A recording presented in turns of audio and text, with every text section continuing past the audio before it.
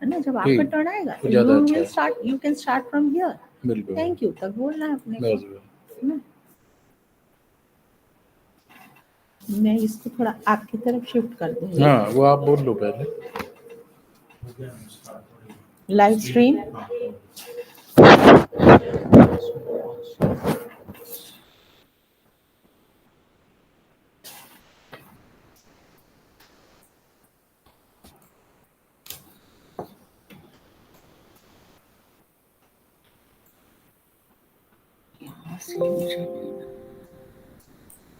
इसको कैंसिल करके फिर से करना। हाँ Chanchal, this is just trial, no testing.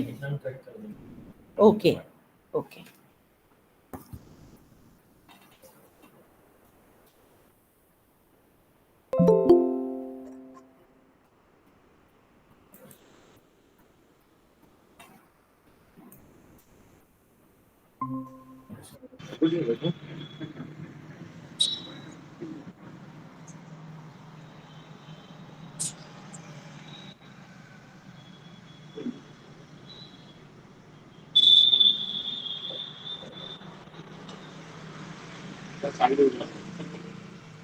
हम टाइम पर स्टार्ट कर देंगे, है ना सर, हम टाइम पर स्टार्ट कर देंगे। 5 मिनट लेट कर लेंगे। फोन कर दो पंडित सर को phone.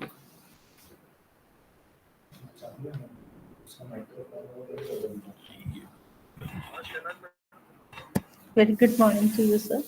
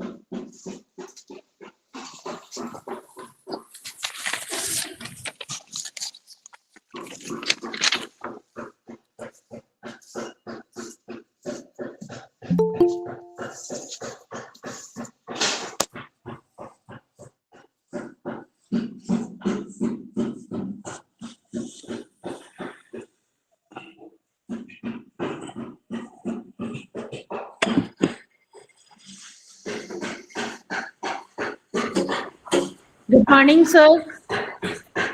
Pandit sir, good morning, sir. See you after a long time.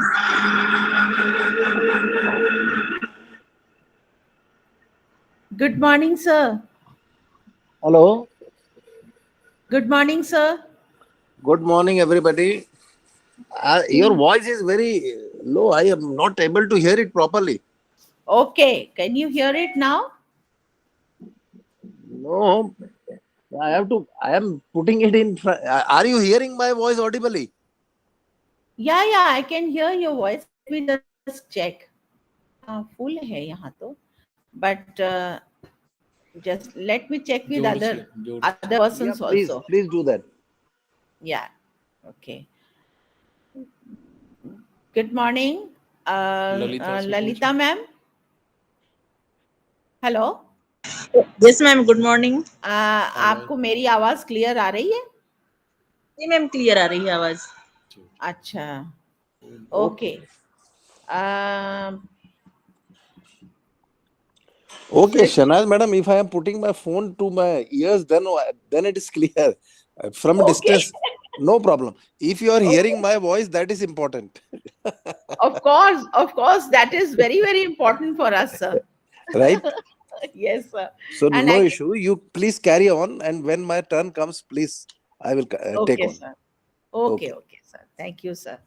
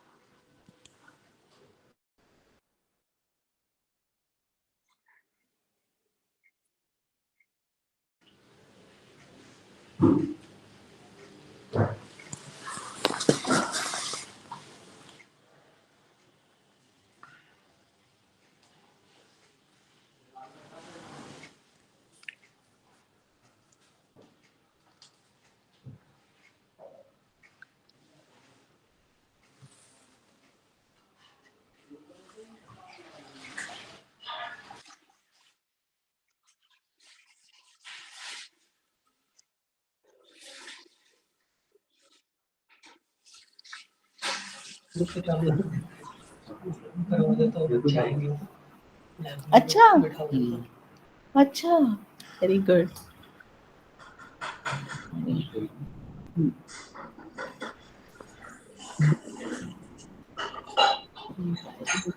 Corona ने ये चीज सिखाई है, वेबिनार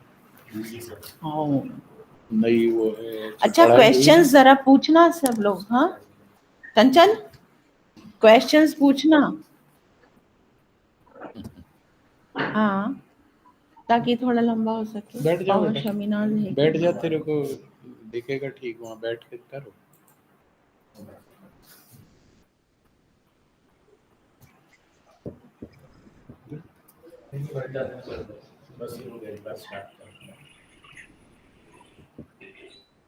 ये तो 11 बजे ज्वाइन करेंगी.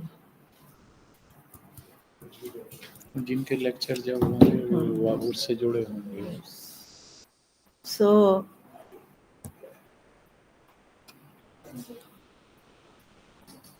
चालू कर दीजिए.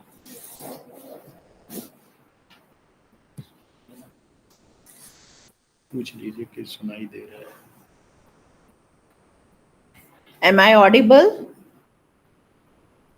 Yes, ma'am. Okay. जोर से बोलो. चंचल,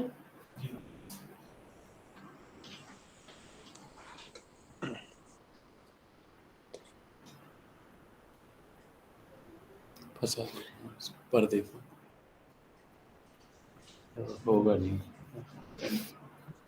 very good morning to all from India and across the globe. Honorable Principal Dr. D.S.B. Sen, Government Science College Pandhurna, MP, India, patron of this international webinar organized by the Department of English, Government Science College Pandhurna, MP, India. With your permission, we begin the webinar today. It's a matter of great honor to have Dr. Ilham Hussain from Dhaka, Professor Elisabetta from Rome, Italy, as keynote speakers. We also are fortunate enough to have eminent speakers like Dr. Pawan Pandit, Dr. Tripti Mishra from Madhya Pradesh, India, Dr. Sujata Chakrabarti, and Dr. Ruta Dharmadhikari from Nagpur, India. The session is long, I understand. However, it will be a fruitful one, I assure you of that. And because the topic of discussion is portrayal of women in literature, media, and films. Literature is mirror to life. Media is the fourth pillar of Indian democracy, and its role in connecting people across the globe is well known. Films have become a way of life, especially for the young generation. They have a transformative effect. Whether it is Hollywood or Bollywood, the younger generation seeks fulfillment of its desires and goals through the actions of their heroes and heroines. The present webinar has been organized with an objective to find the answer to many burning issues regarding the portrayal of the plight of women in modern times. Considering, considering their role at home and at the professional level, there are so many questions which are raised. Why is it so important to focus on the portrayal of women through literature, media, and films? It's a very pertinent question. Then, then, how can we make it a more positive thing today? How can we break the stereotypes, the misogynist attitude, uh, and treatment of women as sex object?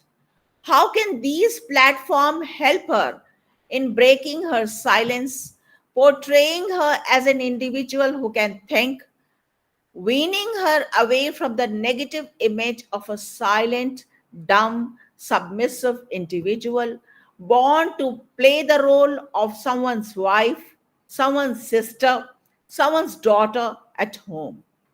How literature, media, and films can bring about a change in projecting the positive side, the stronger side of a woman, enhancing her role at the professional level as well as her importance at the social level. These platforms can bring women across the globe from the periphery to the center, from blanket generalizations to individuals who can think and act with discretion. May I call Dr. D.S. Bisen, our principal and patron, to give a green signal to the online international webinar address, webinar today. Dr. D.S. Bisen, sir.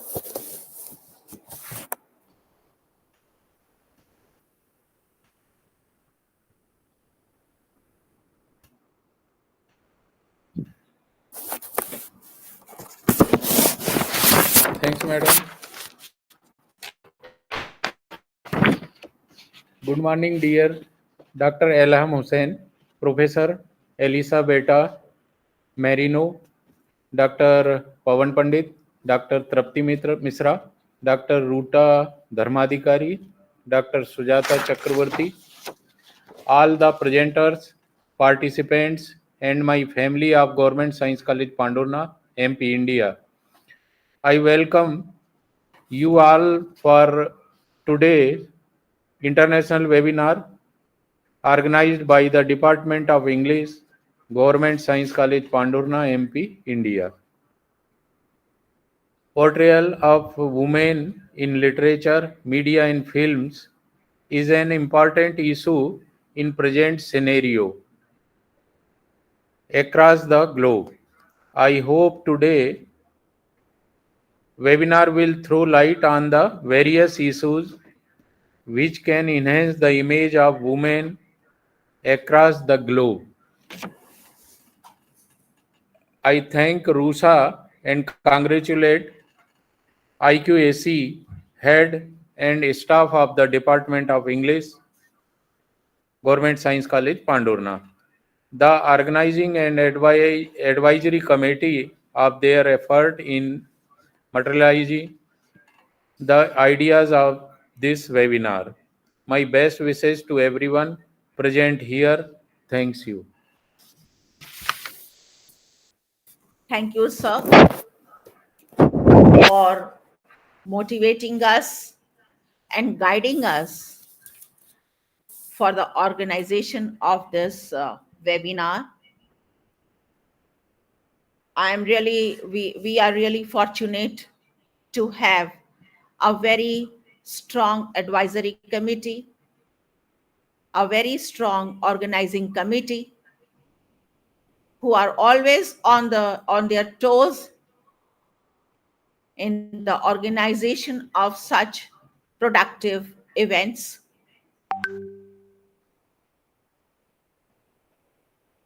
I, Dr. Pawan Pandit is a renowned name in literary circles. He has written a number of research papers in national and international journals. He is also in the editorial board of two research journals, IJELH and IIJER. He is a multifaceted expert, and he has served as a resource person in the Election Commission of India for a long period of 8 years. As management and career counselor, he has guided his students successfully. He has put in 34 years of illustrious service in the higher education department, and presently he is serving as professor of English in Government Hamidia Arts and Commerce College, Bhopal, Madhya Pradesh, India. I was lucky enough to have his consent when I requested him for delivering a lecture as an eminent personality in our webinar. He immediately gave his consent. He is an astute philosopher, a great thinker, and he has written many books. There are many books to his account. He has contributed in number of journals, and it would not be possible to enumerate all of them considering the constraint of time. We have to go a long way, and so to cut short all the you can say praises that are due to this great personality, I humbly invite Dr. Pawan Pandit for addressing us, and he is going to speak on the topic portrayal of women in literature, media, and films. Dr. Pawan Pandit, sir. Good morning, everybody. Am I audible? Yes, sir. Okay. Thank you so much, Shahnaz madam. Our association goes a long way back when we were posted in Betul and Amra respectively. So, as Shahnaz madam just told, that I am going to speak on myth versus reality, portrayal of women in Indian films. Friends, we all know that women in India have not yet been able to get the place that they deserve in society and other places. So I begin with my paper. In the book, The Creation of the Women, and in that chapter, The Churning of the Ocean, Sansara, Sagara, Manthanam, which has been translated by F.W. Bain in his article, The Digit of the Moon. It has been narrated that in the beginning, when Twastri came to the creation of women, he found that he had exhausted his material in the making of man, and that no solid elements were left. In this dilemma, after profound meditation, he did as follows. Just pay attention, please. He took the rotundity of moon, the curves of creepers, the clinging of tendrils, and the trembling of grass, and the slenderness of reed, and the bloom of flower,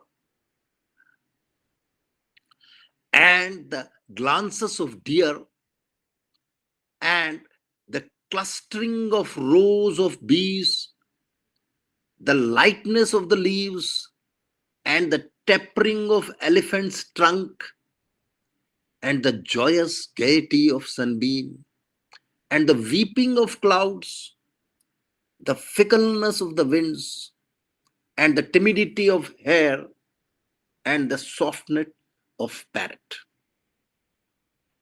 the hardness of adamant, and the sweetness of honey, and the cruelty of tiger, and the warm glow of fire, and the coldness of snow, and the chattering of jays, and the cooing of kokila, and the hypocrisy of the crane, and the fidelity of the chakravaka, and compounding all these qualities together, materials together, he made women and gave it to the world.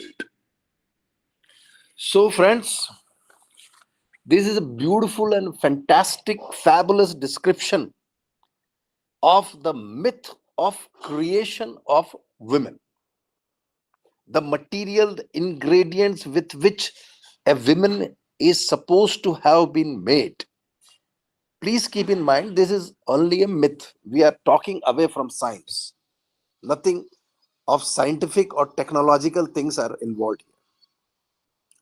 Now, when after considering this mythological construction or creation, procreation of women, we focus on the portrayal of women in Indian films. I am limiting myself to Indian films because literature, media, some other speakers may take up. So, that too of the Hindi cinema, what do we actually find? I feel the portrayal in myth and in reality that we see in our Hindi films are at the greatest possible variance. In the films, the women are depicted as objects, objects, and objects.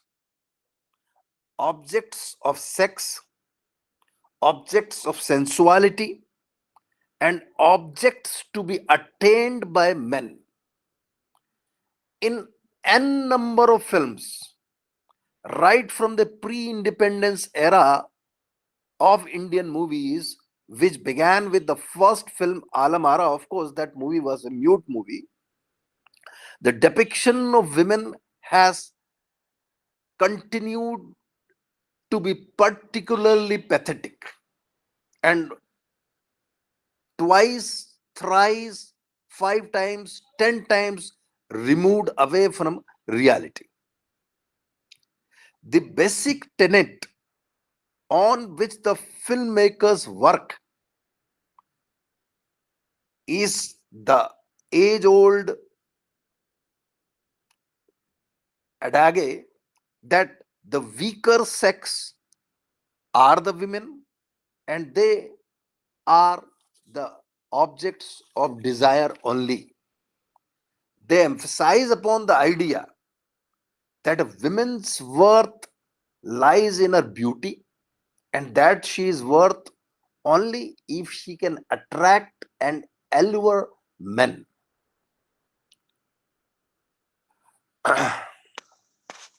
Now, in this month of March, wherein we celebrate the International Day of the Women with all fanfare and zeal, I am here to celebrate the spirit of womanhood.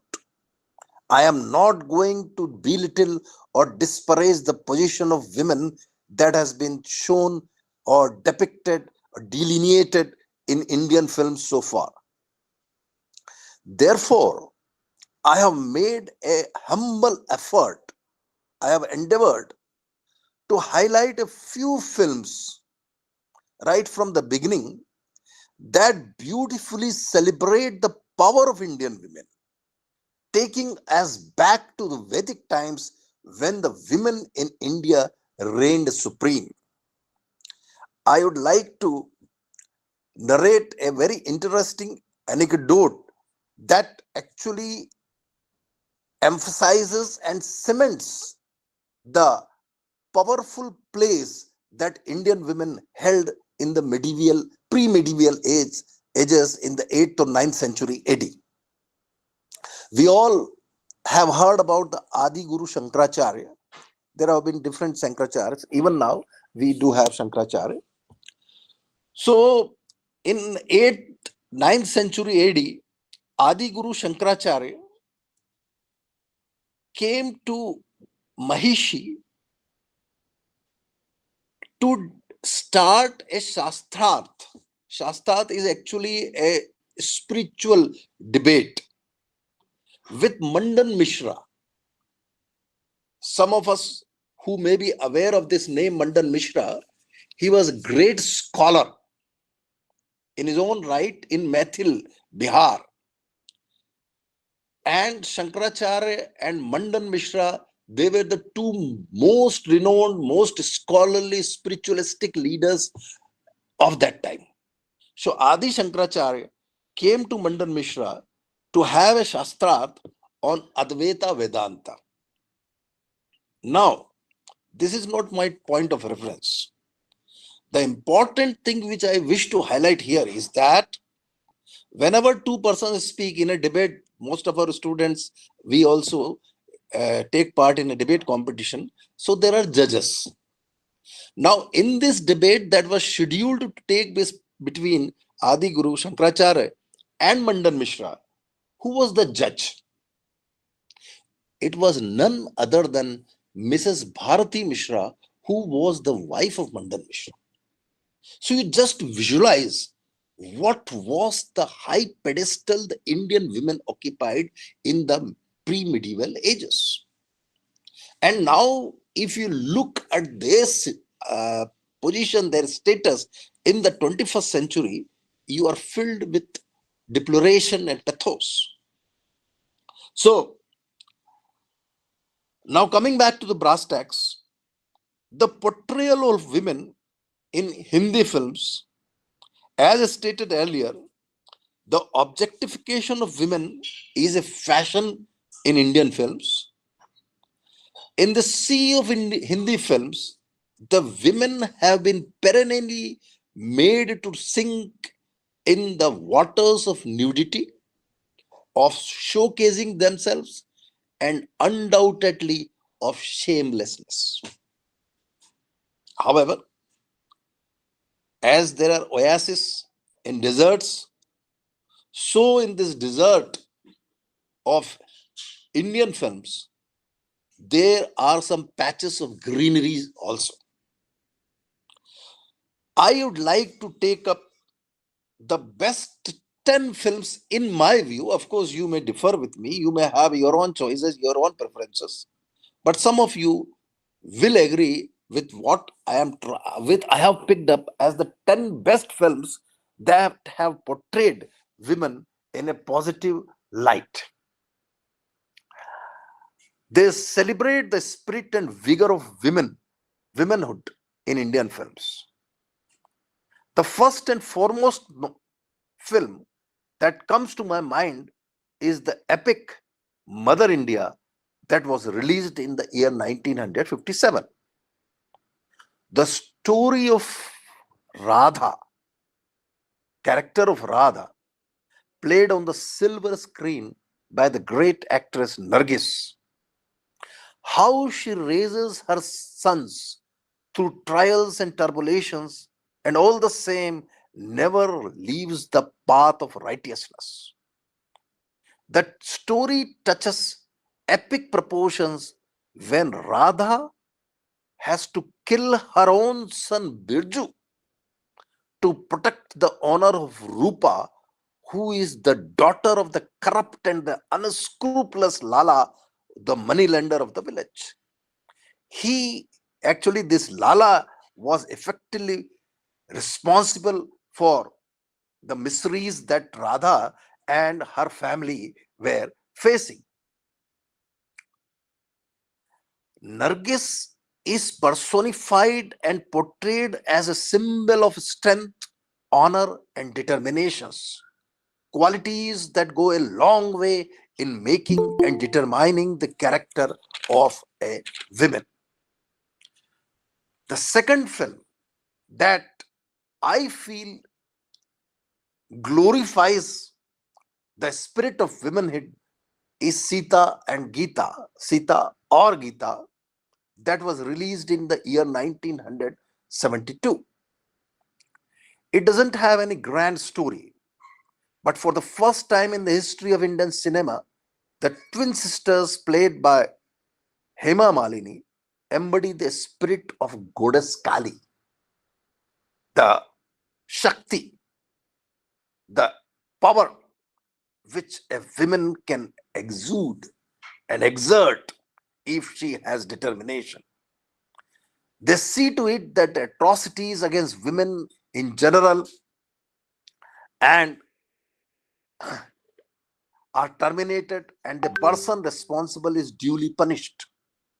The heroines in the movie display the qualities of vigor and dominance, and amidst adversity and deprivation, they come out strong.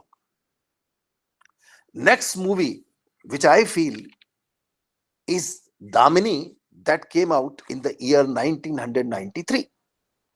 In this movie, the central role is played by Meenakshi Shishadri, and she bears the name Damini.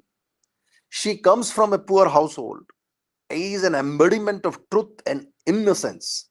She cannot digest the fact that her brother-in-law sexually has molested the maidservant along with his friends. Now, nobody in their house, even her own husband, support her. The story of the film evolves around the struggle of Damini, how she seeks justice for her maidservant. She gets support of a deranged lawyer in her fight for justice. She succeeds against all odds and comes out winner in the end, and the culprit is adjudged guilty and punished. It is an emphatic assertion of the fact that willpower is what is of primary importance, and Damini is a great representation of grit and perseverance personified in a woman. After that, these are all social movies. I come to a periodical drama, Pinjar, released in 2003, and the theme of the movie is the independence era, the pre-independence times and the post-independence time in India and Pakistan. In this movie, there is a new landmark which has been set, as it is away from the social domain. The movie is based on the Indo-Pak partition of 1947, the biggest forcible human migration that this world has ever seen, and the Hindu-Muslim riots. The central character is Puro, played by Urmila Matondkar, and she assumes great sternity and character as the film progresses. Initially, she is kidnapped by Rashid, played by Manoj Vajpayee, to take revenge of his aunt. Afterwards, when she has a chance, she runs back away from Rashid's house to her father's place. But you see the irony. Her father refuses to take her in because he is scared that if he allows her to stay in his own house, mind you, she is his daughter, he will have to face the backlash of Rashid's family. Puro realizes her true position, goes back to Rashid's house, marries him, and then goes on to become the central figure and almost the cult founder of a matriarchal type of society in the post-independent decades. So this was the power of women in 50s, you can say. Next film which comes to my mind is Black. Most of us might have seen the movie. Black, that was released in the year 2005. It is again a meaningful movie disseminating a clear message to one and all that handicap is just a disability like any other. The lead role is played by Rani Mukherjee, named as Michelle, who is unfortunately a deaf and blind woman right from her own childhood. Her relationship with her teacher Devraj, played by the legendary Amitabh Bachchan, forms the pivot of the film, and how Michelle overcomes all odds and finally is able to get the bachelor's degree after a lot of Herculean efforts forms the plot, the story of the movie. And it is really a revelation that how a girl, how a lady inhibited with all these limitations is successful at the end of it. So, Rani Mukherjee here is a determination personified. Now, I will talk about two sports films.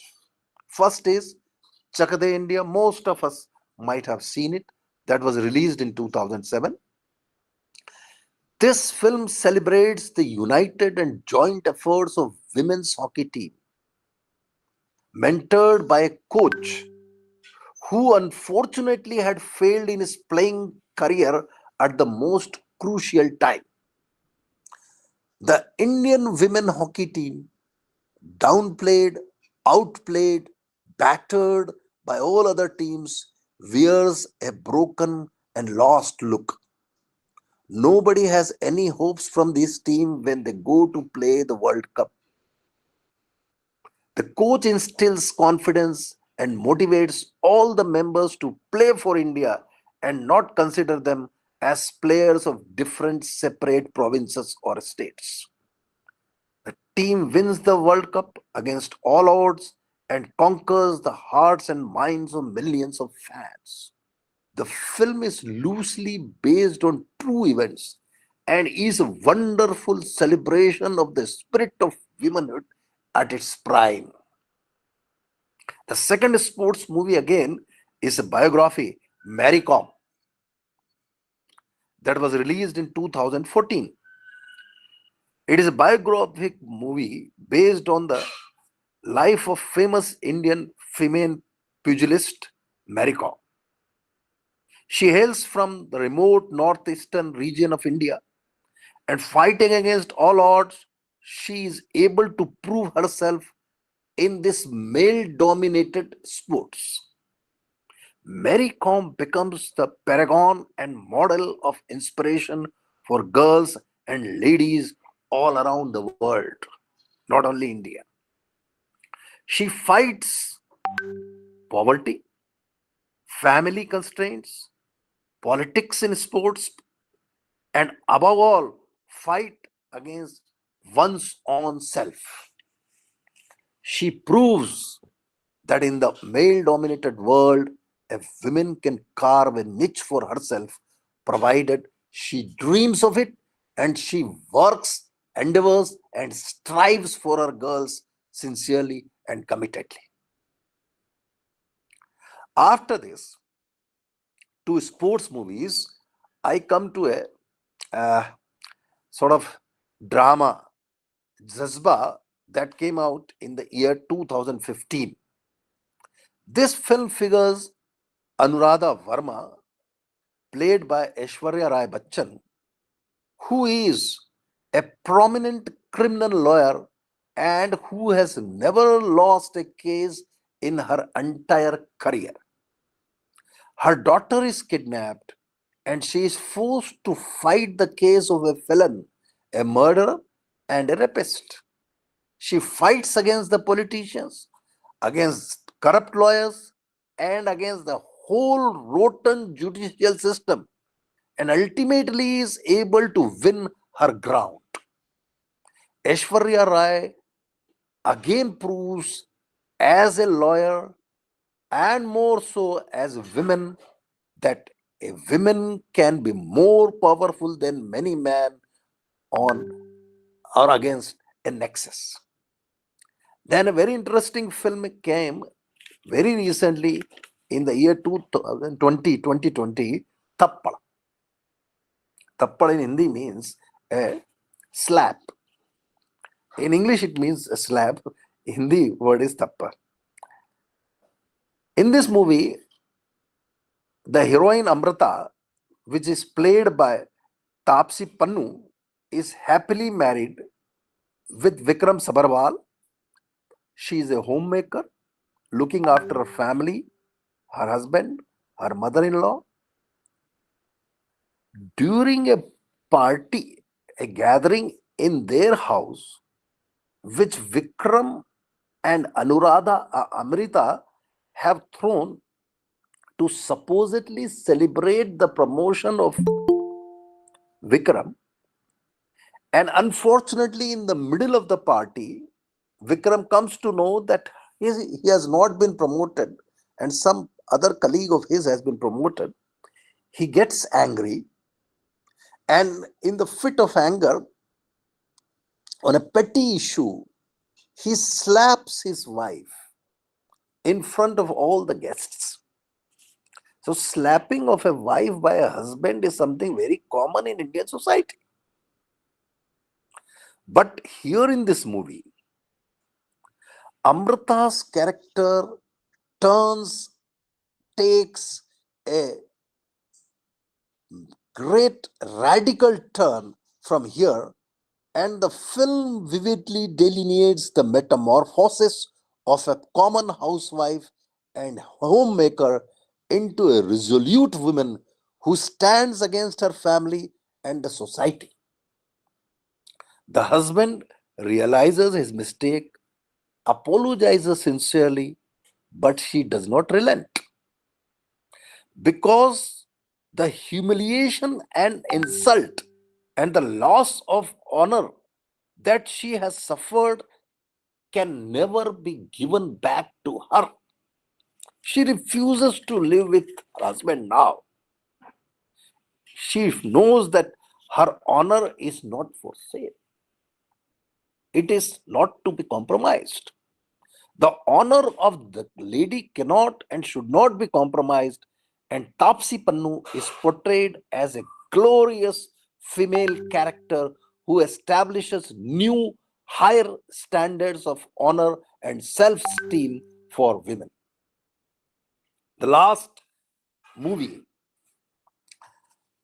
in this series, which upholds and celebrates and glorifies women in Indian films, is the most recent one, Gangubai Kathiawadi, that was released in the year 2022. It is a biographical crime drama film in which Alia Bhatt is playing the lead role. She's a simple girl from Kathiawad, helpless, and had to accept prostitution as there was no other option available. She was a helpless girl.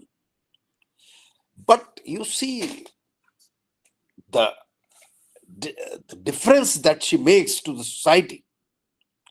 Even in this profession, she fights for her fellow workers, fellow prostitutes. First, she tries to obtain for them a weekly off. Then she tries to open educational institutions for the children of these ladies. And in the meantime, she also manages to win election against a female mafia don. And in this way, she establishes herself as a social reformer working for the upliftment of her fellow workers. This film beautifully celebrates the spirit of women, and Alia Bhatt reigns supreme in the film. The silver screen of films is many ways a reflection of the contemporary society. As we all know, as students of literature, that literature is a mirror of the society. But films also are in many ways somewhat reflect the contemporary society. So if the films do not portray a decent, desirable, right image of women, then we should be justified to a great extent in believing that the society also upholds the same point of view as is being depicted by the film producers and the makers. As citizens and responsible netizens of 21st century, it is our sacred duty to change this scenario. After all, at the end of the day, all men should realize that a man is born of a woman, and also that next to God, we are indebted to women first for life itself and then for making it worth living. So that's all which I have to say. Thank you so much for patiently hearing me out. And if there are any questions, they are all welcome. Please. Thank you so much.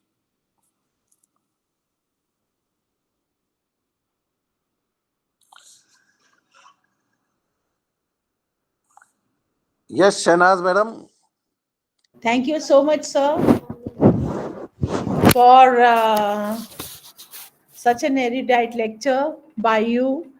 And we really got to know about the strength of women, the positive side of women, as depicted in the best 10 movies that you discussed in your lecture.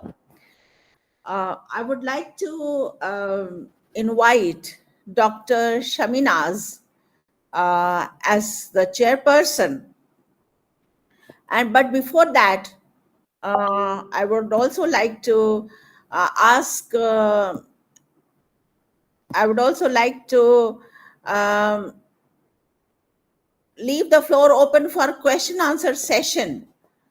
If there are any questions, any enquiries to be made, the floor is open for discussion. Yeah, sure.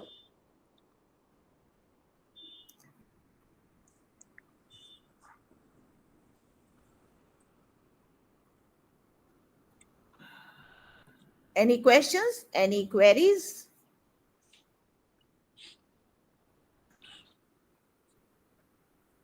It was such an interesting lecture by Dr. Pawan Pandit. I hope, very good morning, Dr. Ilham sir.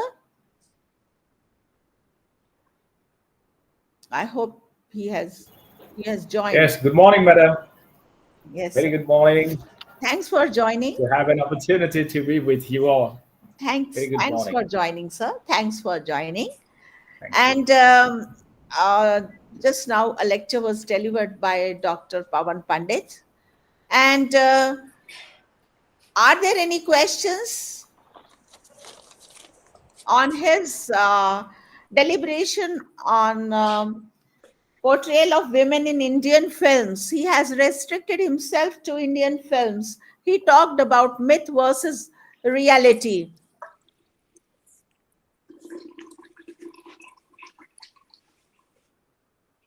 In the we can think about the questions if there are any. In the meantime, I would like to introduce our chairperson, Dr. Shaminaz. Dr. Shaminaz Bano is a bilingual poet, short story writer, translator, editor, literary critic, and lecturer of English. She is author, editor of 28 international books, and translator of 16 books of Uzbekistan from English to India. She is the author of two short story collections, Virtual versus Real World and Other Stories. and The Jasmine Girl and Other Stories. She is founder and president of Progressive Literary and Cultural Society. Dr. Shaminaz is currently teaching English literature at Rajarshi Tandon Mahila Mahavidyalaya, Prayagraj, India. She was visiting faculty in Fergana State University, Fergana, Uzbekistan in the month of October. She has a PhD in English from University of Allahabad, India, and her specialization is South Asian literature. Now, new literary and contemporary Arab women writers. She has a teaching experience of 20 years. She has represented India in the international conference at Fergana State University, Fergana, Uzbekistan. She has attended many seminars, conferences in India and abroad, conferences, online conferences, and has published 77 research papers in reputed journals worldwide. She has also published poems in many poetry magazines and anthologies globally.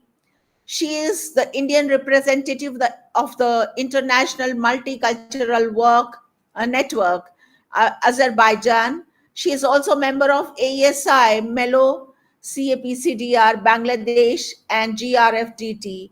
She is in the editorial board of journals JSIT, Azerbaijan, Anglo-Americane, Macedonia, Anglisticum, Macedonia, KGHS, Azerbaijan, Cyber Literature Online, Literary Miscellany, The Context, Research Access, Expressions, IGRHS, Jordan, Leur Littéraire, sorry, Leviere Littéraire, Poetry, Magazine France, Germany, USA, Creation and Criticism, India.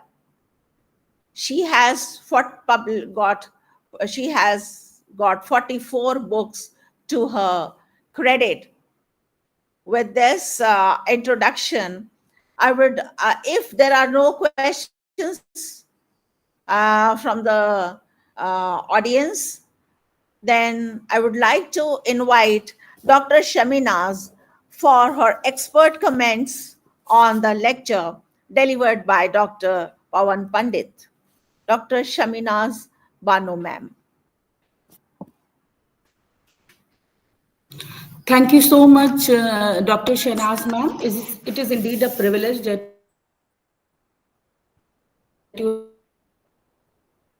have invited me to be a chair. I thank all the scholars and poets who have joined us, and special thanks to the speaker, Dr. Pawan Pandit, for your excellent deliberation. Thank you so much, sir. Coming to the lecture, the topic of Dr. Pawan Pandit was Myth versus Reality: Portrayal of Women in Indian Films.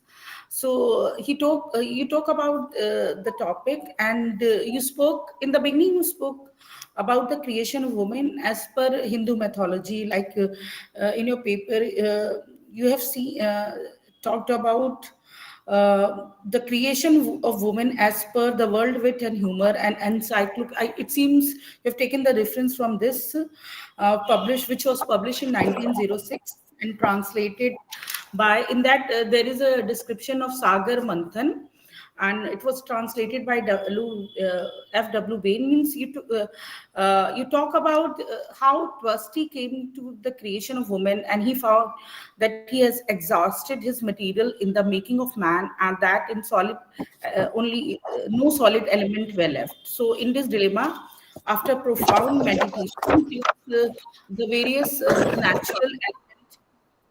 Somebody's mic is on.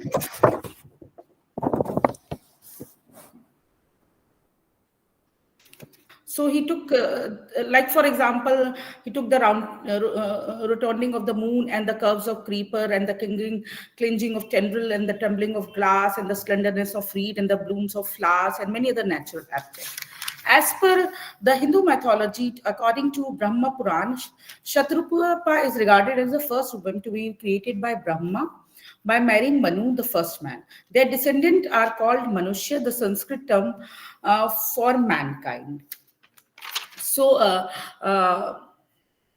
The creation of different mythologies speak different things about the creation of women. So after this describing about the fascinating description of women, you focus on the portrayal of women in the Indian film, particularly Hindi cinema known as Bollywood movies around the world, and it is very popular. I think our Bollywood cinema is considered the second popular around the world after Hollywood. And then you have compared the great variance between myth and reality. Yes, it is indeed. There is a great difference between the status of women as it perceived according to the mythology and what it is in the reality. Though there are many god and goddesses, though there are many goddesses worshipped in the Hindu mythology, and there are many festival related with the particular goddess, but still, and most of the men worship these goddess, but still they don't respect the common woman, the woman in their household, and especially when they see women outside.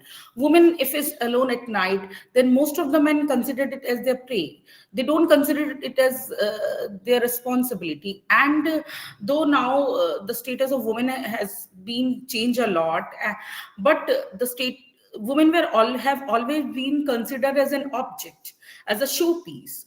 And this is what our cinema portrays, because cinema is also the reflection of the society, as literature is the mirror of the society. In the same way, cinema is also the reflection of the society, and it portrays women as they see in the society, means women as an object of sex, sexuality, or desire.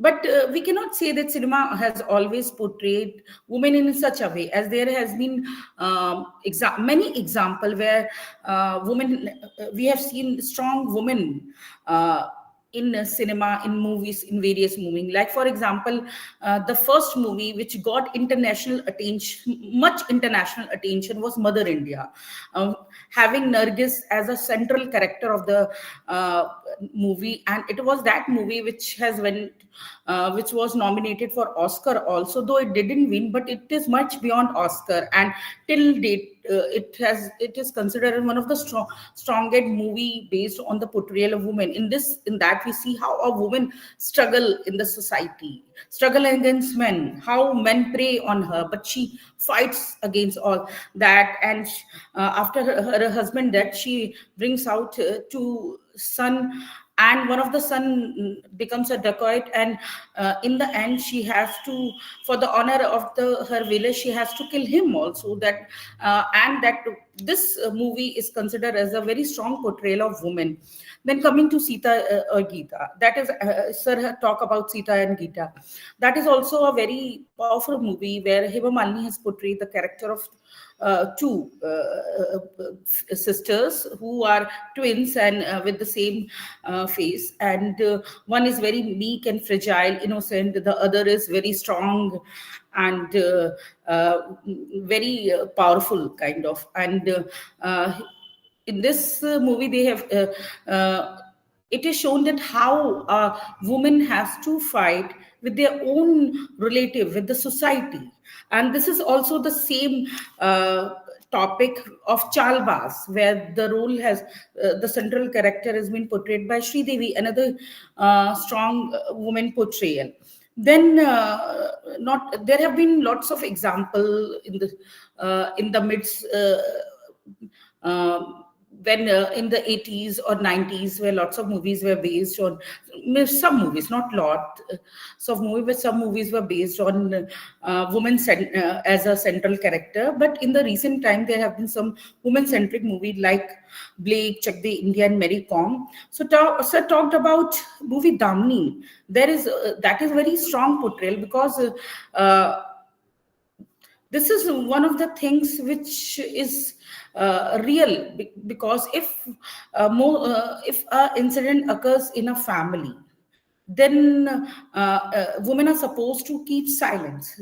In this movie, there is a girl, there is a helper in the movie who was raped by the family member of where she was working. So the central character of the movie, Meenakshi, had to fight against her own family so that she can provide justice to the victim. And nobody supports her in her attempt, but she fights, and in the end she wins. And you have talked about Pinjar.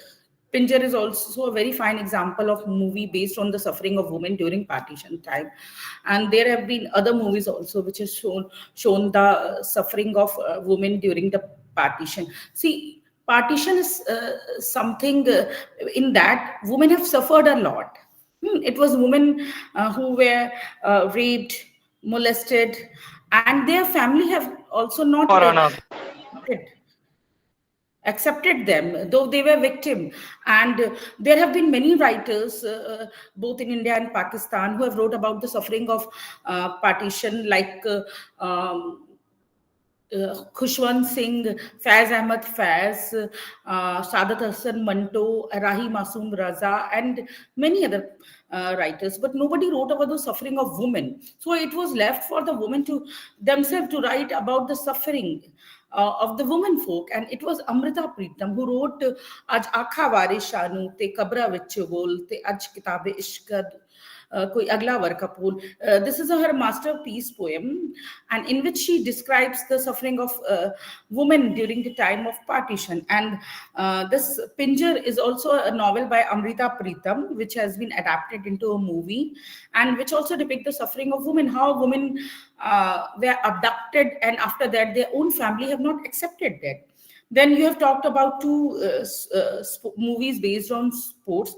The one is Chak De India, a sport movie based on the women hockey player. And, see, women are not given so much of coverage. Women's sports is not giving so much of coverage. But this movie this movie was instrumental in highlighting women's sports. So now recently we have seen an example of women cricket league also. Then Mary Kom.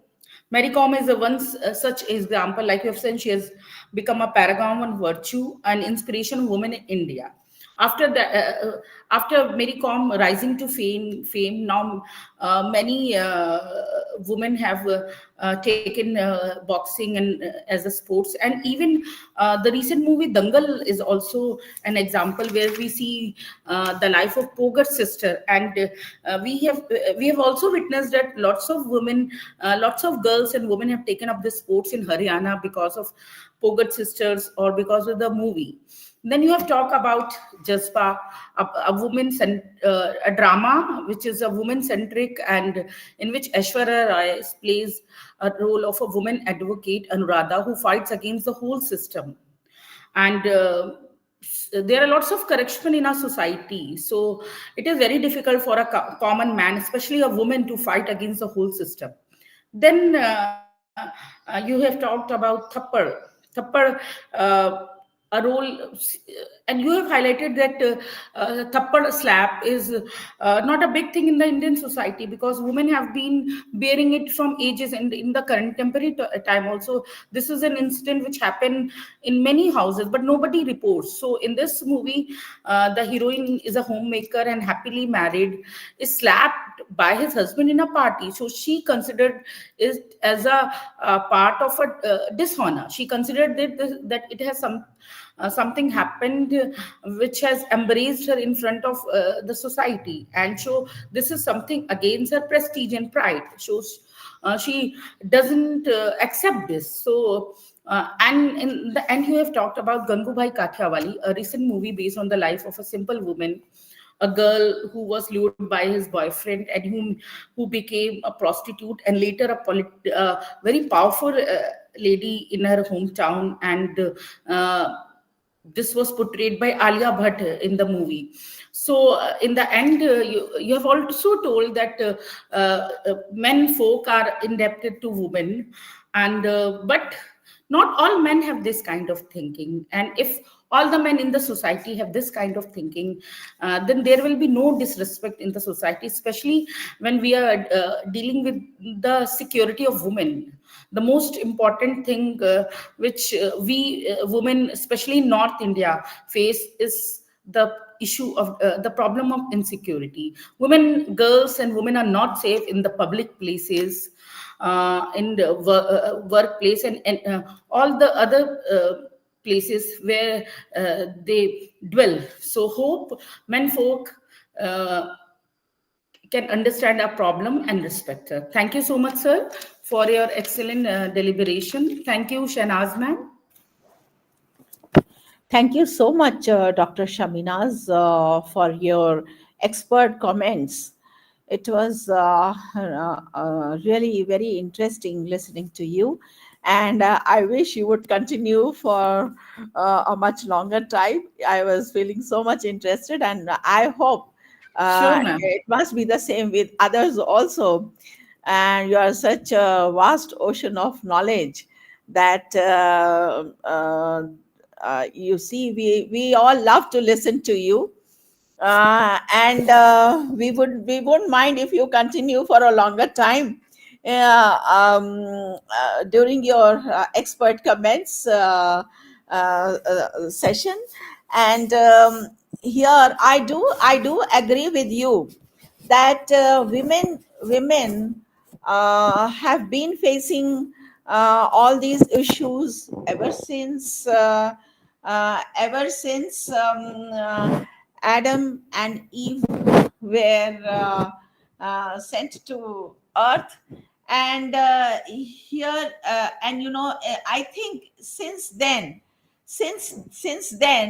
the image of women has always been taken in a negative manner. And I believe that women have played an important role in shaping the society, in shaping their family, in bringing up their children, in taking care of everyone in the family, in society. Women have also been freedom fighters, especially if you see across the globe, women have been uh, made have been played an active role in the freedom struggle of various countries. Even today, women are fighting against social injustice.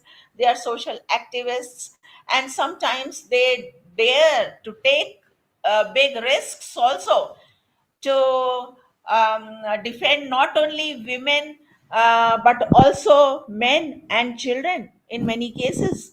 So we cannot say that women is synonymous with weakness, with inability, dependence. She has a parasitic existence, and she has to be considered as something, you can say, as something as someone depending on some man or the other, in maybe in the form of a husband, a brother, or a son, or a father. So women have had a very strong position since the beginning of existence of this world. The only thing is to take notice of the strength and power of women, their importance, their how they strike a balance everywhere. So there is a need for the patriarchal society to take note of women, their power, their abilities. And I take this opportunity to thank Dr.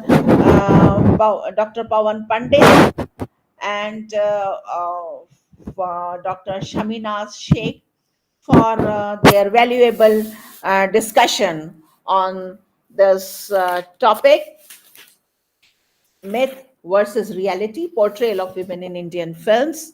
Now, I invite Dr. Atiya Noor.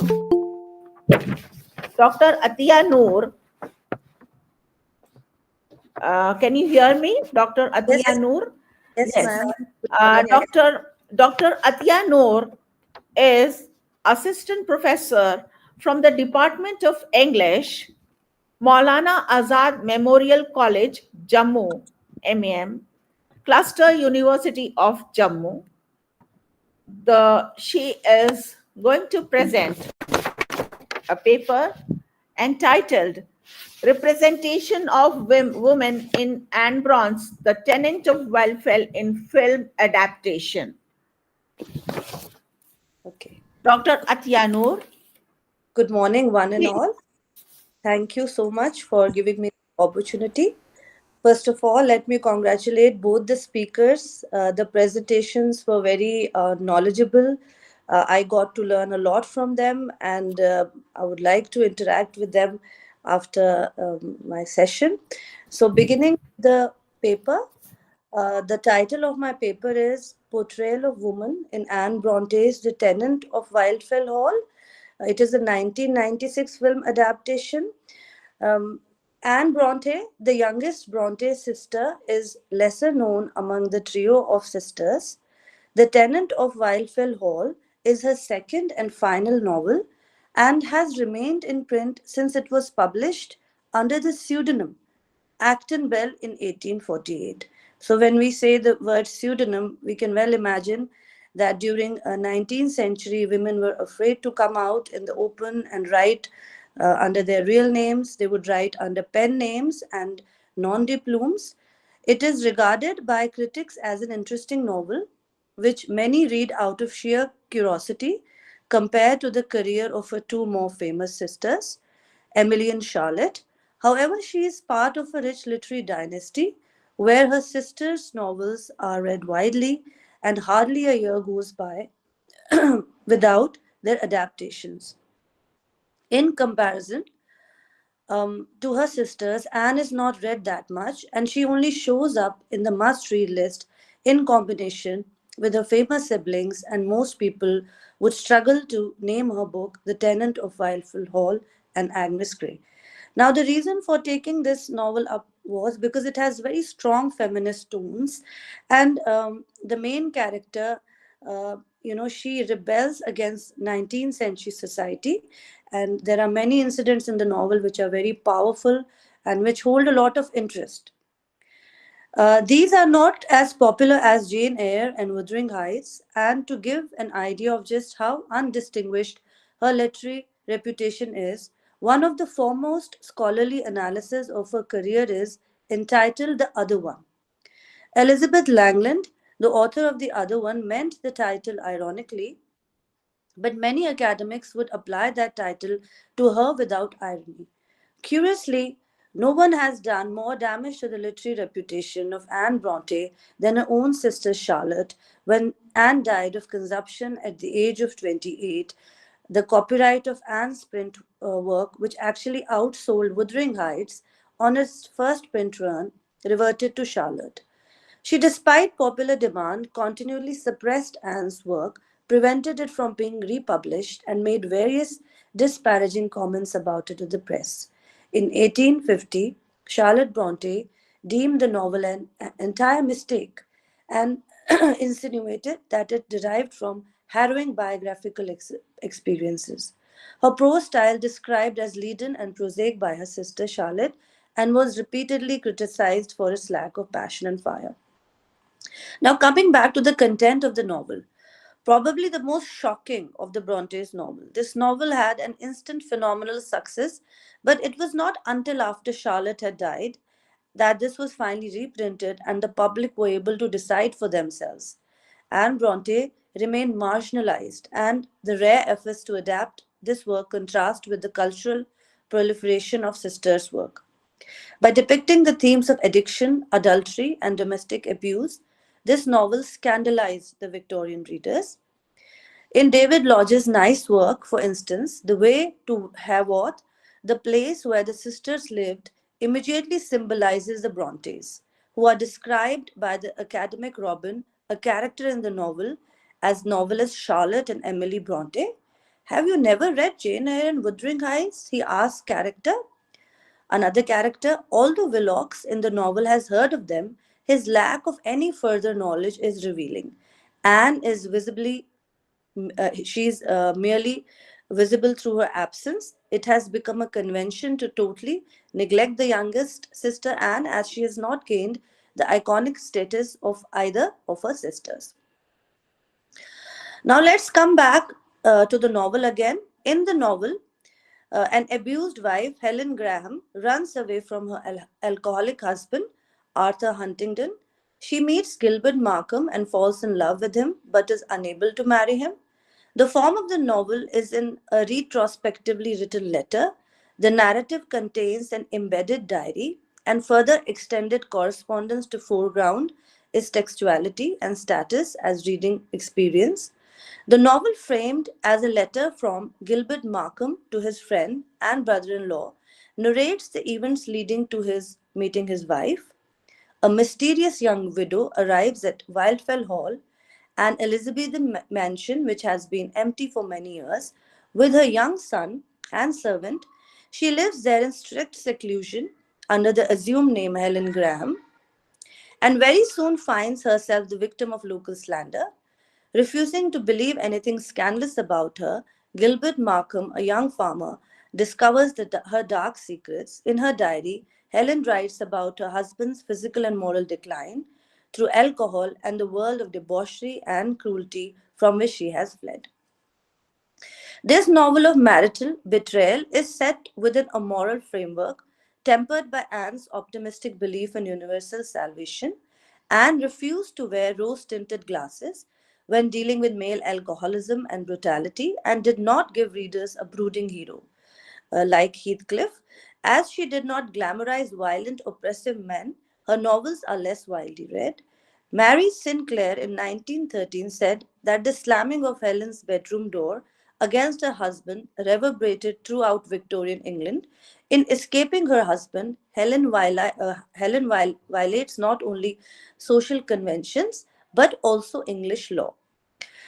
From the contents of Helen's diary, the readers learn that she was warned of marrying Huntington, her husband, but he was very charming and she was very young. She tried to make it work for years, but gave up when she learned he was having an affair with a house guest. The scene where she confronts him, telling everything about the legal enslavement of women in 19th century England. Will you let me take your child and what remains of my fortune and go? And what does he say? No. Will you let me have the child then without the money? No, nor yourself without the child. Do you think I'm going to be made the talk of the country after your fastidious caprices? Forced to stay, Helen bans her husband from her bed, but eventually she does run away to Wildfell Hall. In the film, that is the 1996 film directed by Mike Parker, the story of Helen Graham, who's just arrived in small Yorkshire town, it's a little bit changed, except for a servant and her young son. She's alone and dressed in widow's clothing. The actress Tara Fitzgerald plays this character beautifully as she resides in quiet seclusion in an old and dilapidated house called Wildfell Hall. Helen's escape can be considered a rare occurrence in England early in the 19th century. It was not only uncommon but also completely illegal, as wives were not encouraged to leave their husbands regardless of their problems. If women did choose to leave their husbands, they faced a great deal of trouble. If they were found and they could not take the children with them, so this action was not only brave but very dangerous, and it was for Helen a chance she was willing to take in the novel The Tenant of Wildfell Hall. The character of Helen in many ways is highly privileged by Anne Bronte, as she gives much importance and power to this character by adding a diary in the plot of the novel, providing much of the novel's focus integral to the narrative structure. The kind of epistolary narrative within the novel is a literary innovation. As Naomi Jacobs observes in Gender and Layered Narrative in Wuthering Heights and The Tenant of Wildfell Hall, she says, Bronte manipulates this device in order to serve several functions that are strongly gender related. It exemplifies the process of passing through or going behind the official version of reality in order to approach a truth that the culture prefers to deny. It exemplifies the ways in which domestic reality is obscured by layers of conventional ideology, and it replicates the cultural split between male and female spheres.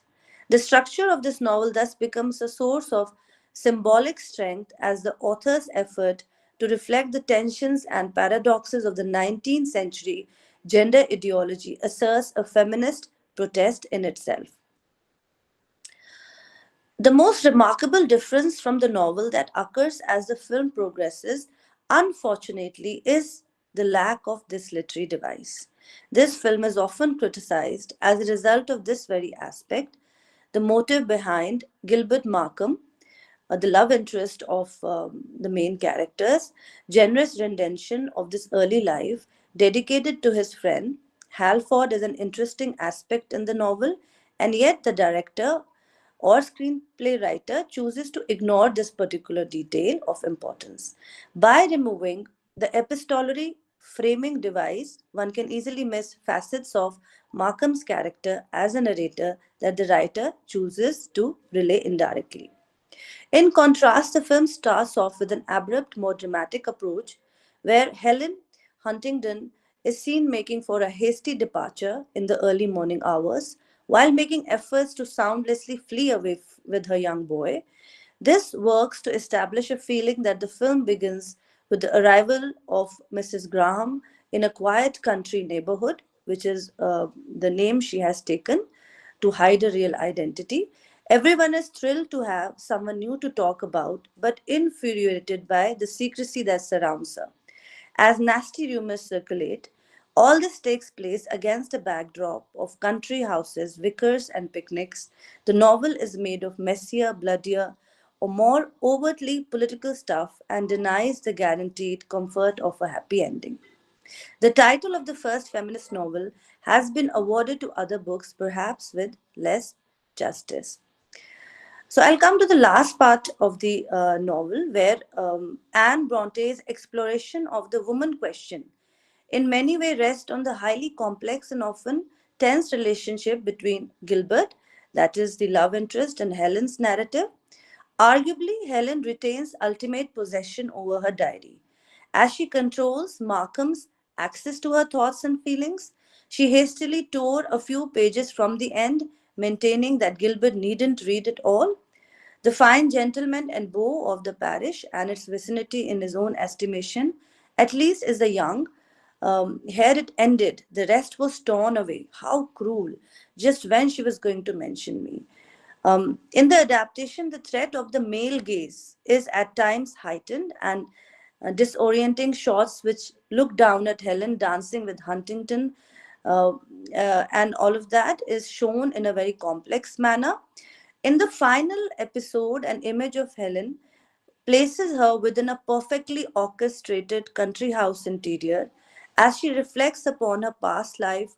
However, the external order of Grassdale only highlights the degree to which social constraints conceal the disturbing realities.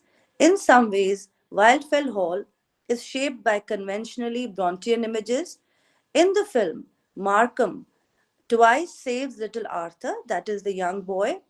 The fact that this gunshot prompts the boy to fall from tree complicates Gilbert's character because he comes across as as a savior and a rescuer for Helen's son. Interestingly, he hunts and threatens Helen as much as Huntingdon. However, what becomes significant in his clear presence within these scenes is that apparently low angle shots force Helen and the viewer to look up at the child's savior. Such privileging is at times also asserted through adaptation's narrative structure. Through the inclusion of Helen's sentiments within his narrative, Gilbert thus undermines himself as a hero as he breaks her trust in omitting Halford. However, the screenplay retains his honor. This problematic element is epitomized by adaptation's conclusion. So the last part, where Gilbert and Helen's reunion, she is remarried now, is on one hand resistant to romantic idealism, asserting instead female autonomy. Helen remains as an independent woman, instructing Markham about the date of their future wedding. So this is a very interesting novel that I had come across during my PhD, and this was one of the works that I had taken up, and it's fascinated me, then and now. And I hope you liked my presentation, and thank you so much.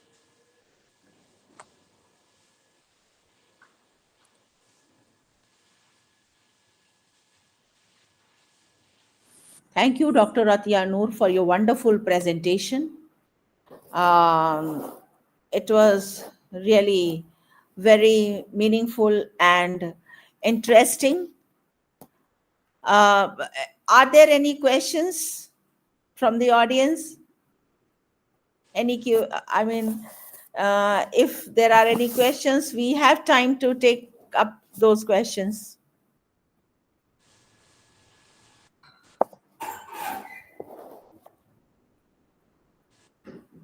Yes.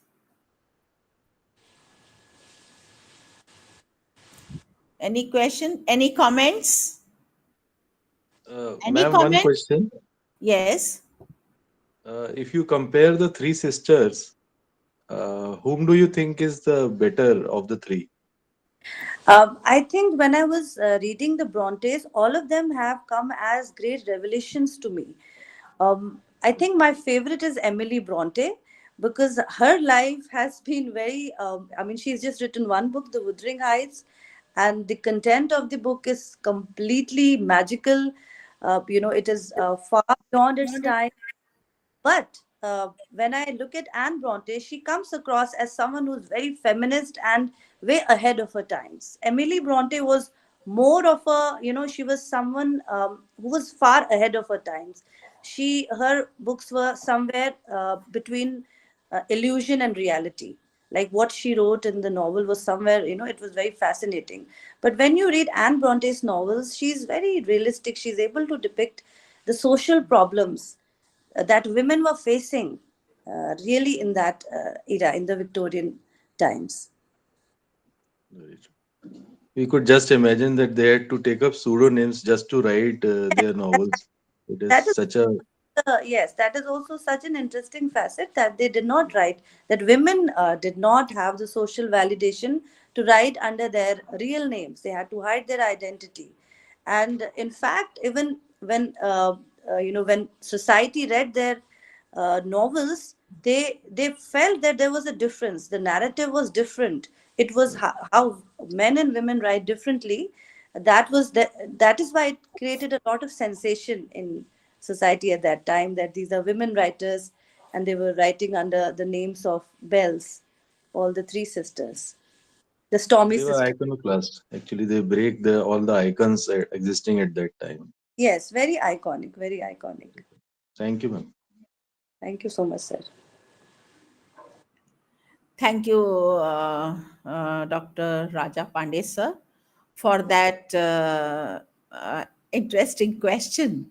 Thank you, Dr. Ratia Noor, for a satisfactory answer. And I'm getting here, I can read the comment from Dr. Shaminaz that Dr. Atia Noor was very good. Thank you so Yes, congratulations for such a wonderful performance. And I would like to now, again, I would like to introduce you to an eminent speaker, Dr. Tripti Mishra, professor from the professor of English from Government Autonomous PG College, Chhindwara, Madhya Pradesh, India. She has a teaching experience. She has I hope my voice is echoing. Yes, please keep your mobiles muted. Yes, thank you. Please keep your mobiles muted. Yes. So here I am introducing Dr. Tripti Mishra to you. She has a teaching experience of 29 years, and her area of specialization is Indian writings in English, American literature. She has presented and participated research papers in national, international seminars, conferences, and workshops. She has prepared e-content for undergraduate foundation course and English literature. under NEP 2020 for MP Higher Education. She is a member of Board of Studies, Raja Shankar Shah University, Chhindwara, Madhya Pradesh, India. Presently, she is successfully discharging her duties as Deputy Controller Autonomous Cell of Government Autonomous PG College, Chhindwara.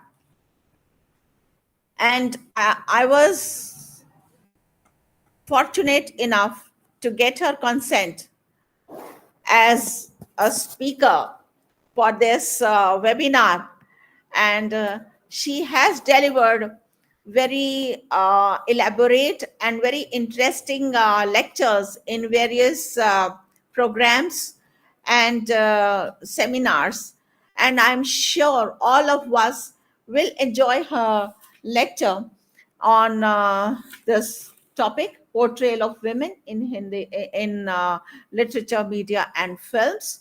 And without you can say wasting much time, I invite Dr. Tripti Mishra, madam, for her lecture. Yeah.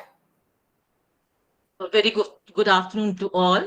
And thank you, Shanaz ma'am, for your generous words.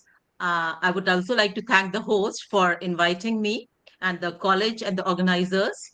And the topic that you have taken for this webinar, international webinar, is quite relevant and it is quite vast also. And today I'll be speaking on Indian women writers and their portrayal in Indian writings, in the novels of their writings. Okay. And I hope it's a bit vast thing that I've taken up. And there are certain slices on which I'll be talking about. And I start my presentation with the quotation of the great Argentinian short story writer as George Luis Borges. He quotes, "The things that are said in literature are always the same. What is important is the way they are said." On the basis of this quote, it can be summarized that throughout the history of world literature, as well as Indian literature, women have been viewed as inferior to men. But as time progressed, the idealistic views of how women perceive themselves has changed.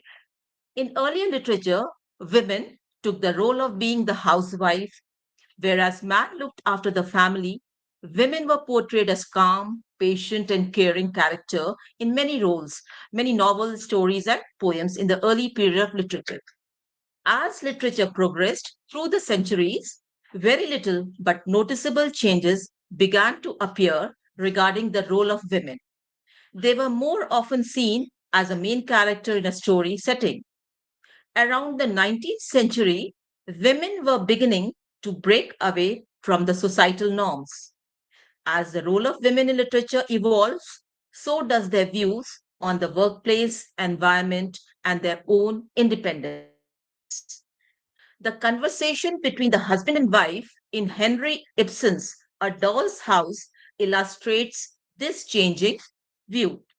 Helmer, the husband, says, quote, "First and foremost, you are a wife and mother. Nora, that I don't believe anymore. I believe that first and foremost, I am an individual just as much as you are." So now, dear friends, with regard to Indian in the Indian context, I like to portray the status of women in the writings of Indian women novelists in English.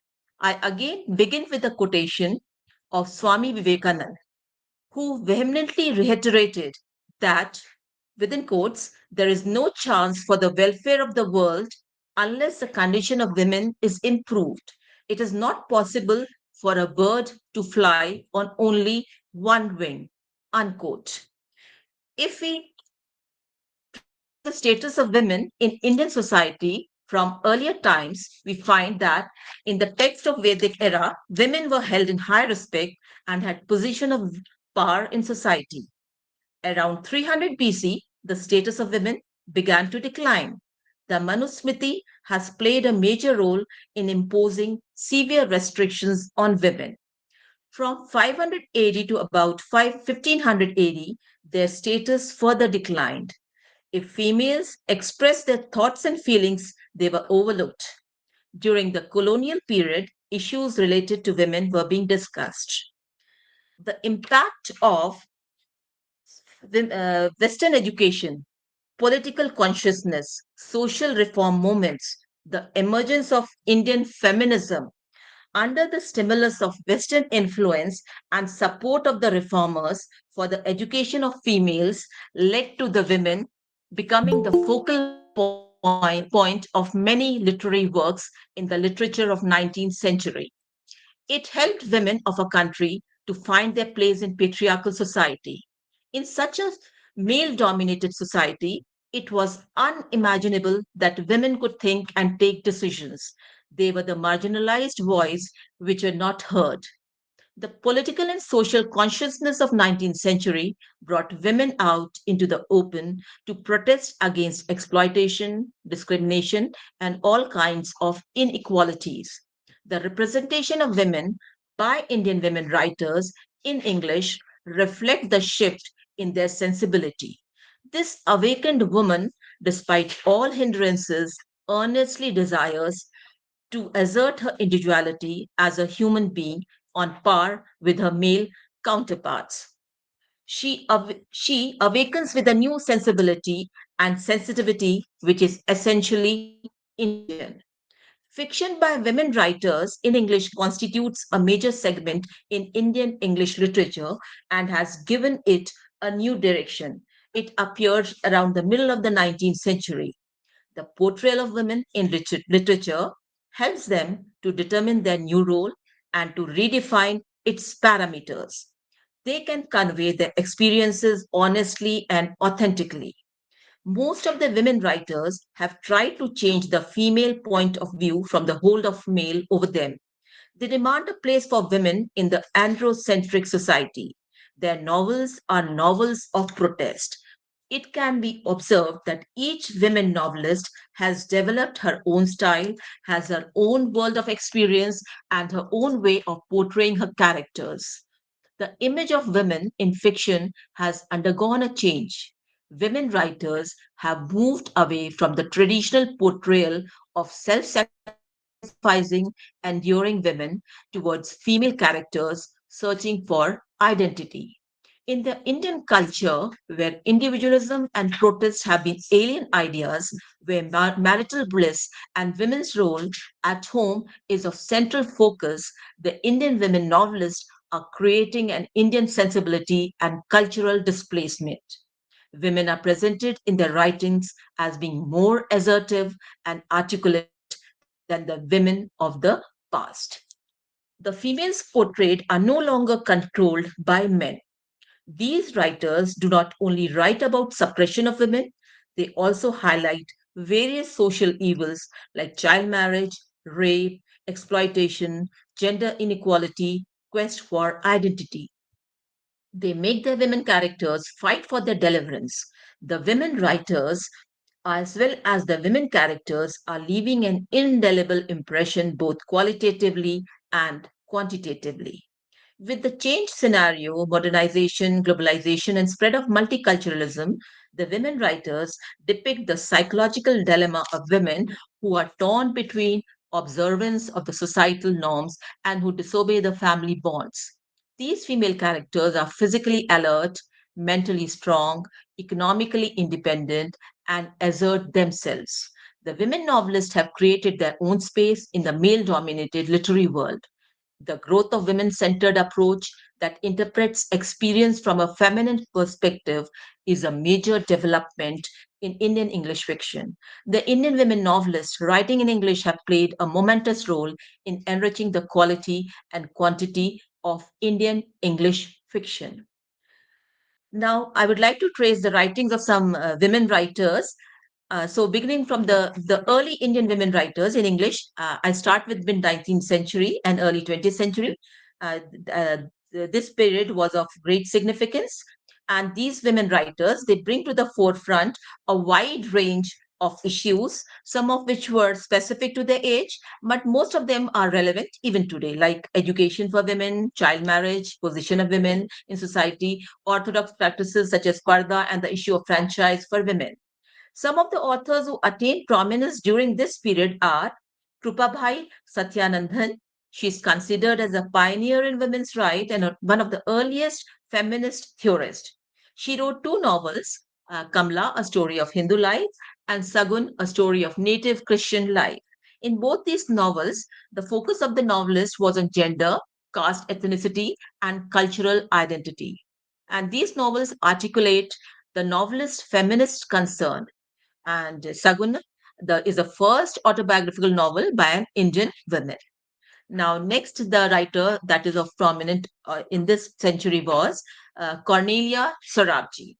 She was India's first woman lawyer and the first woman to study law at Oxford University. She advocated for the livelihood of Indian women and has attributed for the betterment of hundreds of women during the colonial period. Her collection of short stories, Love and Life Behind the Parda, it is a very good collection in which she has spoken about the position of women in the late 1800s, and it was a very radical book or collection of short stories. Now I come to the next eminent and the prominent writer, that is Kamla Markandeya. She is the most accomplished first generation novelist of India, and her achievement lies in bringing the Indian women to the forefront. She uses fiction as a vehicle for communicating her vision of life. In her novels, the themes like East West encounter, confrontation between tradition and modernity, as well as clash of values, they all are in the context of women. Her novels show her women characters struggling between their desire to assert as a human being and as a companion with the duties of a daughter, wife, mother, which they inherit from tradition. In her novel, I take up one of her novel that is Nectar in a Sieve, in which she dealt with the theme of rural poverty, and in which the women, the Rukmani, she is the heroine of this, she's the protagonist of this novel. She constantly struggles against rural poverty, and she is the narrator also of this novel, and she's the heroine. In her life, she struggles one shock after the other, but by her dint of willpower, she's able to overcome the misfortunes. Rukmani reflects, within quotes, women of India, unquote, who could stand all kinds of suffering and who successfully continued her journey of life, never willing to give up. The heroine's heroic impulse, her spiritual stamina, simplicity, tolerance, and respect for traditional values makes her an outstanding character. Markandeya depicts her female characters as being exposed to parallel pulls torn between convention and innovation. Her women characters rise out of obscurity, courageously looking for equality with their male partner. Her canvas is little, however, she fills it with living, throbbing individuals in connection with each other. In spite of a strong urge to project an independent woman in her novels, she fails because she's unwilling to go against the social and cultural milieu. Women are presented in her novels as preserving, nourishing, mysteriously reviving, and always sacrificing in her novels. The next novelist that I've taken up for my study is Nayantara Sehgal. She's an outstanding Indian English novelist. Her novels portray the assertion of vibrant female characters, matrimonial strains, inequality to females in social life. She fights for women's right and liberation. Sehgal takes up women's issue as a center to which the political issues frame a background. Basically, she wrote she talked about political issues in a novel, but they serve as a background to the women issues that she has raised. She feels that women should endeavor to comprehend and acknowledge herself as an individual and should not be considered as an object of desire, as an object of something to be played with, but must be respected as an equivalent to man. The novelist in a novel studies the female characters with compassion and depicts them depicted comprehensively their suffering without sentimentality. Though Sehgal holds her place in Indian English literature as a political novelist, yet her feminist concern is very clear. Her anxiety for women, nonetheless, is that of a humanist than of a feminist. She deviates from the stereotype of the virtuous woman to redefine virtue. She points out that the virtue of modern women is courage, which is a willingness to risk the unknown and face the consequences. The novels of Sehgal do not confer to the women centered world is evident from the fact that the male protagonists have a role as important as that of a female protagonist. So in her novels we find that the males have as much importance as the females, and she introduces the theme of quest for freedom through the delineation of male protagonists, though she vehemently attacks the male dominated patriarchal society. Her concept of new Indian woman is different from that of the British feminist. Her women characters seek fulfillment and self expression within marriage, but if it does not work, they step out of their conjugal world to lead a free existence. She stressed the need of a new social setup in which woman is treated as equal to man, and the relationship between the two gets strengthened by mutual trust, love, and understanding. Now I take up one of her novels, that is A Time to Be Happy, which was published in 1963. And in this novel, she explores women's search for individuality, both within marriage as equal partners and outside it as individuals. She presents three generations of married couples in her novels. The first generation of couples feel satisfied in seeking happiness within the presence of their marriage, devoted to their family and husband. In the second generation, the wife manages to escape out of the world of her husband when marriage becomes a lifetime imprisonment for her. But the thought of divorce is alien to their traditional mold. In the third generation, the wife expects her husband to get himself adjusted to her emotional world, and when he does not, she does not hesitate to step out of his world. In her attitude to sexual relationship, she differs from her contemporaries. Segal's views on extramarital relationship is quite unconventional. Through her female characters, she points out that such relations need not always be immoral.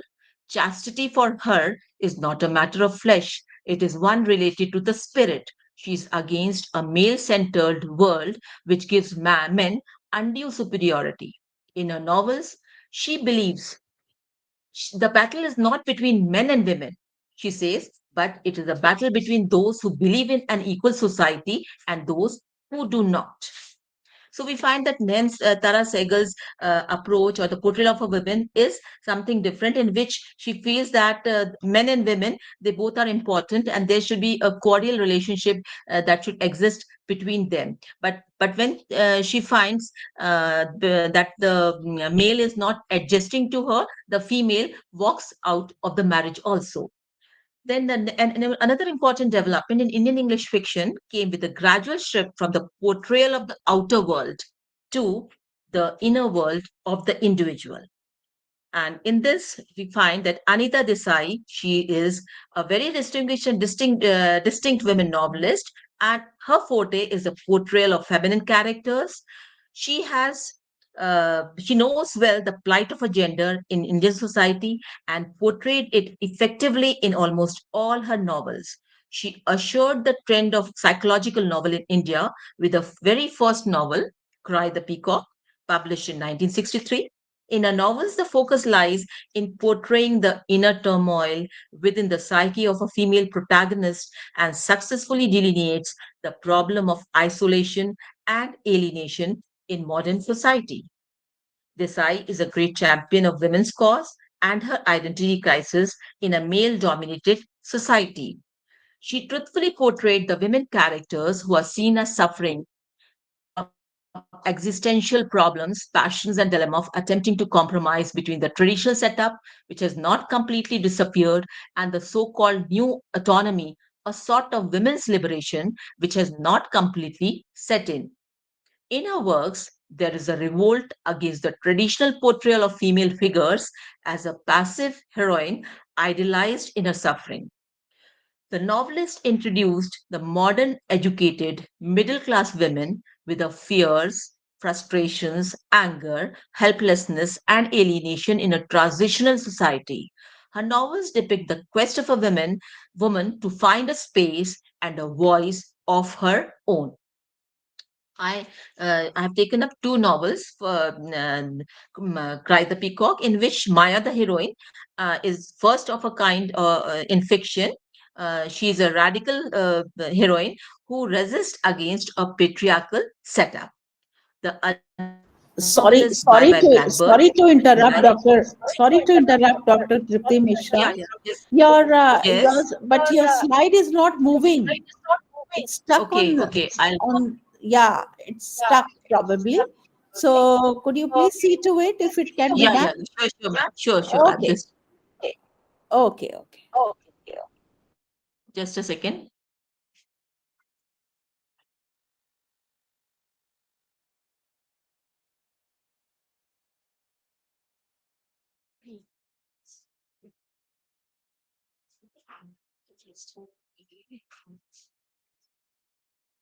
Please confirm this. Confirm. Huh. Now is it moving? I'll just. Is it moving now? We can see slide number 13. 13, yeah. Fine. Okay, Now 14?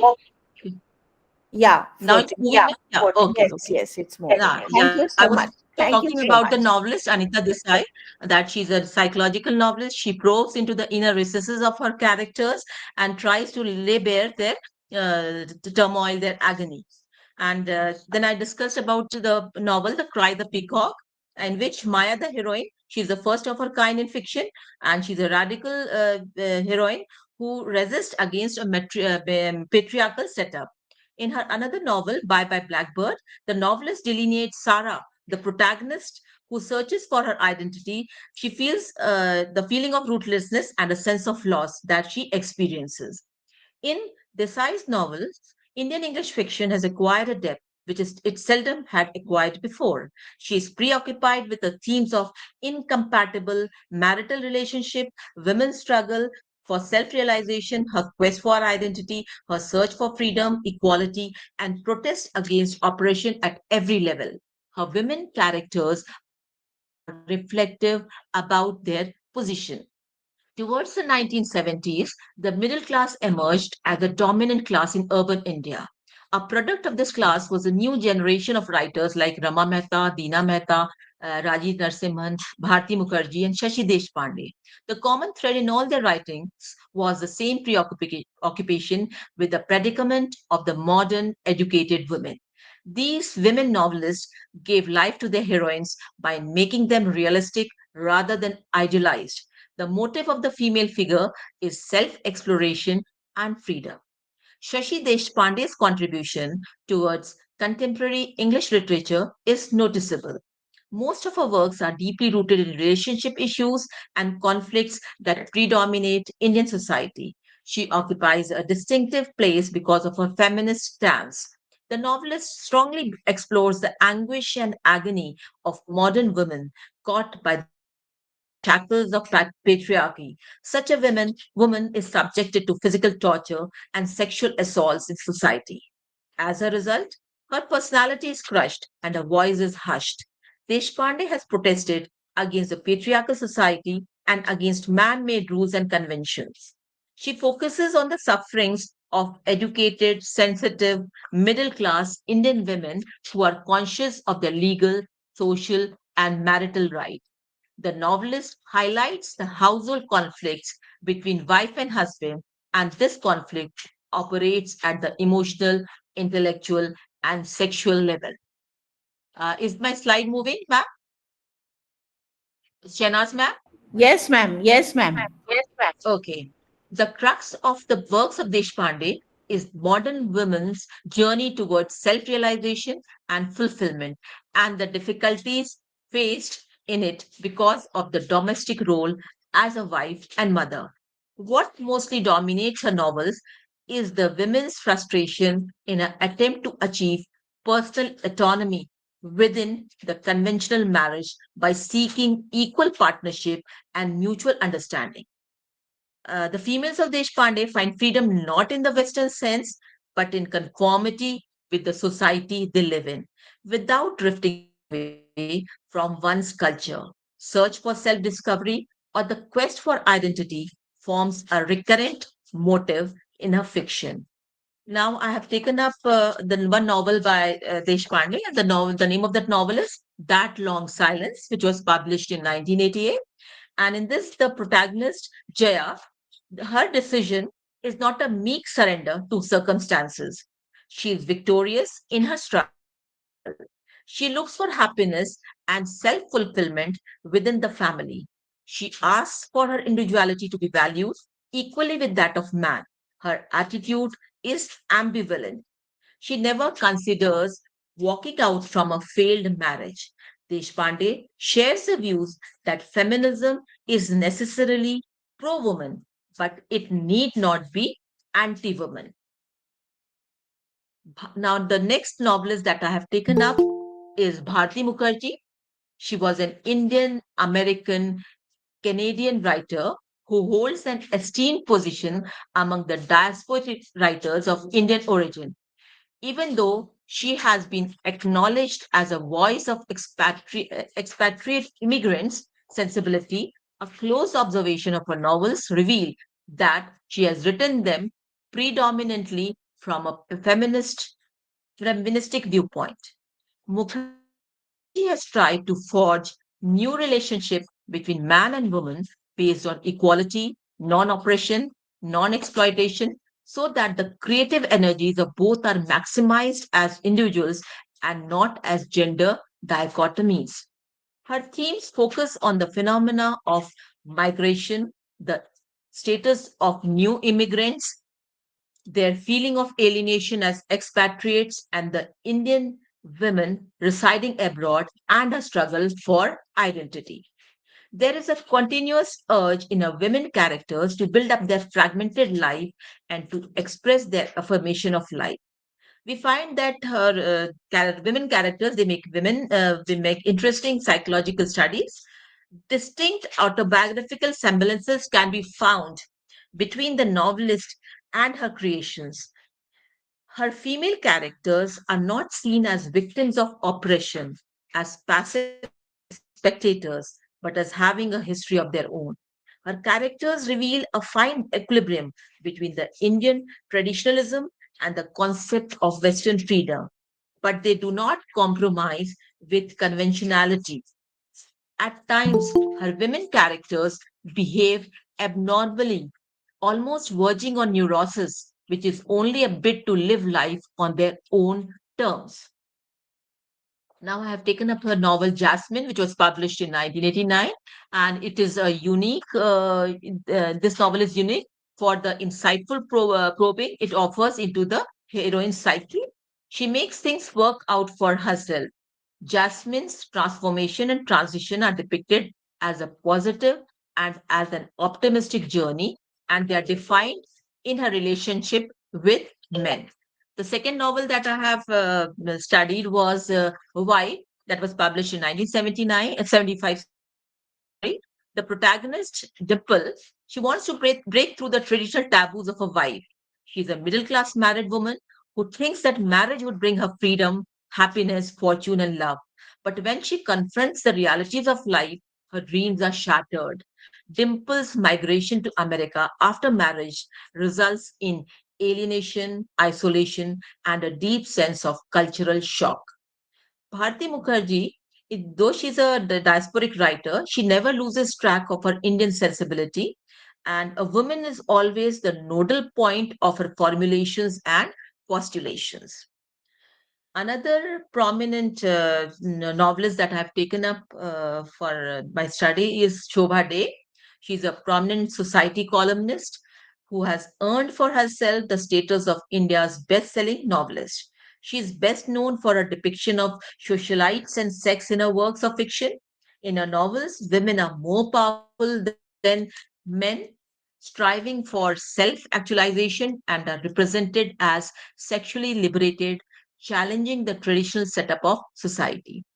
Day offers the picture of women not only as protagonists but also as motivating factors in society, initializing and regulating their own lives as well as the lives of others. In her novels, we find that she has redefined marriage and mutual fidelity in marriage is replaced by sexual freedom in case of these new women. Her women seek to be inclined towards extramarital affairs to fulfill their needs. And these females, they even use sex as the means to achieve their social and financial targets. Thus, her characters protest against age-old image of women and demand for freedom, equality, and identity. Though the characters of Shobha Day indulge in free sexual activities in the name of modernity, she never seems to support this psychology. Rather, she condemns such unusual practices and behaviors. In her novel, Strange Obsession, published in 1992, Shobha Day explores the unexplored world of lesbianism. In Socialite Evenings, Karuna, the protagonist, no more accepts the supremacy of her husband, who fails to understand her needs, and their marital relationship turns into a failure. Chobade has raised her voice against patriarchal authority, mistreatment, and sexploitation of the women. Her works reveal the trauma, insecurity, and agony that lies beneath the opulence of such women. In the use of language, also, the novelist seems to be breaking new grounds by boldly employing highly objectionable language, thereby liberating the language also from male hegemony. The next women novelist that I have taken up is Namita Gokhale. And we find that the central theme of her novels is the existential dilemma of women as an individual. Her women characters are authoritative and autonomous in their choices and can change the world with their individualistic deliberation. They present a picture of emancipated and empowered women who fight against odds and resist with all their mights. Her characters are named like Paro, Parvati, and such names are considered as courageous names. Her females are depicted as intense and capable. Gokhale expresses her women characters basically with female sensibility, genuinely and earnestly.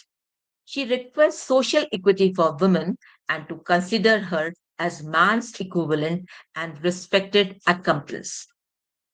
Her women characters reveal her feminist ideology. She has voiced the problems, fears, loneliness, angry agitation, and gloomy depression of the weaker sex. For Gokhale, liberation of women means that Indian women cannot be ignored and that to be a female is not to be a lesser person. There is an evolution in the personality of a woman in which time, struggle, circumstances play a major role. Gokhale feels strongly about female exploitation and male sarcasm towards the issue of female identity crisis. The protagonist of Gokhale assert their individuality and hope for self-reliance through education. They are not silent rebels, but are outspoken, determined, and action-oriented. In her novel, Paro's Dreams of Passion, it is a novel about Paro's rebellion and her rejection of the culturally imposed sexual repression. In the character of Paro, sex is symbolic of a quest for identity as a free woman. Namita Gokhale is excellent in depicting the inner furies of women and the rising tone for empowerment and emancipation. The next Indian women novelist that I have taken up is Arundhati Roy. She is a representative novelist of the 1990s, and she seems to be a harsh critic of the traditional way of Indian life, especially the one that Indian women have been leading. She is best known for her novel The God of Small Things, which won the Booker Prize for fiction. She chronicles the life of women in India who undergo miseries in their daily life. Though in this novel, Mamachi, Baby Kochamma, Margaret suffer, it is Amukutti who suffers worst, and through her, the novelist raises her voice of revolt against a male dominated patriarchal society. The novel reflects the social predicament of women of the 1960s and 70s. The condition of women was not much different from that of the untouchables. In Christian families, women were denied right on property, family property, after marriage. Ammu is deprived from parental property. The novel narrates the marginalization, gender discrimination, and the struggles of the women. The title of the novel, The God of Small Things, justifies the portrayal of the oppressed, downtrodden, and marginalized female folk of the society. Gender discrimination is further reflected when Amu is denied higher education. The next novelist is Manju Kapoor. The novels of Manju Kapoor, Difficult Daughters, and A Married Woman explore women's struggle in male dominated society. The themes of her novels are search for female identity, infidelity, gender inequality, and the challenging the patriarchal setup. The novel Difficult Daughter, in this, the novelist explores the challenges that are faced by the heroine Veermati to establish her identity in a patriarchal society.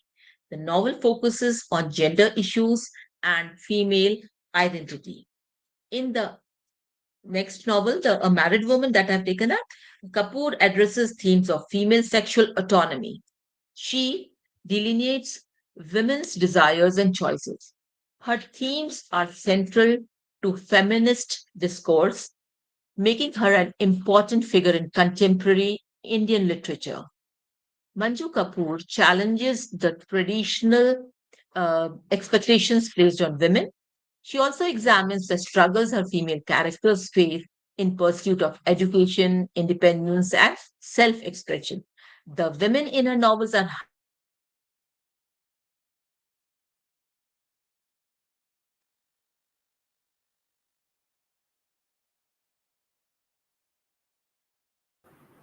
with complex personalities. Female characters are very bold, strong willed, rational, and having complex personalities.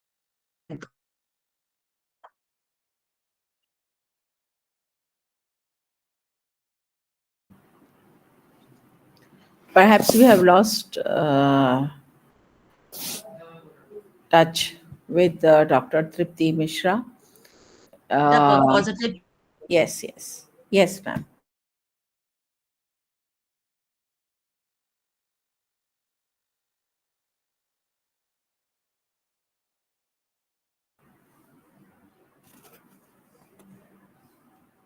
audible.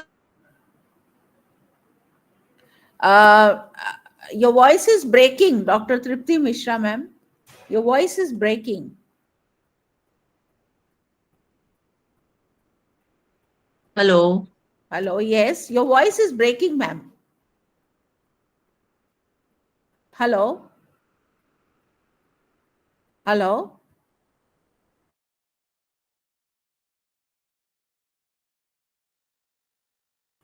hello, Dr. Dr. Mishra, ma'am. Your voice is breaking. Can you hear me, ma'am?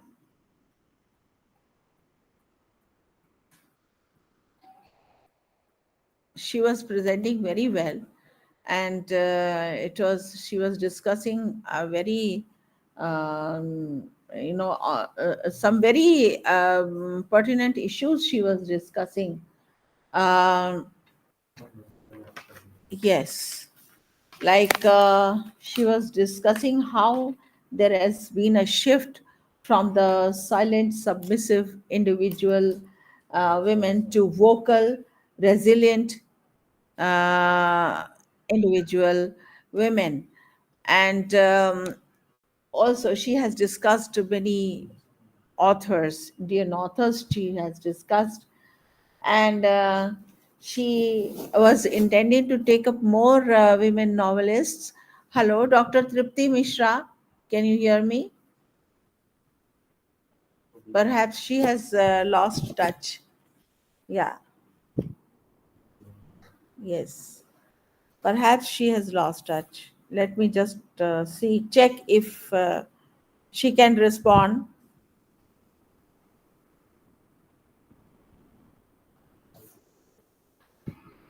Yes, she has joined again. Can you hear me, madam? Dr. Tripti Mishra? Yes, there was some technical problem. Technical Sorry problem. for it. Okay. Should I Yes, continue you now? can continue. Yes, you can continue. Please go ahead. Yeah, yes. Sorry for this interruption. Okay, now I Okay, come to the it's conclusion okay. part of my presentation. I had covered certain novelists and many more are there which can be taken up, but due to constraint of time, I have taken up certain novelists which are well known and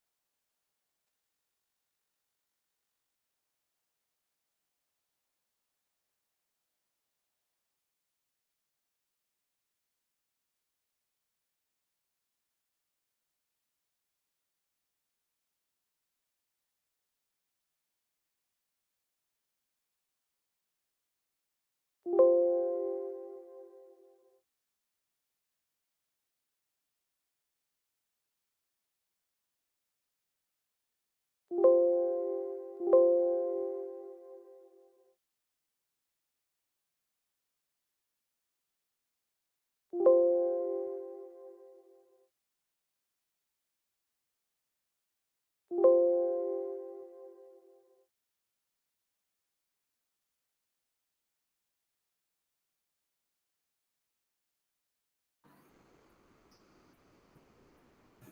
Hello? Yes? Dr. Tripti Mishra, we have lost touch with Dr. Tripti Mishra. She was about to conclude. And so, hello? Yes, now I have no hope of getting reconnected with her. So, I think Dr. Shaminaz, do you think I mean, take up, but if she is not there, we cannot even take up the questions for the question answer session. So, Ma'am, somebody can call her and ask her if she can rejoin again as yes, I'll just, for answering the huh. question.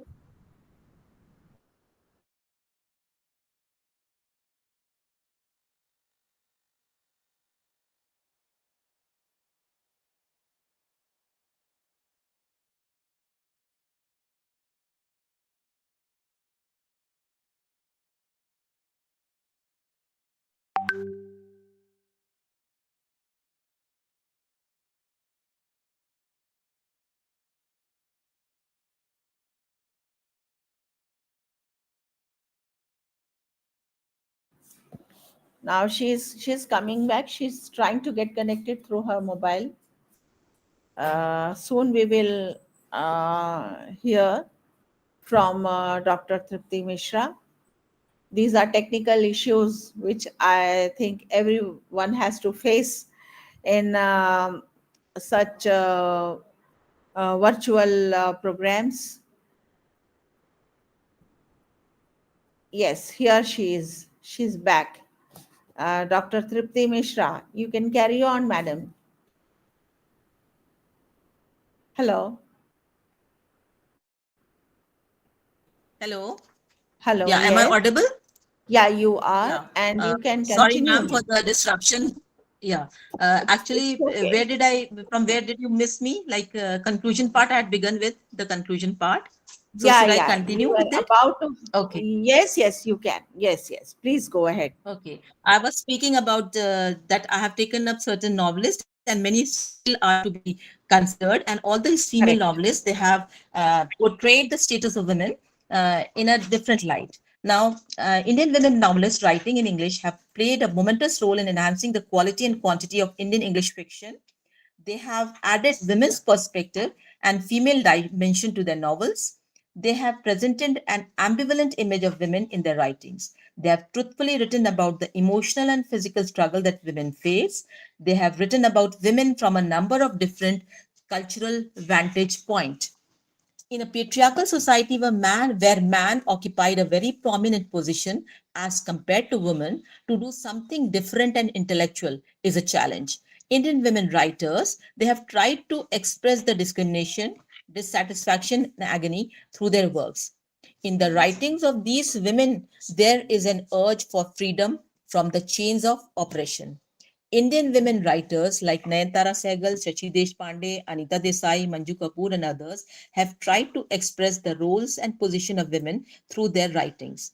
They have described the fight of women to achieve gender equality. The image of women in fiction has undergone a drastic change. Female writers have moved away from the traditional portrayal of enduring, meek, self-sacrificing, passive women towards female characters who are rebellious and searching for their identity. They also depict the discrimination, dissatisfaction, agony, pain, frustration, exploitation, and gender inequality faced by the women. Indian women writers have reinterpreted Indian women's social, psychological, and personal identities. They have turned to the women's world with greater introspective intensity and authenticity. They have taken the reader within to explore the inner workings of the women characters. These writers have explored the complex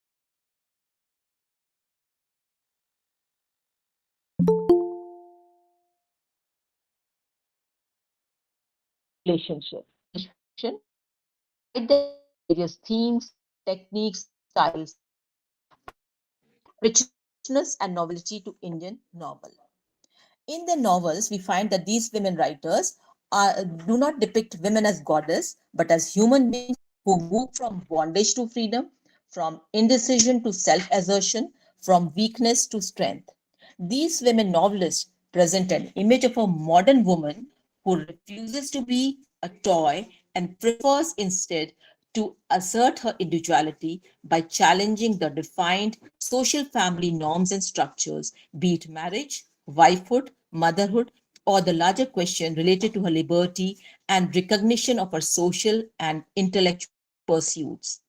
The women presented in the recent female writings seem to question everything that binds or confines their dreams, desires, and aspirations, though they may not be always successful and sometimes even land up into chaos and anarchy. The most significant aspect of these novelists is that rather than depicting any conflicting essential image of a new woman, they try to project her varied roles, aspirations, and images. They also interrogate the repressive role of religion, culture, and society while portraying their women characters. And the diversity within women.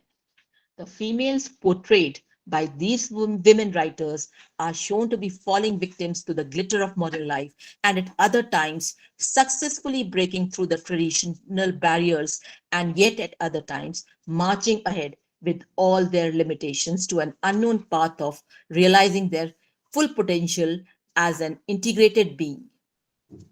So these women novelists, they have falsified the Tennysonian separation of roles. Men within quotes, men for the house and women for the hearth, man for the dilshi, man with the head and women with the heart, men to command and women to serve. These are from Emerson's poem, The Princess.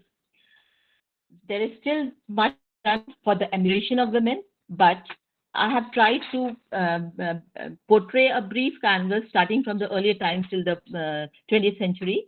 I hope that I have done justice to the topic that I have chosen and was clear in my ideas.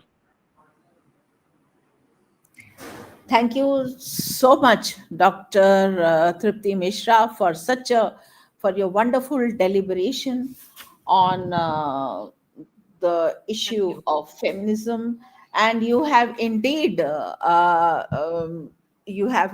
done justice to your topic, and you have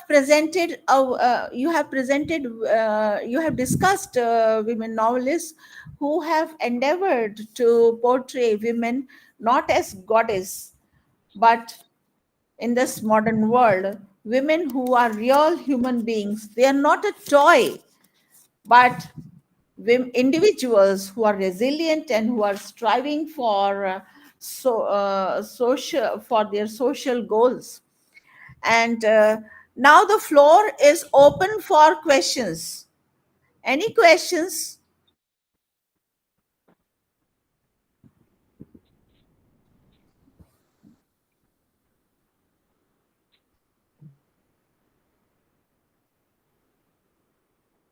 Any questions? It was indeed a very interesting presentation.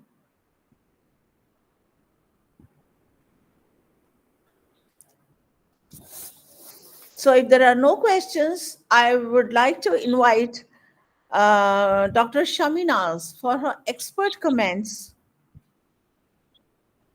Dr. Shaminas, please.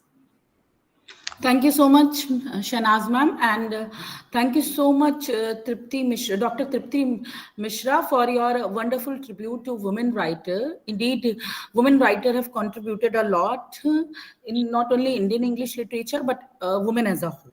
So you have taken up an umbrella topic, position of women and in literature. So this is a topic which is very difficult to present in such a short span of time, because even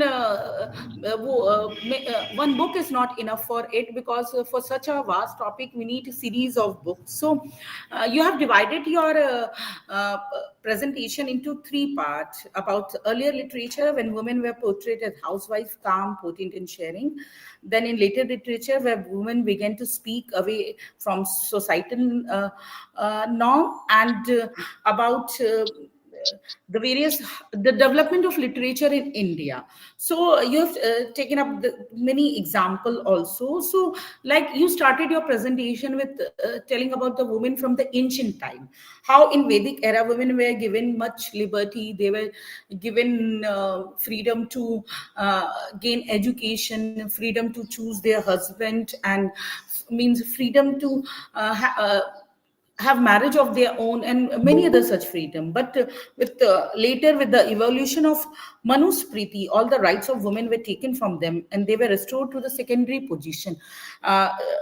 During this time, all the decision of the women were taken by the men, and they did not had control of their life, and all their life decision and existence were completely dependent of man. Now talking against this is indeed in the recent time there are certain things which we cannot speak about, but this is bold on your part that you have spoken on this. So you have talked about the emergence of Indian feminism with the backing of Western feminism. See, there is a vast difference, there is a big difference between the Indian feminism and the Western feminism, because in Western feminism women have taken the fight on their own, but in India we are luckily that some men have also fought for the women right. When we talk about kings, Emperor Akbar, he imposed certain rules and regulation against child marriage. Then he was supportive of widow remarriage also. He increased the age of child, which was child marriage, a girl from certain age to certain age, because in those days the girls of very young age were married. Then after him, the fight was taken by the Raja Ram Mohan Rai, who was a very strong opponent of Sati Pratha, and we all know it was somebody is presenting. Please stop it. Shraddha From them, we have seen the example of Raja Ram Mohan Roy, who took a stand, and he was able to stop Sati Pratha, which was means burning of the widow after the death of his husband. So, and in the later in during the Indian freedom struggle, it was Gandhi ji also who took up, uh, who fought for the freedom of women. But when it comes to feminism, we uh, we cannot ignore the contribution of Savitri Bai Phule, because feminism in complete way has started in Maharashtra with the pioneering of women rights and education. It was Savitri Bai Phule who started first school for India in 1848, and with the support of another great feminist, Fatima Sheikh, who gave her land for the school. And they were Savitri Bai Phule was the first teacher, and then Fatima Sheikh also. And we have example of Ruqayya Sakhawat Hussain, who also opened a school in Kolkata. And when coming to first feminist texts, there is an example of Tarabai Shinde, who wrote Stri Purush Tulna, a comparison between women and men in 1882, and Pandita Rama Bhai, who criticized patriarchy and caste system in Hinduism, married outside her caste, and she converted to Christianity. Then nurse and writer. So about portrayal, when we come to the portrayal of women, see, literature was completely more or less male dominated since the century, and male writer have just portrayed the beauty of the woman and their feminine quality. They have shown women as meek, fragile, innocent, or the epitome of virtue and sacrifice. But when women started writing, they portrayed their suffering as well as their weaknesses. We have many such examples like Ishmat Chugtai, Amrita Pritam, Kamla Das. So, and we have talked about the 19th century's women writer. I think Satyanand, I missed one of the name. And you have talked about earlier feminist theorists. Then you have also talked about Cornelia Swaraj, who was an advocate and writer. And she wrote a collection of story. Thank you for giving me such information, because I have not all these I have not read all these writers. Then coming to the Indian English writer, you have talked about Kamla Markande. Kamla Markande is one of the early novelists and of Indian English fiction. It was a time when literature was a male dominated. So Markande's novel depict women as the center of concern. She painted a novel with suffering and hardship faced by women folk. Being a woman novelist, her debut novel, Nectar in a Sleeve, was Nectar in a Sleeve, and in this she has highlighted the problem faced by Indian rural women. So if you have also given a brief description of this novel, Nectar in the Sleeve, and we see in the novels of Kamla Markande how poor women, especially belonging to rural area, are suffering in their lifetime. So this is a realistic picture of a woman, not a fictionalized version.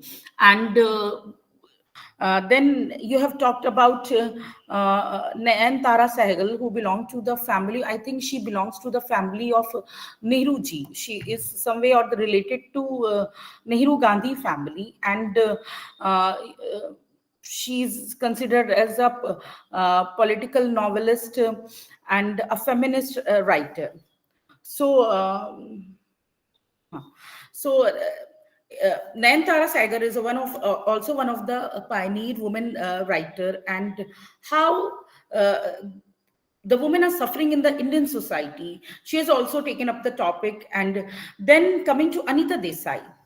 Anita Desai is one such novelist who has shown the psychological aspect of a woman. These two novels, which you have discussed, like Cry the Peacock and Bye Bye Blackbird, I think both the novel are very fine example of psychological aspect of a woman. since age old time, were not given opportunity or authority to speak. Still now, we see many women who suffer silently in their life. They don't express their feeling and their problems in front of anybody. It is very rare that a woman is able to convey all the feeling which she has absorbed. So when a woman absorbs everything inside, then there are certain psychological thing which is constantly happening to her. In their mind, there are questions always. Then you have talked about Rama Mehta also, and you have focused that these women have shown the realistic picture of women in Indian society, and not the fictionalized version of women which the males have always portrayed. Now coming to Shashi Deshpande, I have worked on Shashi Deshpande, Bapsa Sidhu, and Taslima Nasreen. So I'm a very well I'm an ardent supporter of Shashi Deshpande. Like when it comes to feminism, people think that uh, all the feminist writer they are anti-men, but Shashi Deshpande has clearly stated that feminism is not anti-men. Feminism is something for the better understanding of human relationship. Feminism means we want to have a better understanding of human relationship. If both the gender, male and female, even now we can add transgender also, if we portray if we respect each other, if we respect each and every gender, then there will be no problem in the society. Like Anita Desai has portrayed women desire and struggle for freedom from social and traditional bondages in the patriarchal society in her novel. Same way Shashi Deshpande has also done. Shashi Deshpande has highlighted how modern educated Indian woman is adjusting with the traditional norm. She wants to have her career, but if her family is opposed to it, her husband is opposed to it, then she compromises. And that long silence is a very fine example of it. In that long silence, Jaya is a writer, but her husband Mohams is against this. So she has to sacrifice her career for the sake of her husband. Then you have discussed about Bharti Mukherjee. She is a diasporic writer, and how she depicts women struggling for identity in an alien land. The problem which women are facing in a country which is not their native land, which is their adapted land. And you have given the example of her two novels, Jasmine and Wife, how women are developed, how transformed from the beginning till the end, how from a weak, fragile character they become a very strong character. Then after after Bharti Mukherjee, you have talked about Shobha Dey. Now, Shobha Dey is novelist which is considered as a very bold writer. She explored the relationship between Indian women and their male counterpart. Like, she is very bold. She is a society columnist, and she depicts how women are there in elite class in the social in and how women are sexually liberated in elite classes of big cities, and she has also shown extramarital affairs in a novel, and she has depicted women breaking the age old image of women, a modern woman who is not opposed to any kind of norms and tradition imposed on her. She the theme of her writing is standing up for women's right and raising awareness of women's oppression. Ma'am, she is also of the same thinking of Kamala Das. Like, if women have also the same weaknesses and desire as the man. So next you have talked about Namita Gokhale, and how and in Namita Gokhale there is an existential dilemma of women as an individual how she has portrayed women who are autonomous in their choices, how their character evolves, and from the beginning of the novel in the end, and how the evolution in the personality of a woman character in her novel. And she has also shown that liberation of women cannot be ignored again, and she wrote against female exploitation. Then coming to Arundhati Roy. Arundhati Roy is the Booker Prize winner of India, and after Salman Rushdie, she won that, and she was the first female Booker Prize winner of India. In a novel, she has illustrated woman character, not only a woman but also human being, which has weaknesses also. Like in The God of Small Things, she has shown the character, female's character having certain weaknesses also, and she wrote against the existing caste system, which was very much in being. The Kerala society was not as modern liberated earlier as it is now. And in her novel, she has shown the caste conflict, how if a upper class woman develops a love affair with the lower class man, then what is, how society react, how her family react. So then coming to Manju Kapoor. Manju Kapoor is also a feminist writer. She is a representation of women voices, and in her novel, we see that she features predominantly a female protagonist and delve into their inner thought, emotion, and struggle.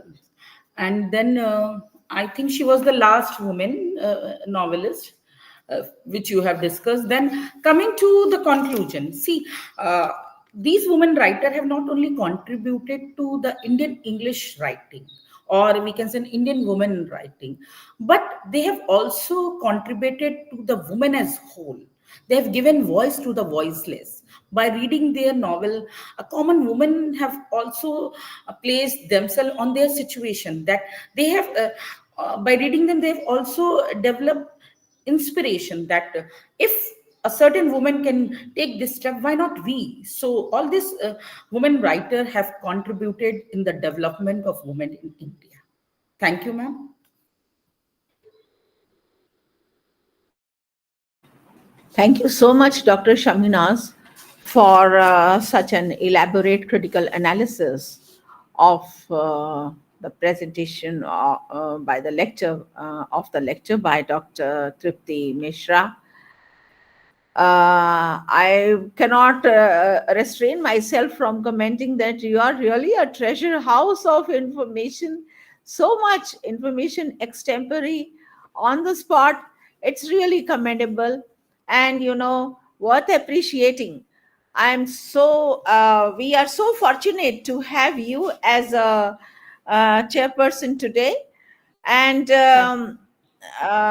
yes, and now I would like to invite Dr. Manjari Agnihotri from the Department of English, Government Girls College Sihor, Barkatullah University, Bhopal, for her presentation. Her topic is Universal Portrayal of Shakespeare's Heroines, Portia and Lady Macbeth. Dr. Manjari Agnihotri. Are you there, ma'am? Dr. Manjari Agnihotri, can you hear me? Yes, ma'am, I am here. Yes, ma'am. So you Am I are audible? requested to, yes, you are requested to make a presentation, please. Please go ahead. Okay, ma'am.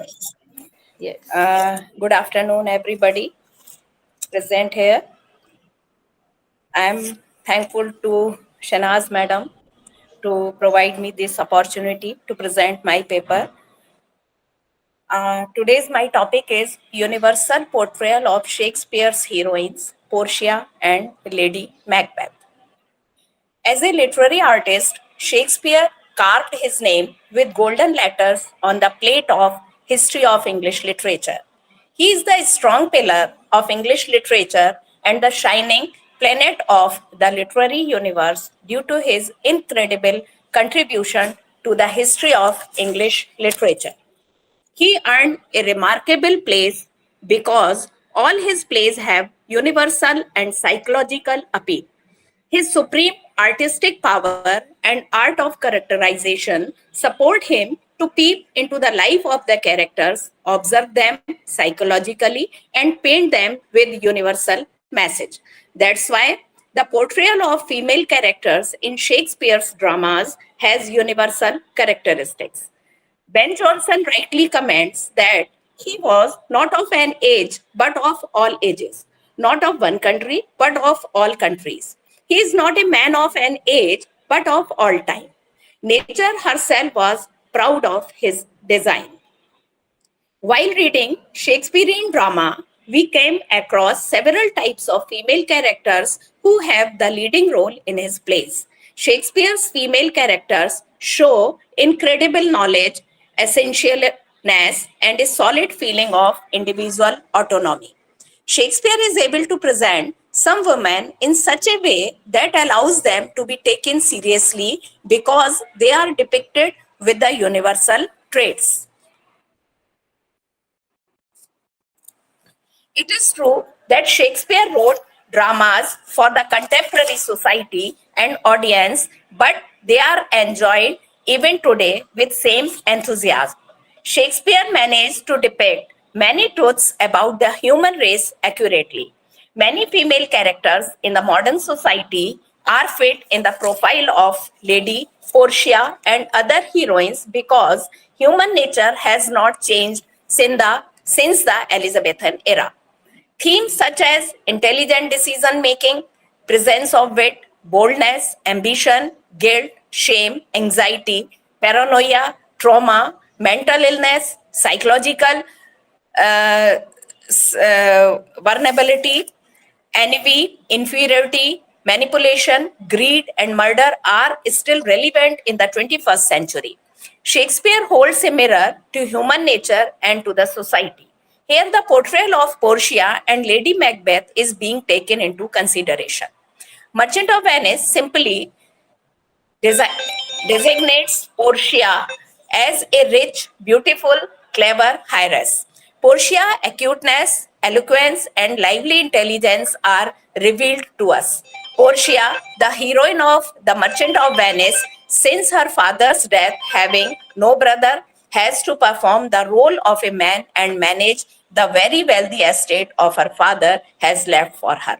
She has to manage all suitors who come to woo her from around the world and will have to undergo a test and choose from 3 caskets, one of which contains the permission to marry Portia. In another instance, when a judge is required by the Duke of Venice to solve the case which Shylock has brought against Antonio, Portia comes in disguise as a famous young judge and shows extraordinary qualities in delivering her judgment. In the real sense, she exercises power over everyone present there. Portia's most outstanding moment as an intelligent, successful, rational female is demonstrated in the courtroom scene. Her intellectual powers, her elevated sense of religion, her high honorable principles, and her best feelings as a woman all are displayed. So the intelligence, boldness, and relevant qualities of Portia are reflected in the modern era women. Many women are so benevolent to serve their husbands in any problem, in any circumstances, with their wit, eloquence, moral, and ethical values. They derive inspiration from the characteristics of Portia and try to get solution even of the adverse situations. Again, we find that Shakespeare used women like Lady Macbeth in his play Macbeth to show how women could be evil also when they obtained the authority. Shakespeare demonstrated her as an evil woman that contributed in changing in the series of events of the play through influencing her husband. Shakespeare depicted Lady Macbeth as a woman characterized by authority, power, and reign. Lady Macbeth was represented as a deriving force and the dominant character over her husband, and she was also considered as an evil wife that made her husband a murderer to achieve her great ambitions to gain the kingship. Her evil character led to her fall. Even a modern woman acts with the psychology of Lady Macbeth, and persons like Macbeth and Banquo are made victims today. Her manipulation of Macbeth inevitably leads them to their deaths. She commits suicide and he is slain. In her ambition to become queen, she encourages her husband to murder. Macbeth, basically a kind and a charitable man, is too full of milk and human kindness, is converted into a traitor. The realization of the hideousness of their crime dawns on her soon after the murder. Ultimately, in the end of the glory of her dream fades away and the person feels exhausted, sleepless, and a victim of inner and outer conflict. The appetite of overambition and power leads a man to the path of degeneration is purely applicable for the present society. Shakespeare insists through Lady Macbeth that crime affects the individuals. The portrayal of Portia justifies that the intelligent decisions can save one's life, so these female characters serve as a guide to prevent women, teaching them to be strong, independent, intelligent, not to be overambitious, remain satisfied, and away from ill will. There are lots of morals to be learned from his plays, and moral justice of Shakespearean drama crowned him as a supreme in the history of English literature. Now, to sum up, whatever Shakespeare portrayed through his characters in his literary work is universal, moral, remarkable, as well as applicable for all ages. This universal and psychological appeal, its quality, universality, victory of good over evil, psychology of characters, over domination of ill will, everything tell the story of today's life has made all the Shakespearean dramas relevant for the modern society. Thank you so much, ma'am.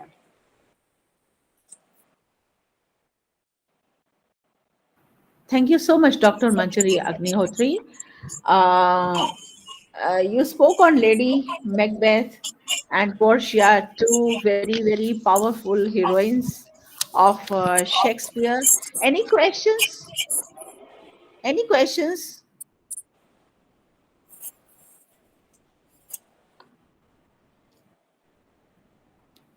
Questions are invited on this topic.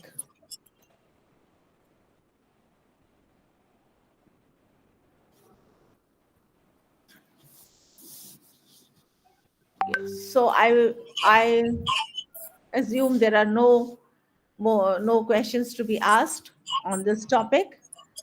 So we move forward. We move forward, and here I take this opportunity to introduce you to Dr. Ruta Dharmadhikari. Am I audible? Please, from the audience, can anybody respond? Am I audible? Yes, yes, you are Yes, audible. ma'am. Yes, ma'am. Okay, Yes, okay. ma'am. Thank you so much. So, Dr. Ruta Dharmadhikari, she is head of the Department of English at LAD and Srimati RP College for Women, Nagpur, and she is supervisor, faculty of humanities, in LAD and Srimati RP College for Women. A number of years she has put in the teaching department is 33 years, and since 1991 she is a gold medalist, Bachelor of Arts in Bachelor of Arts with English honors, University of Mumbai. She did her PhD on a critical study of the locations of literary theory in the cinematic narratives in the works of Shyam Benegal, Govind Nihlani, Aparna Sen, and Deepa Mehta. She is a winner of Dronacharya Award for teaching in 2023. Her expertise lies in English language and literature teaching, and in English language upskilling, student grooming, critical thinking, administrative skills, and she trains students for business English, communication, and soft skills. Uh, So her area of interests are film and media studies, culture studies, literature, women entrepreneurship, sustainable fashion, green industries, solid waste management. She holds important position as an academic counselor for creating writing in English for IGNO. She is British Council trainer for business English communication, and she is also a founder editor of the college student e-magazine Jabberwocky.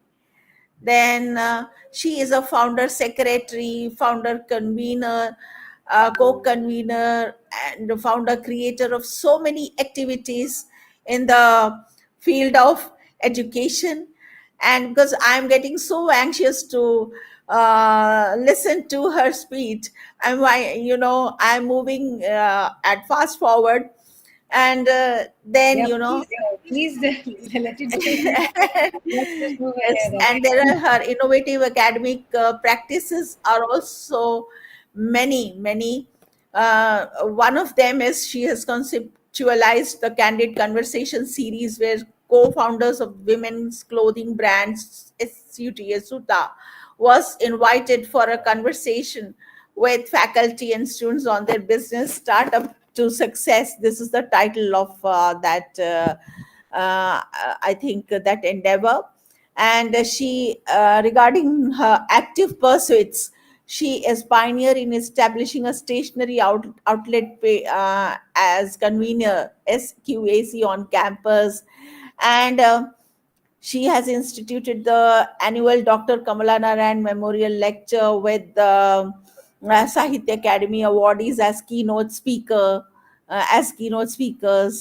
Then first, she has helped in introducing the first campus film club in Nagpur, which is affiliated to FFSI in 2009. And she has introduced an on-campus entrepreneurship hub called LAD Heart in 2023 to promote women's financial self-sufficiency. She is a mentor for language upskilling, confidence building, and so many personality development aspects. She has published several book chapters, research papers on films, literary quality and literary assurance and education. And she's also interested in creative writing and published a short story in translation in the modern shorts, which is published by University of Mumbai. And she is working on the translation of writings of various people on Mahatma Gandhi. She has delivered several lectures. The list is long, and I would skip over to moderation on national platforms. These are her activities. Then she has acted as chairperson on of many panels with several international conferences at Orissa, Nagpur, and Mumbai.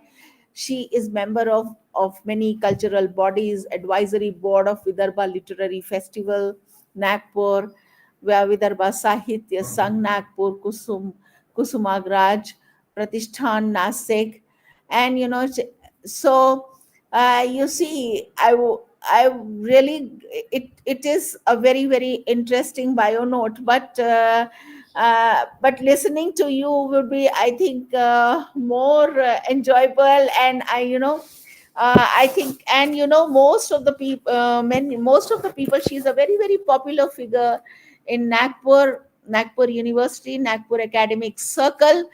And we are looking forward to many more meetings with you, ma'am, in future. And here I invite you to speak on the topic, portrayal of women in literature, films, media, and films. Dr. Ruta Dharmadhikari, ma'am, please. Thank you so much. Thank you, Dr. Shahnaz. Lovely meeting you now over at least over the internet, if not in person. Right at the outset, I would like to really thank you for considering me as a resource person for this international webinar. It's so good of you to have thought of me, and I am quite excited as well as to share with you some of my observations and some of my thoughts as to how women are portrayed in film, not so much in the media as much as in film. And cinema today is now definitely film is the fourth genre of literature that we can consider. Am I audible? Is my volume all right? Yeah, ma'am. We can Yes. hear you clearly. Correct. Thank you.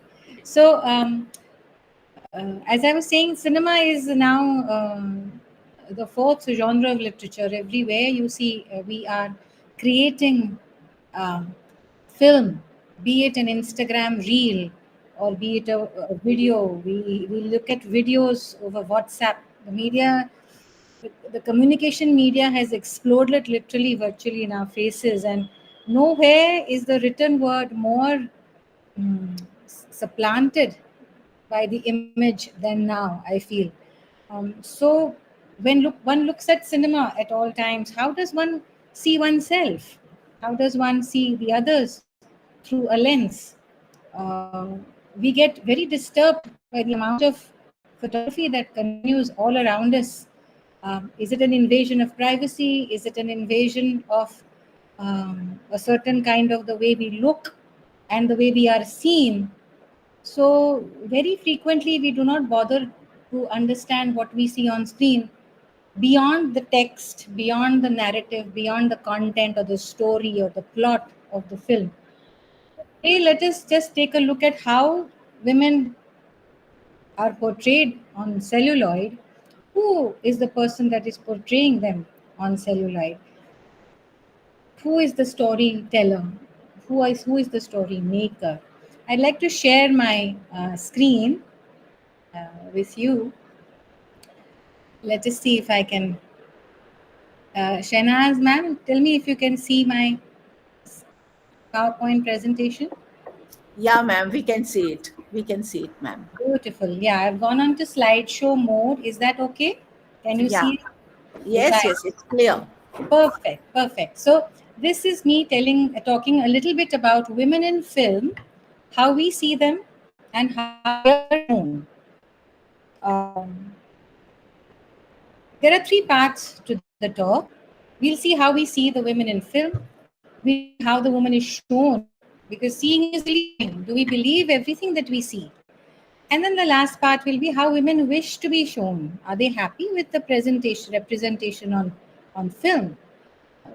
Is there a particular way they have been instructed to be seen? Is there a particular way in which entertainment happened all those years ago? The first movie, Raja Harish Chandra, the silent movie, how did a woman on screen, how was she represented? There were no women actors, of course, all of you know. There were men posing as women. So the posing as women itself is a role play. What aspects of women did a man choose to show while pretending to be a woman? Today, when we see silent film, we don't, we try and remember that it is a man who is playing a woman. Listening to the earlier participants' paper presentation, she talked about Portia and Lady Macbeth. They too, in Shakespeare's times, were not women on stage, they were men. Young boys were playing the role, were playing the part. So, how do we see the women in film is the first part. They are definitely binaries. Women are a symbol. And the binaries, unfortunately, began as good and evil. Women were shown as a Devi or a Dian. They were mothers or sinners. The woman was a fallen woman. The woman was a mother who was a savior. The woman, as a family, the trope of the family was held together or based upon the body of the woman herself. And the woman became the woman as nation, not just as the family. The woman as the centrifugal force, and ultimately the woman as an object of desire. Now, How do we remember that women are represented in this particular way? I have straight away gotten into the binaries or the symbolism that women stand for. Women are not themselves on screen, they have to stand for something. Women are no longer uh, uh, who they can be in real life, they have to be somebody else. And why is that? Why is this a binary there? Why do they have to represent something? Why do women on screen uh, have to fall in line with a particular code of conduct? And who decides these codes of conduct? Who decides what we should be and how we should be? So women have always toed the line. We live in a patriarchal society still. When cinema was being made, the challenge was not to break down the patriarchy. Rather, the brief was that the patriarchy had to be established firmly, had to be entrenched firmly in society. Otherwise, society would collapse. If the family collapsed, society would collapse. If society collapses, the nation collapses. So, woman as a symbol of the nation was a powerful trope in all of post-independent cinema in India. What about world cinema? What kind of objectification or binaries did world cinema entertain? It was not much different. In fact, it was. If the woman was not an emblem of the nation, she was an emblem of everything that was subservient, docile, good. So we come to the first binary of good versus evil. You have a projection of what is a good woman and what is an evil woman. This picture on your right is of Sharon Stone from Basic Instinct, and she's the epitome of the temptress, the sinner. And on your left, you have a woman who is the housewife, looking after her family, being an absolutely perfect woman who looks after the home and the hearth, takes care of the children, is there for the man when he comes back. A whole lot of media around the 50s in the world, all over the world, concentrated on making sure the woman stayed at home. The binaries of the home and the world were very, very well played out. There was to be no crossing over of these boundaries. Therefore, the woman was a centrifugal force. Cinema reinforced these boundaries where the home was always the feminine space, the world was always the masculine space. This is a universal trope in all cinema worldwide. The second part I'll now turn to is how did we learn to understand that this is how women are projected? Why did we take it so lightly? Who were the men? Who were the filmmakers? Who were the directors? Who told that the heroines had to be in a certain way, had to look a certain way, had to dress in a certain way, had to have a particular body shape or a body type? Since when? It's only now that we are in control of our ability to understand what is body shaming. But cinema, the portrayal of a heroine always had to be good looking, pretty, beautiful, endowed with 36, 24, 36 figure.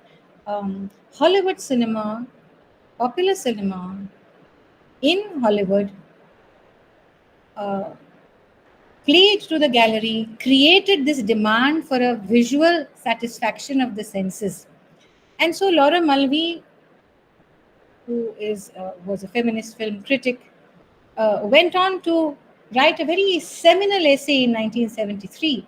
But before that, I want to ask, who has the right to look at us, be it in a photograph or be it on film, be it in a video? Who is looking at you? Who looks? Who is looked at? And what is the to be looked atness in a woman? So when we want to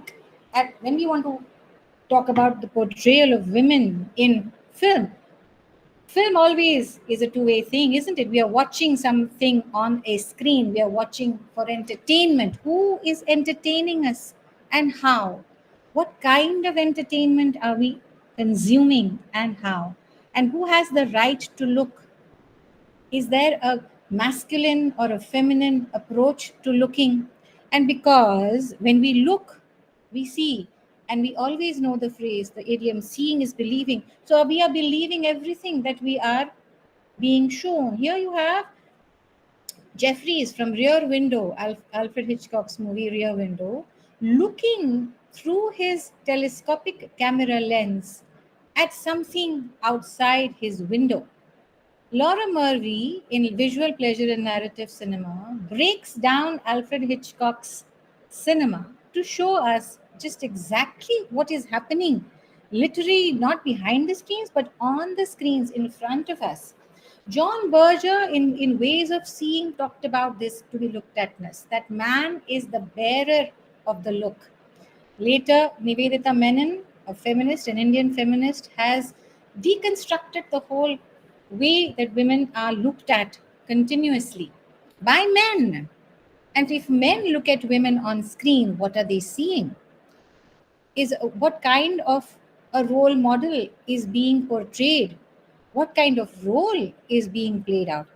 Does it even fit into these 7 stages of man, which William Shakespeare wrote about in All the World's a Stage? Where does the woman fit in? Is the woman anywhere in one of these 7 stages? She's not there because they are invisible women. They are so invisible that you can see them all around you. It's that how invisible they are. They become objects of desire. Women as objects of desire. Let me first go to this particular slide.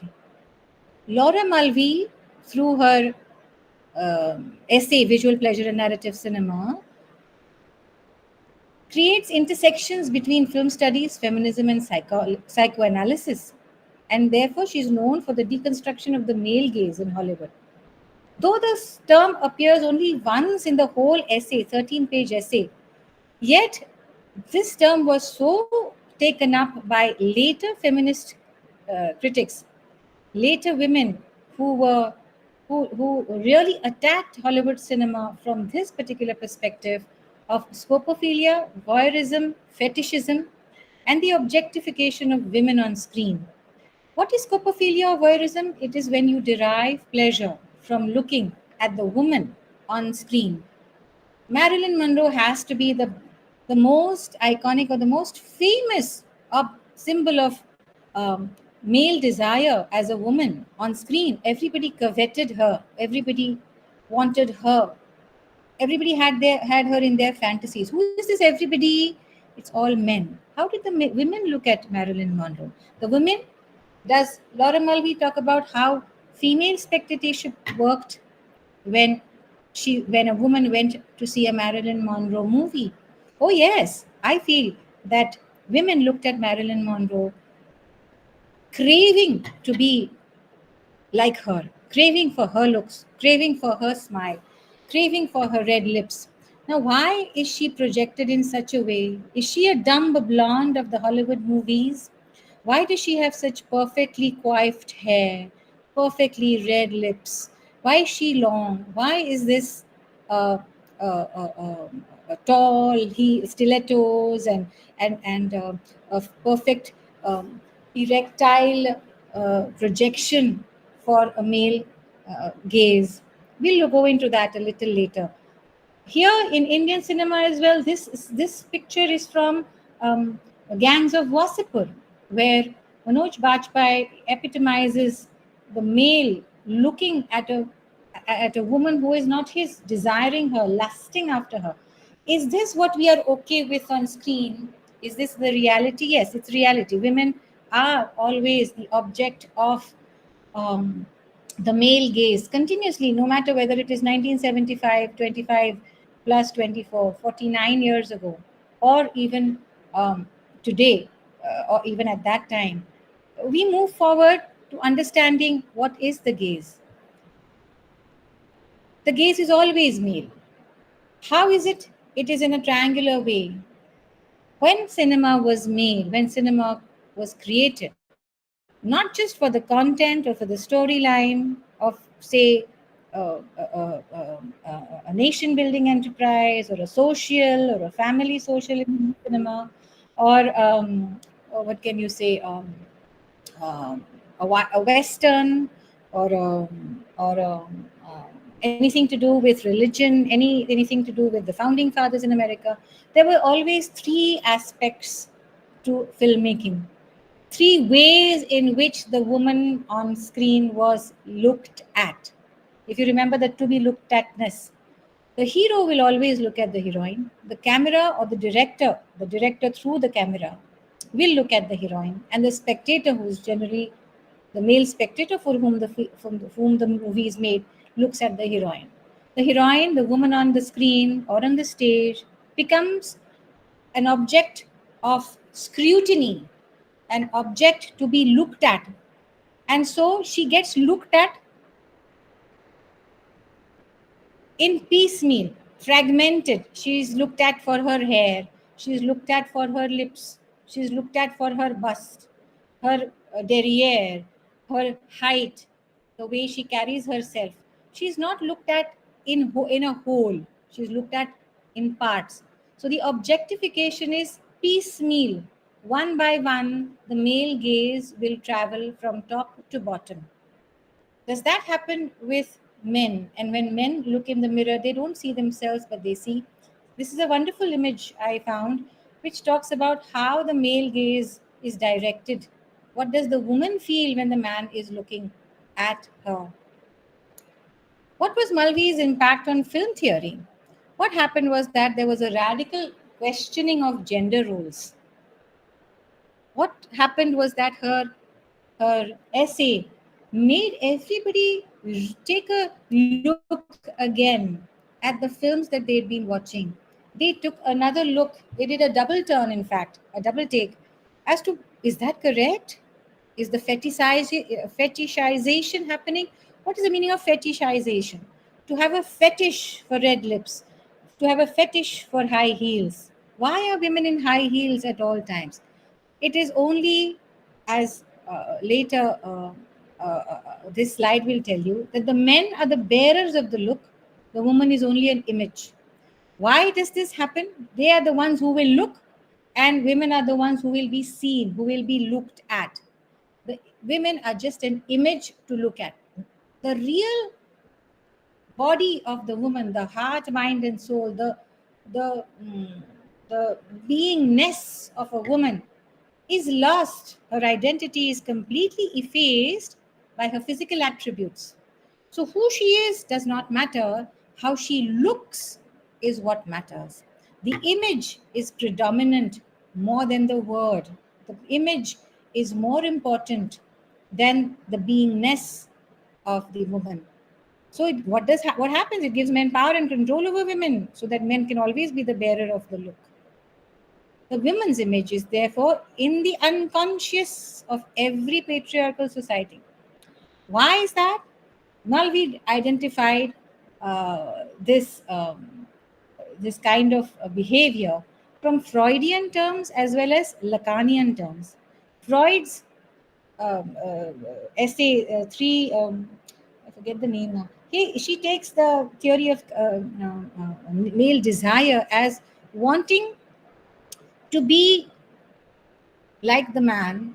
The woman is a threat to the man because he feels that she wants to take over his position.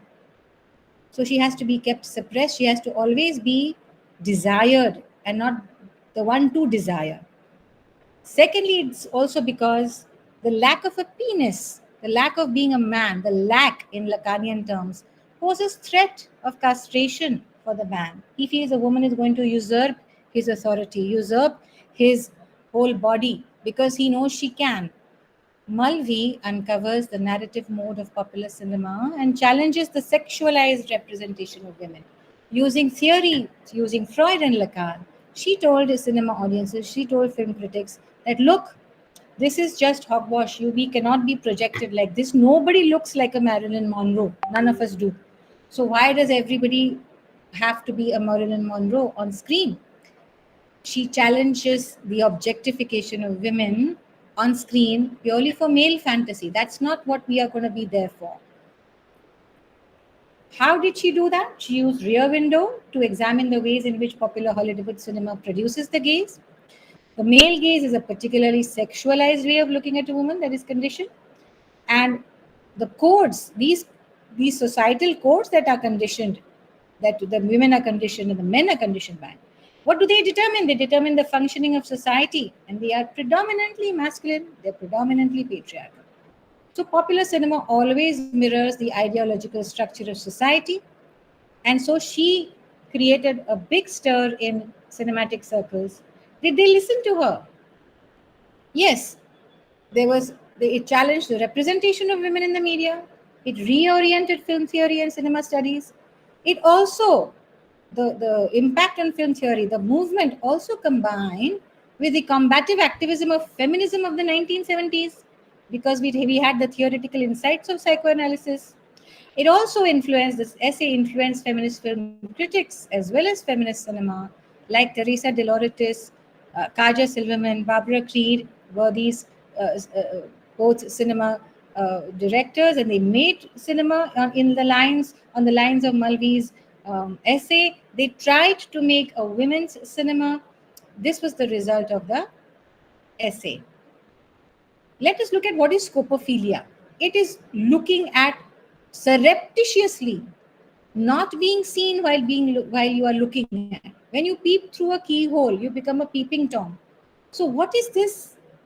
The way we look at a woman on screen, when we are sitting as an audience in a darkened theater, and we see the bright image of the woman, she becomes an aspirational figure.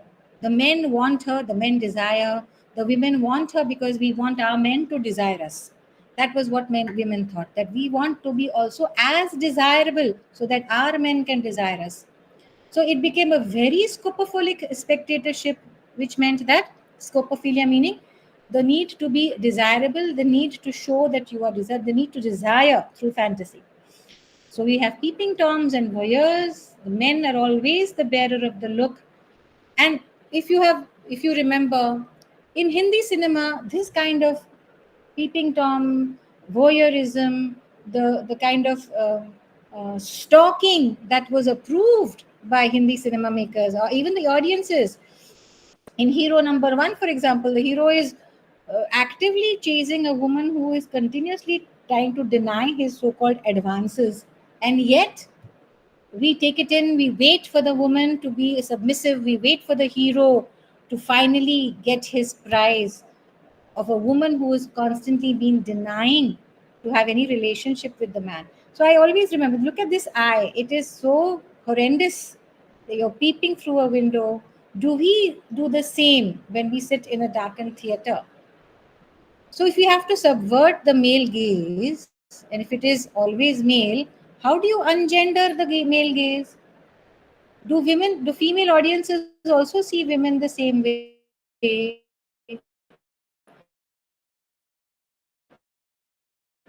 Do we go beyond cinema? And how has the portrayal of women changed?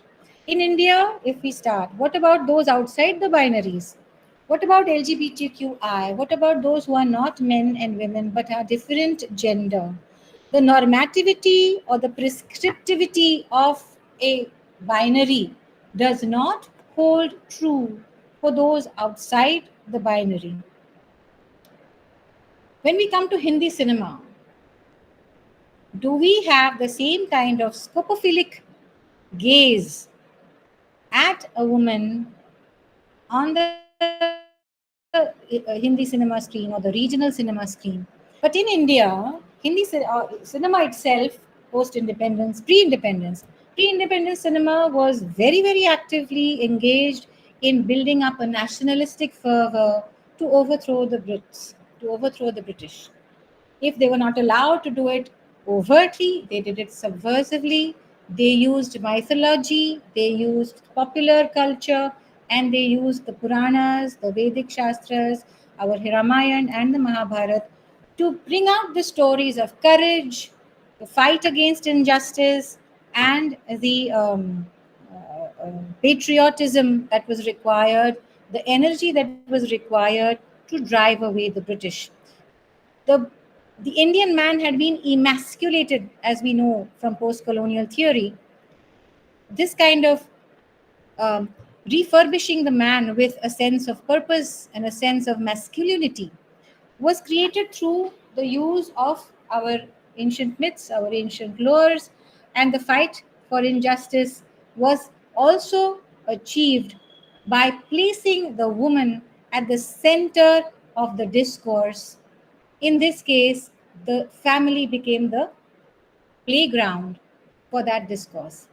It, it gave rise to various discourses of the nation, where the ideal woman bore the burden of keeping the family intact, of keeping thereby the nation intact. Again, I talk about how the woman becomes the centrifugal force.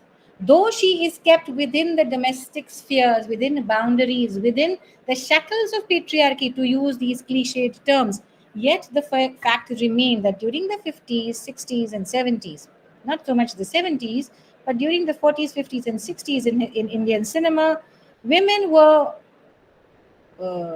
women were the ones who had to be portrayed as the image of the ideal woman who can do no wrong, who has to suffer, who has to sacrifice, who has to be the backbone of the family, yet be reviled as one of the binaries, like I earlier said about Devi and Diane. So there were movies in Hindi cinema which were ahead of their times. Bimal Roy could create a Sujata.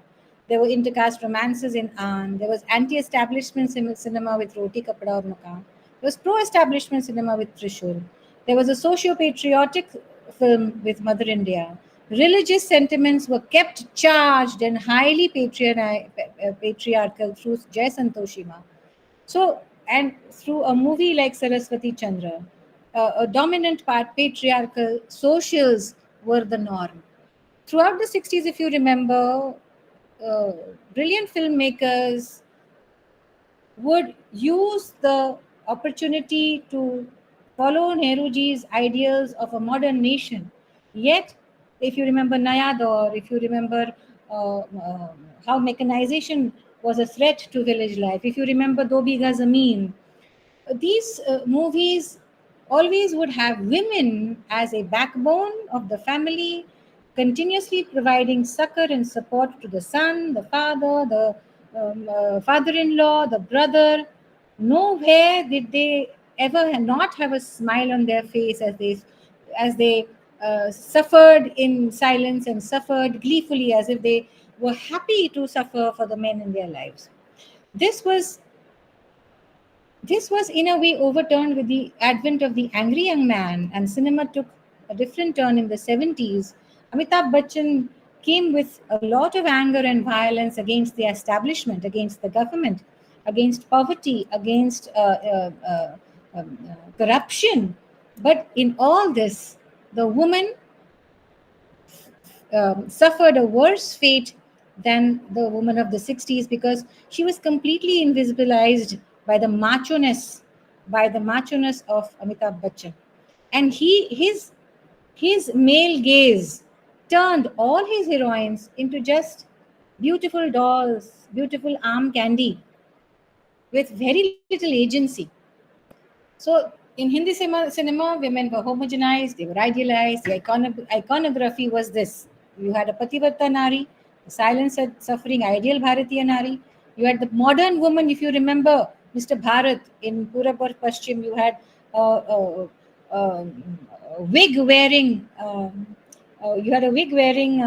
heroine who would be brought to her knees, finally understanding that Mera Marat Mahan. You also had the Tawaif as a portrayal of womanhood in a society which was so cruel to the Nachne Gaane Walis. The tradition of the dancers, the tradition of the musicians, the traditions of the art and culture which came out of the Devdasi system and out of the temple worship soon degenerated through the Victorian morals and the British colonization of India. It turned into a notch. The Nach Gana Wali became a notch girl, Nautch. So the Sham Benegal's trilogy wonderfully portrays this. Sardari Begum, Zubaida, and Mammo, if you have seen these three films, they brilliantly portray the Mausiki Kaisi Khatam Hogi, how how the art of music and of the Guru Shishya Parampara in music, how it was completely corrupt, or shall I say, how it was degenerative, and how women were no longer given their place and the art died. Another trope in Hindi cinema was the portrayal of the woman as a rape victim and therefore an avenging woman. K. Lalita has, not K. Lalita, Lalita Antarjanam has written a very brilliant essay on the avenging woman as to how women were shown to be victimized, physically abused, and the kind of cinema that was putting them in the center stage to finally kill their abuser, and maybe suffer jail for it, or maybe suffer a jail sentence. But that was a very popular trope in the 70s and the 80s. If you remember Satyam Shivam Sundaram with Zeenat Aman portraying a rape victim, one would remember. And this I again go back to how women were portrayed as family, women as a nation, Mother India. Continuously, we have deified Bharat Mata as the woman who needs to bear the cross literally.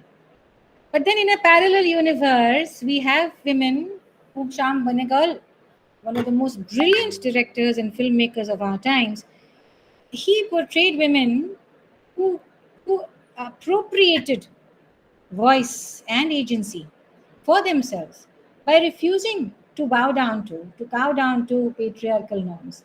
Lakshmi Ankur is actually becomes a keep of Surya, the landlord, but later when the child in her womb refuses to be accepted by Surya, and her deaf mute husband is kicked and thrown out, she curses and reviles the landlord and curses their whole family and maintains her self-respect by denying what the landlord can do. And in that way, she gathers the whole village around her, and a small boy who throws the stone at the landlord's home is emblematic of the new change that is coming over Indian society, rural India, as well as Indian cinema per se. Satyajit Ray's Pathar Panchali is so iconic that one can assume everyone knows about Pathar Panchali's command over the portrayal of women.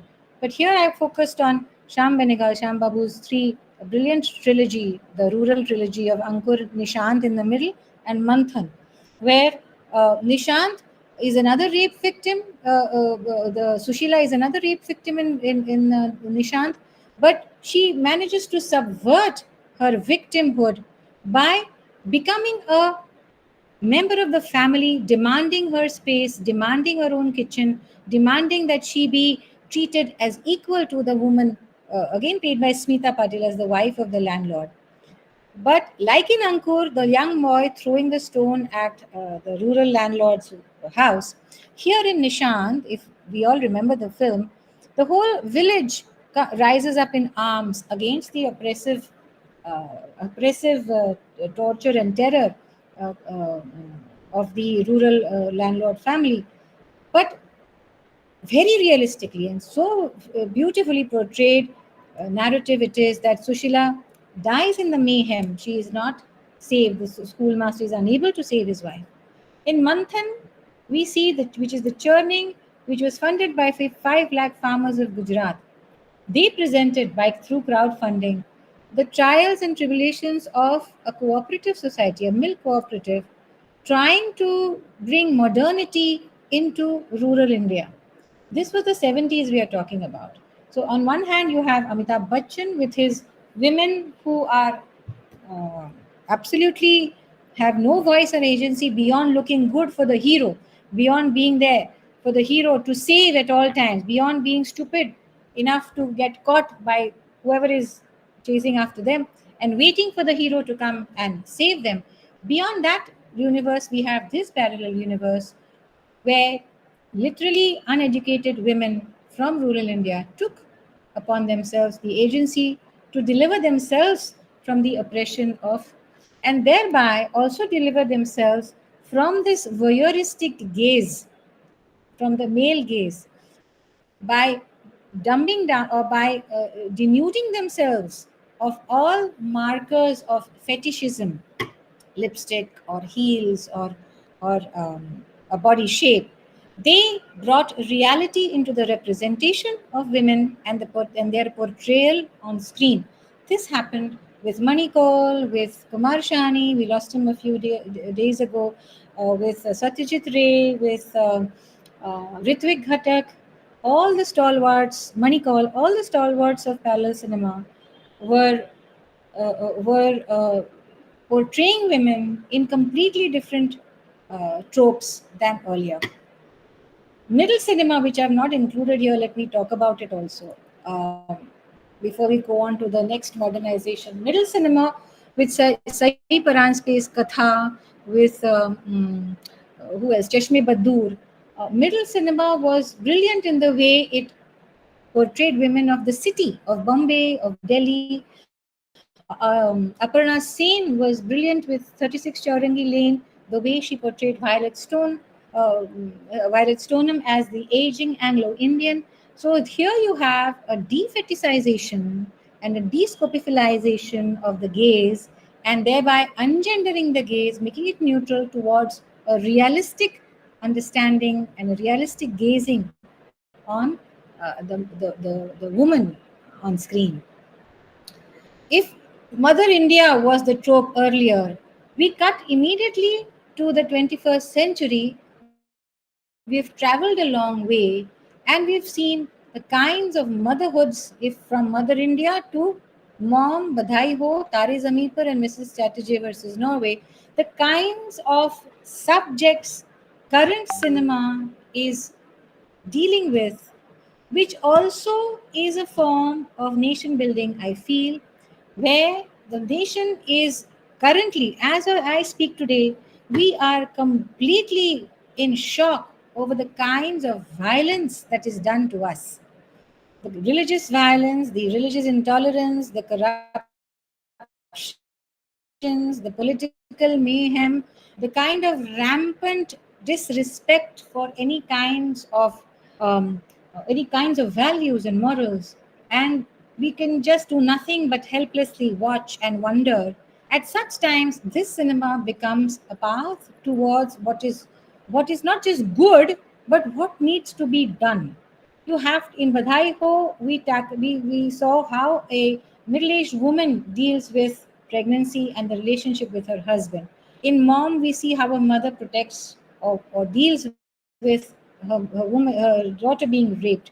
In Mrs. Chatterjee versus Norway, the issue of adoption, and then later on I'll be talking about surrogacy also. In Tare Zameen Par, we've had the most brilliant acting by the mother who cannot understand how to deal with her dysfunctional child, with her dyslexic child. And cinema, through its subjects, brought forth the ability for women to have a voice and agency. Scripts began to be written around the woman, not just as eye candy or arm candy, but as individuals in their own right, thinking individuals. Side by side, India had seen liberalization, globalization. Women were outside the boundaries of the domestic sphere, they were very much into the world. And so stories have to revolve around them to understand we cannot remain retained or content in a particular blind spot. We need to move ahead.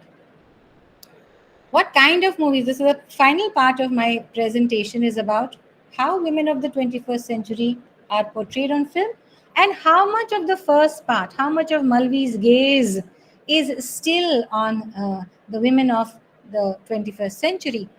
With the explosion of OTT and with the decline of movie going and the theater going exercise, sudden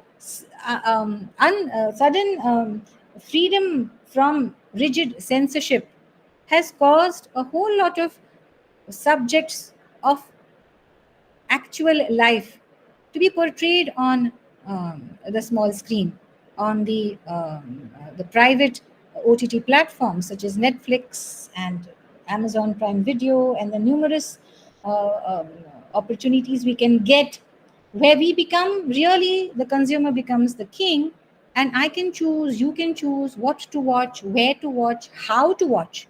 In such a scenario, women become unchained. There is cinema on separation and divorce more and more.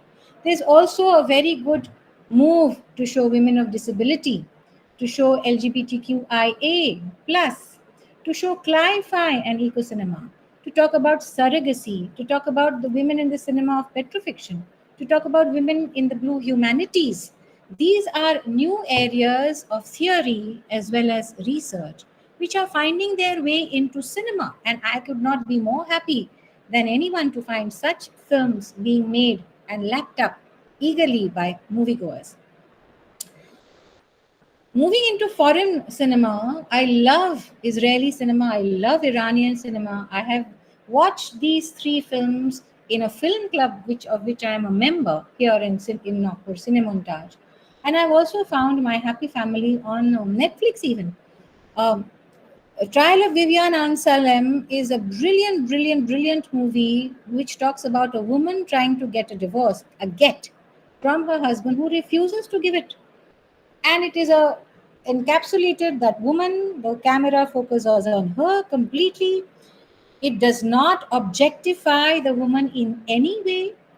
Just once it does so, and that too we know why, because she is as plain Jane as possible when she comes to court, trying to plead with the Israeli court, which is very strict and orthodox, by the way, of wanting to be separated from her husband permanently. And the male ego kicks in. The man says, no, I do not want to let go of you. You have to be my wife. So the story is about how this woman of substance, how this strong woman who has not been an adulteress, who has not so-called strayed away from the bounds of patriarchy, though why she shouldn't, I don't know. And that is the irony of it. We still have to cater to patriarchal norms to be considered good, to be given enough, to be good enough to be given a divorce. A separation talks about a woman who cannot bear the family responsibilities of a particular situation and she needs to be separated, and how the narrative works. This is an Iranian film by Jafar Panahi. Brilliant cinema is happening in Iran. It has always happened in Iran, but Iranian cinema it tells it like it is, without any glitz and glamour, without any kinds of unwashed and with no makeup on. The movies give you reality in every bite.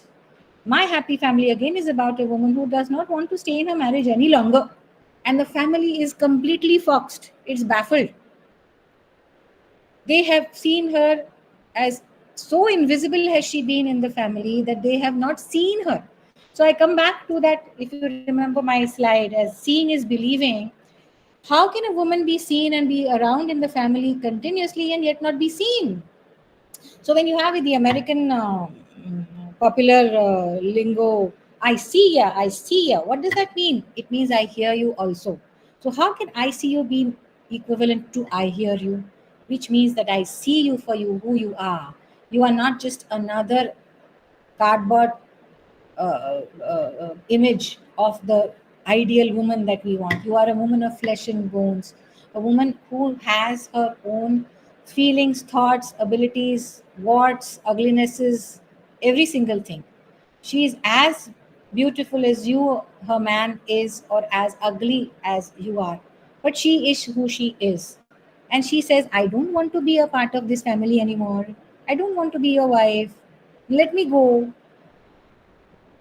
The kind of women who are able to say this without guilt, without being made to force to feel guilt by the children who say, oh, mama, how can you leave us?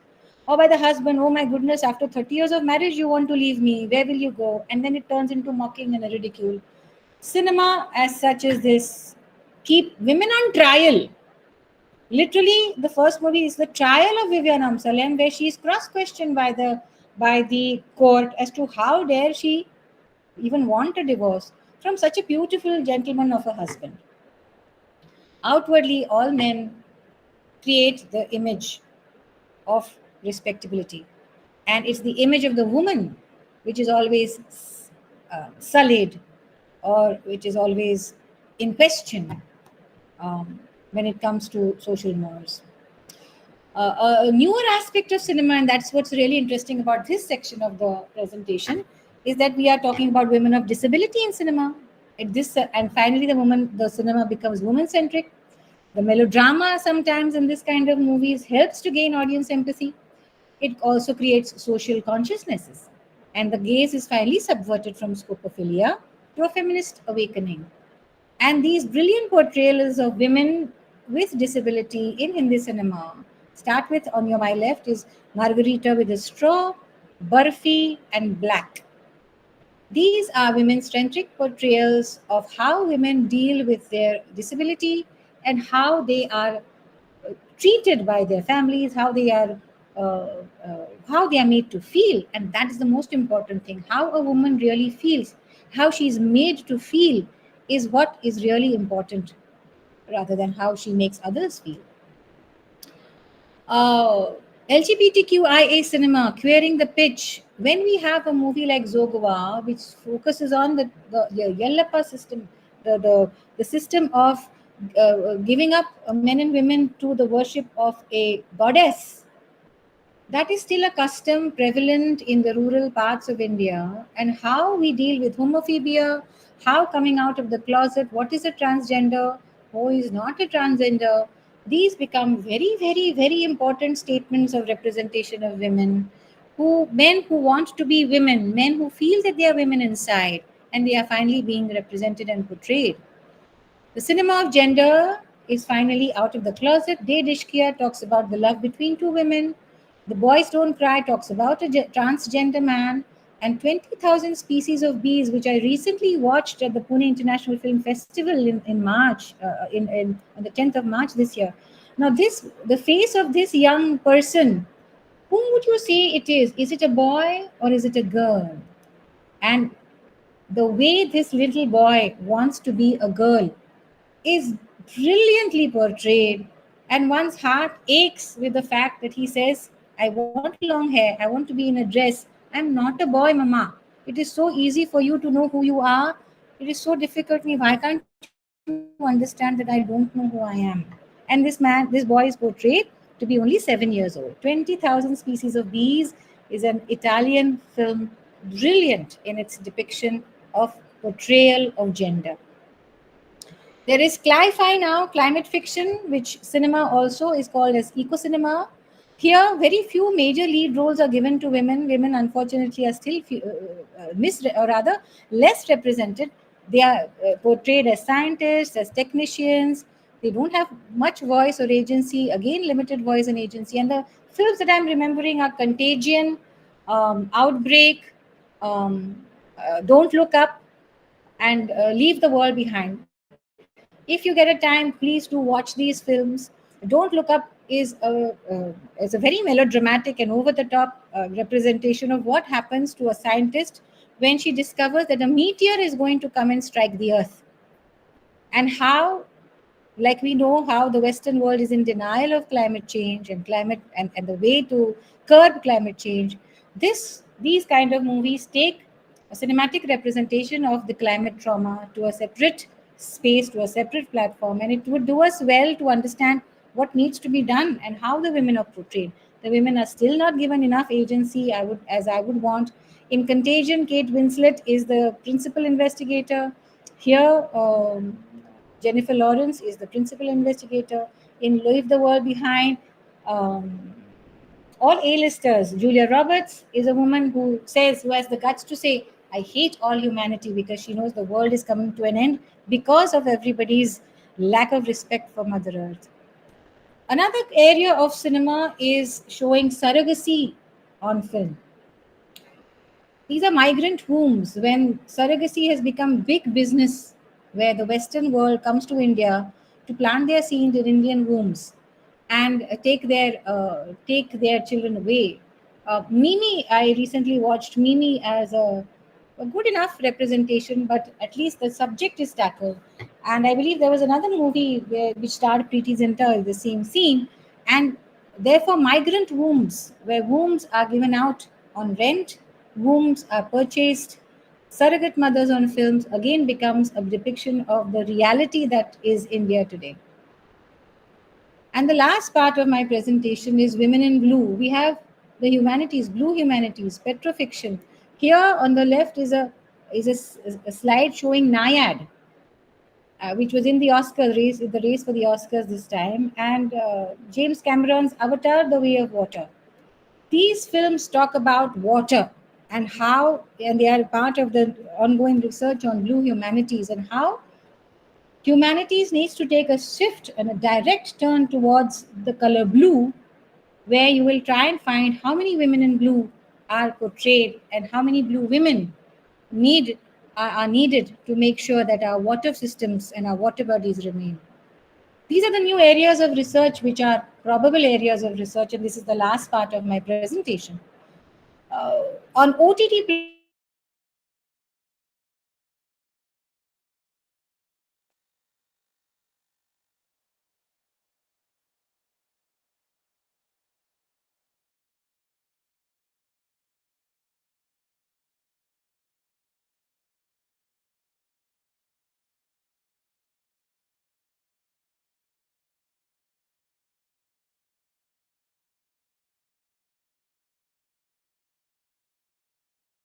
we have petrofiction is the new area of studies which talks about oil, which talks about the natural resource of and the mined resource of oil, which is the source of so much of trade and commerce over the world, and so much the source of war all over the earth.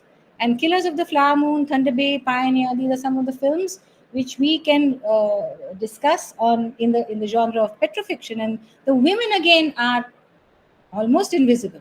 So we need to have more women in petrofiction cinema.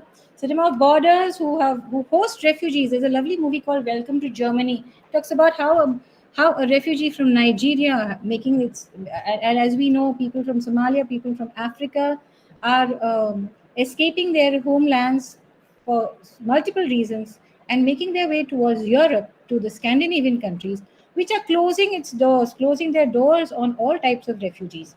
Now, the world is literally going to come to an end in such a way that we are living in a dystopian reality. And so, the last part of my last movie that I would want you to watch and see is Lapata Ladies, which is a Kiran Rao movie, which unfortunately only had one show in theaters, and I do not know why, which is the bane of all movie going audiences. That here is a woman who's trying to portray a lost and found case, a case of mistaken identity, and a case where women, it's a film set in 2000, where a bride gets exchanged in a train and what happens, how she runs away. So we are still back at the fact that we are again talking about marriage, family, society. We are still in the shackles of a particular patriarchal system. No matter how much we turn our gaze away or towards, the woman becomes the centrifugal force. The woman becomes the narrative. The woman becomes a project on whose bodies men will always use that space for their own gains.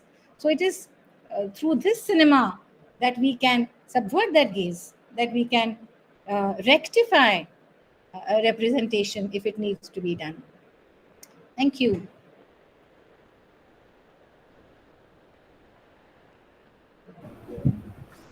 Thank you so much, Dr. Dharmadhikari, for your erudite lecture. It was really, really wonderful listening to you, very thought provoking, and you have discussed cinema as something very informative and something, for you can say for which can be utilized for correcting the society. And you have delivered something very, so heavy. So the harsh realities of you can say the problems of women, which are so complex, in a very, very subtle manner, in such a conversational tone, that nowhere did we feel that your lecture should end at a particular point, or it was so gripping, so you can say absorbing, that we were listening. We that we were listening to it, spellbound.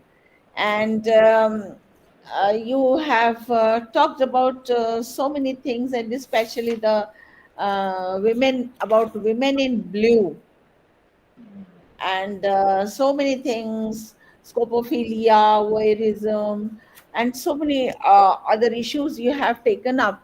So any questions, any questions? The floor is open for questions. If there are any questions, please, all of you are welcome. I mean, the participants as well as the presenters, please come up with your questions if there are any, your doubts, your queries, which you would like to clarify.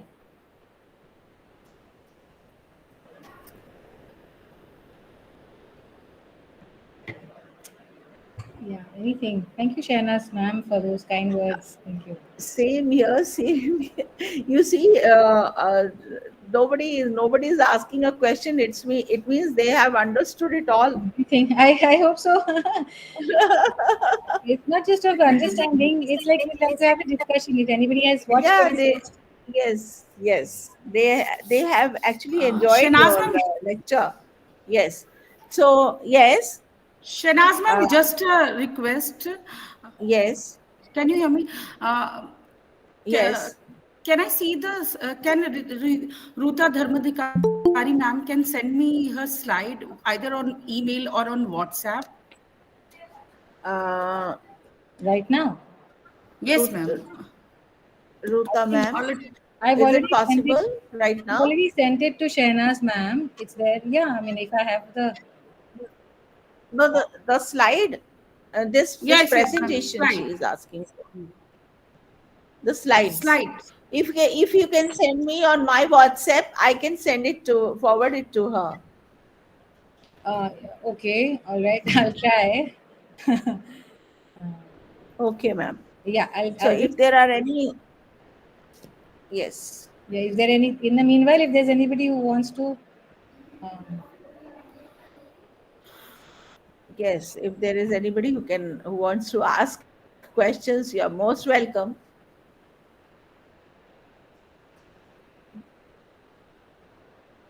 It was a very wonderful, colorful presentation, as it happens in cinema. yeah, yeah. So I've sent you the PPT, ma'am, on WhatsApp. Okay, ma'am. To Thank you Shahnaz. so much. Yeah, I'm sorry I didn't look at Thank that. you. Yeah, I think you just Yes, asked thank me. you so much, ma'am. I'm forwarding it to Dr. Shaminaz. Yes, ma'am. Yes,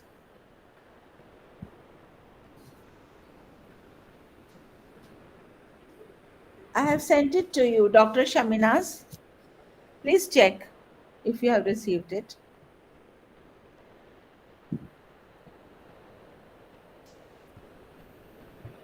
Dr. Shaminaz, can you hear me, please?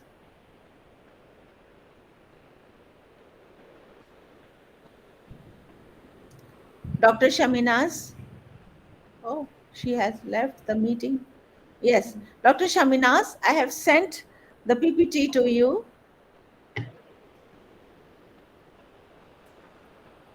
Okay, ma'am. Actually, here, Yes, actually there here were the some in the I have internet. received. Actually, the internet is a little bit slow now because of electricity failure. So I have invited questions for Dr. Dharmadhikari, but it seems there nobody who wants to ask a question. Everybody is satisfied. I mean, and with her, presentation, and yes. So you see, which was indeed very interesting. Now, Dr. Shaminaz, may I invite you for your expert comments? Is it possible now, or would you like? I mean, would you like to take some time for expert comments? In the meantime, I can introduce Dr. Sujata Chakravarti. Ma'am, I'm ready. I'm ready, ma'am. No Shall I issues. Okay, stop fine, presenting, fine madam? then. I'll stop Please, you presenting are now. welcome. Hmm. Yes. Okay. So you are. I would like to invite Dr. Shaminaz for her expert comments on Hmm.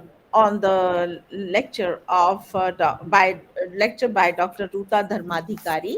Dr. Shaminaz, ma'am, please. Hmm. Thank you so much, ma'am, for such an elaborate discussion. You have thrown light of entire cinema history, it seems, not only of India, and you have covered of Iran also. I also liked Iranian films a lot.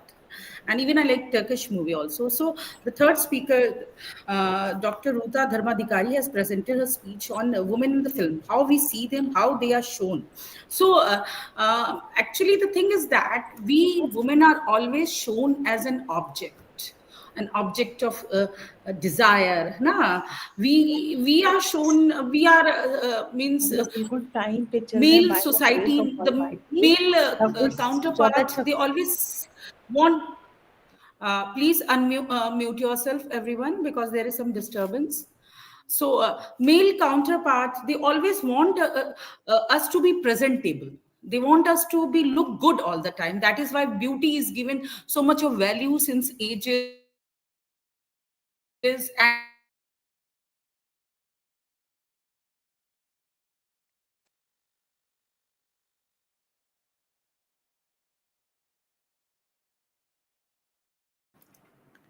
Dr. Shaminaz.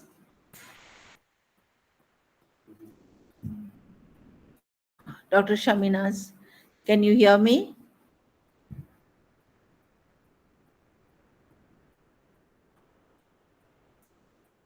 Yes, there is some problem with the internet there. Yes.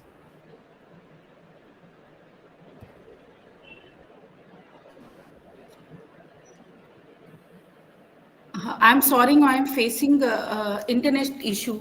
So the appearance of women, the physical beauty of a woman has always been given priority. The quality now, woman is given valued in many on in workplace and in other on the basis of their talent and skill. But still in the society, more or less, women physical beauty of women and appearance is given relevance. So you presented your talk on three part: how we see the woman in film, how is the woman shown seeing in believing, and how women wish to be shown. So like how women have put how cinema has portrayed women in Hindi cinema particularly. They have shown them as a binary symbols, and in Indian society, in the especially in the Hindu society, women are considered many women goddesses are worshipped.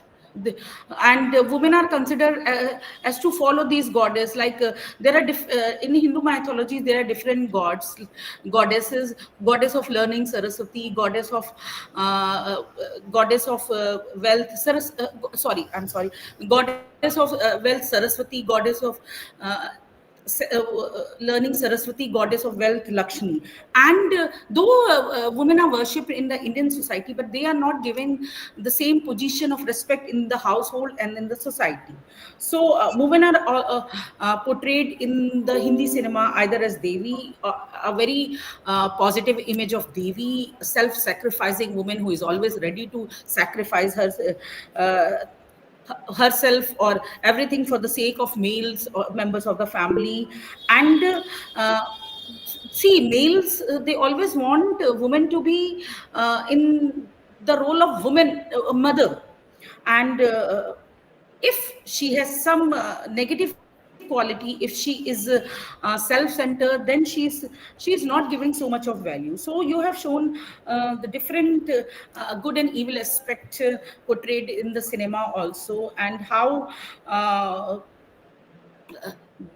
the beauty of women was focused. And you have also given the example of Marilyn Monroe and her fascination by the common women. See, we women also, we all, most of the women, not all women, we also are fascinated by women who are very beautiful. We want to be like them. We want to have our appearance like them, and we want to follow them. Nobody talks about following women, means not everyone, I cannot generalize, but mostly women, they also like to follow women who are very beautiful, who are very stylish. Now they don't like, mostly they don't like to follow women who are more talented, more skilled. Now the situation is changing. So women have always been an object of desire in the society. This is what cinema has also portrayed us. And how the gaze of male is reflected in the Hindi cinema, like you have given the example of many movies also, Hero Number, you have given the example. Not only Hero Number One, but if we see the movies of many actors, whether it is Akshay Kumar, Ajay Devgan, or any other, they are shown as a stalker. Their love story begin by stalking. All these college romances, their love stories start with the stalking. The hero is portrayed as a stalker, not as a virtuous person. So this is what Hindi cinema has portrayed. So, and even society and movies, uh, they have used the myth, ancient myth, or the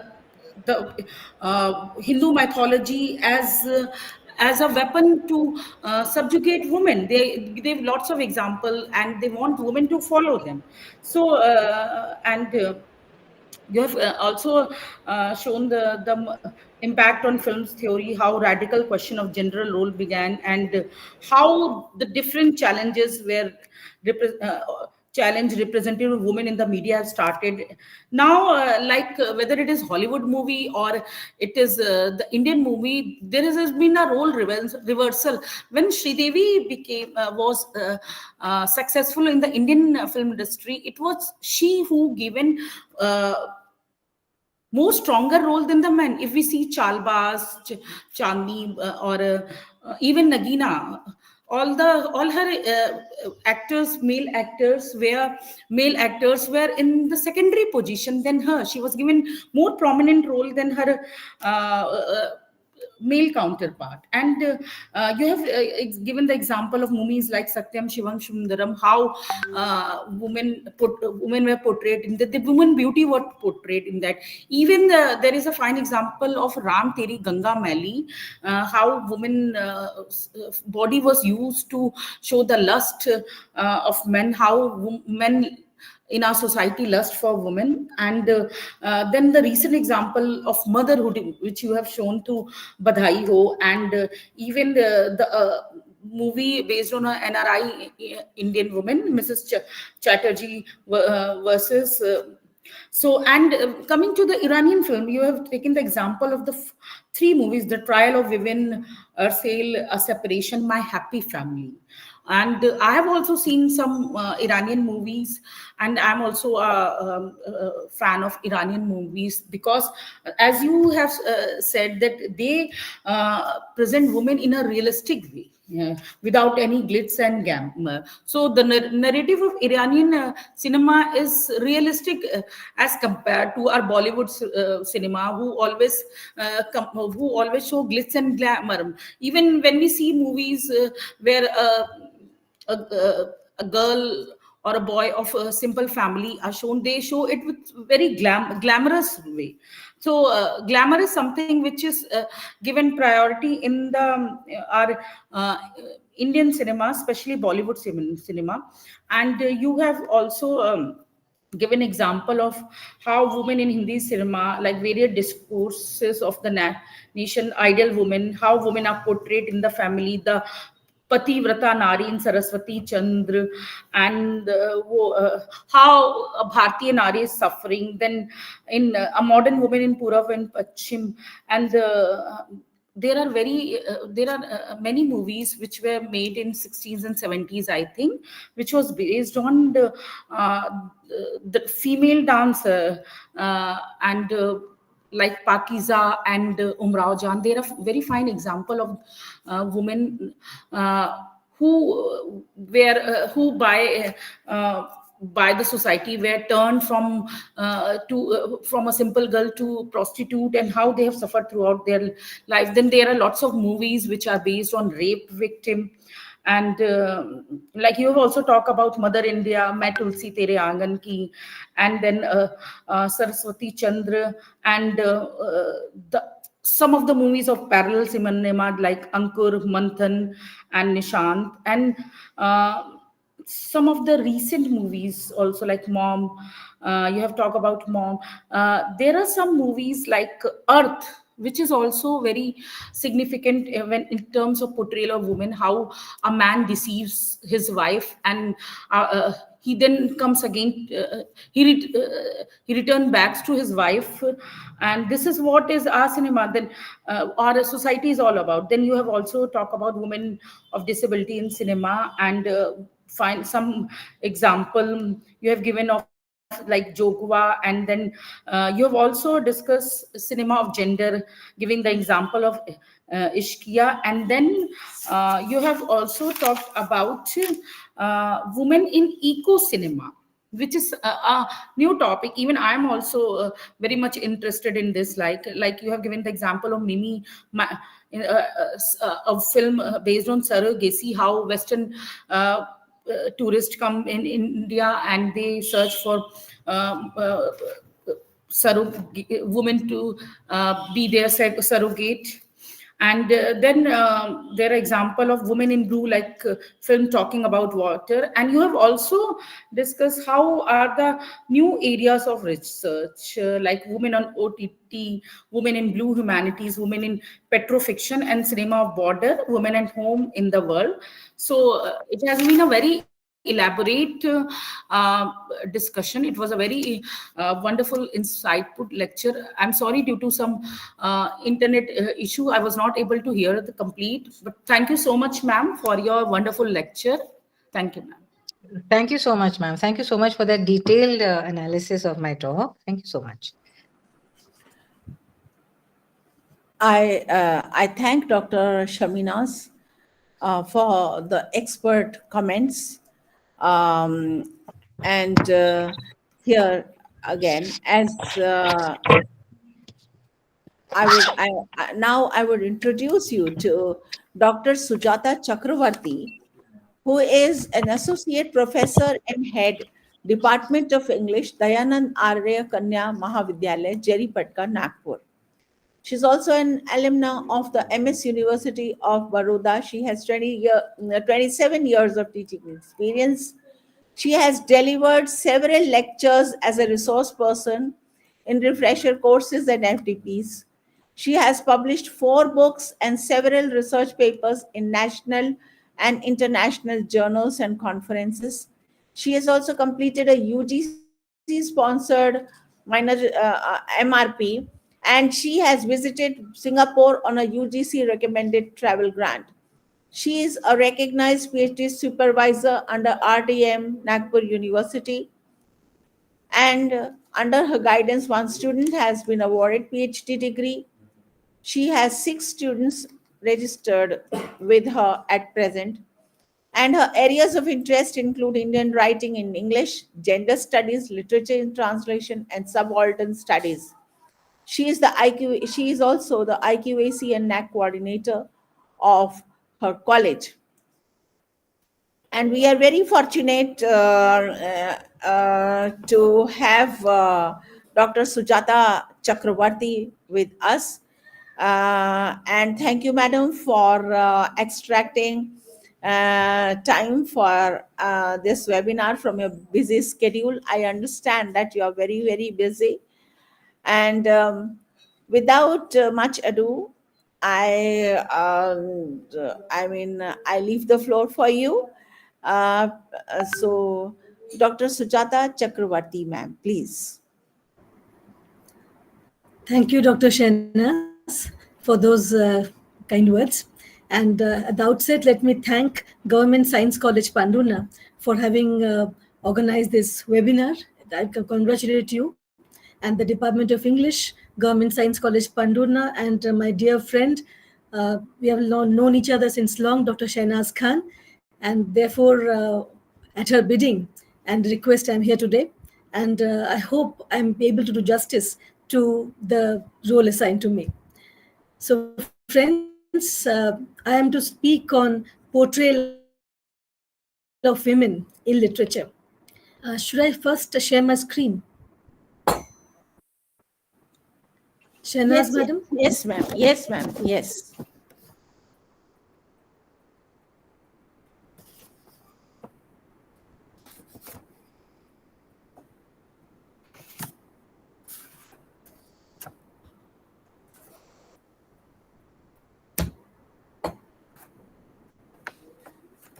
Yes, it's visible. Yeah. Entire screen visible now? Yes, yes. It's Yeah. very clear. Okay. Yeah, thank you. So the topic today is portrayal of women in literature. Now, when we talk about this topic, it's a very vast topic, if I may say so. Portrayal of women in literature, and it is also a point of consideration that why do we never think that how are men portrayed in literature? Of women, how are women are treated, how women have been portrayed, and in various areas, all the genres, in movies, in literature, in the area of the media, how have women been portrayed? Does it mean that there are ways that women would like to be portrayed themselves? Does it mean that there are some shortcomings that are there, and which time and again come up, time again crop up for discussions, healthy and otherwise, all over the world? And when we talk about how women have been portrayed in literature, many words come up: sexism, money, children, politics, women, men, marriage, feminism, equality, career, masculine, power, work. These are just some random words that came to my mind. Random, and also on first thought, if you talk about how what is equated with women, what is equated with the portrayal of women in literature worldwide, most of these words would come to people's minds. And equality, money, politics. If a woman is being talked about, then a man has to be there in the background, in the vicinity, maybe ahead of her, maybe behind her, somewhere. So that, and a woman is defined by the presence of a man. And when a man is in question, also comes in the question of marriage, also comes in the question of family, of children, of a career if she has any. If you talk about feminism, then masculinity and chauvinism, sexism, power play. And if the woman is considered, if she, we often say she's a working woman. Now, what do we mean by working woman? Does a woman who does not go outside the house to earn money, is she not working? Is working in the house, in the domestic arena, is it not work enough?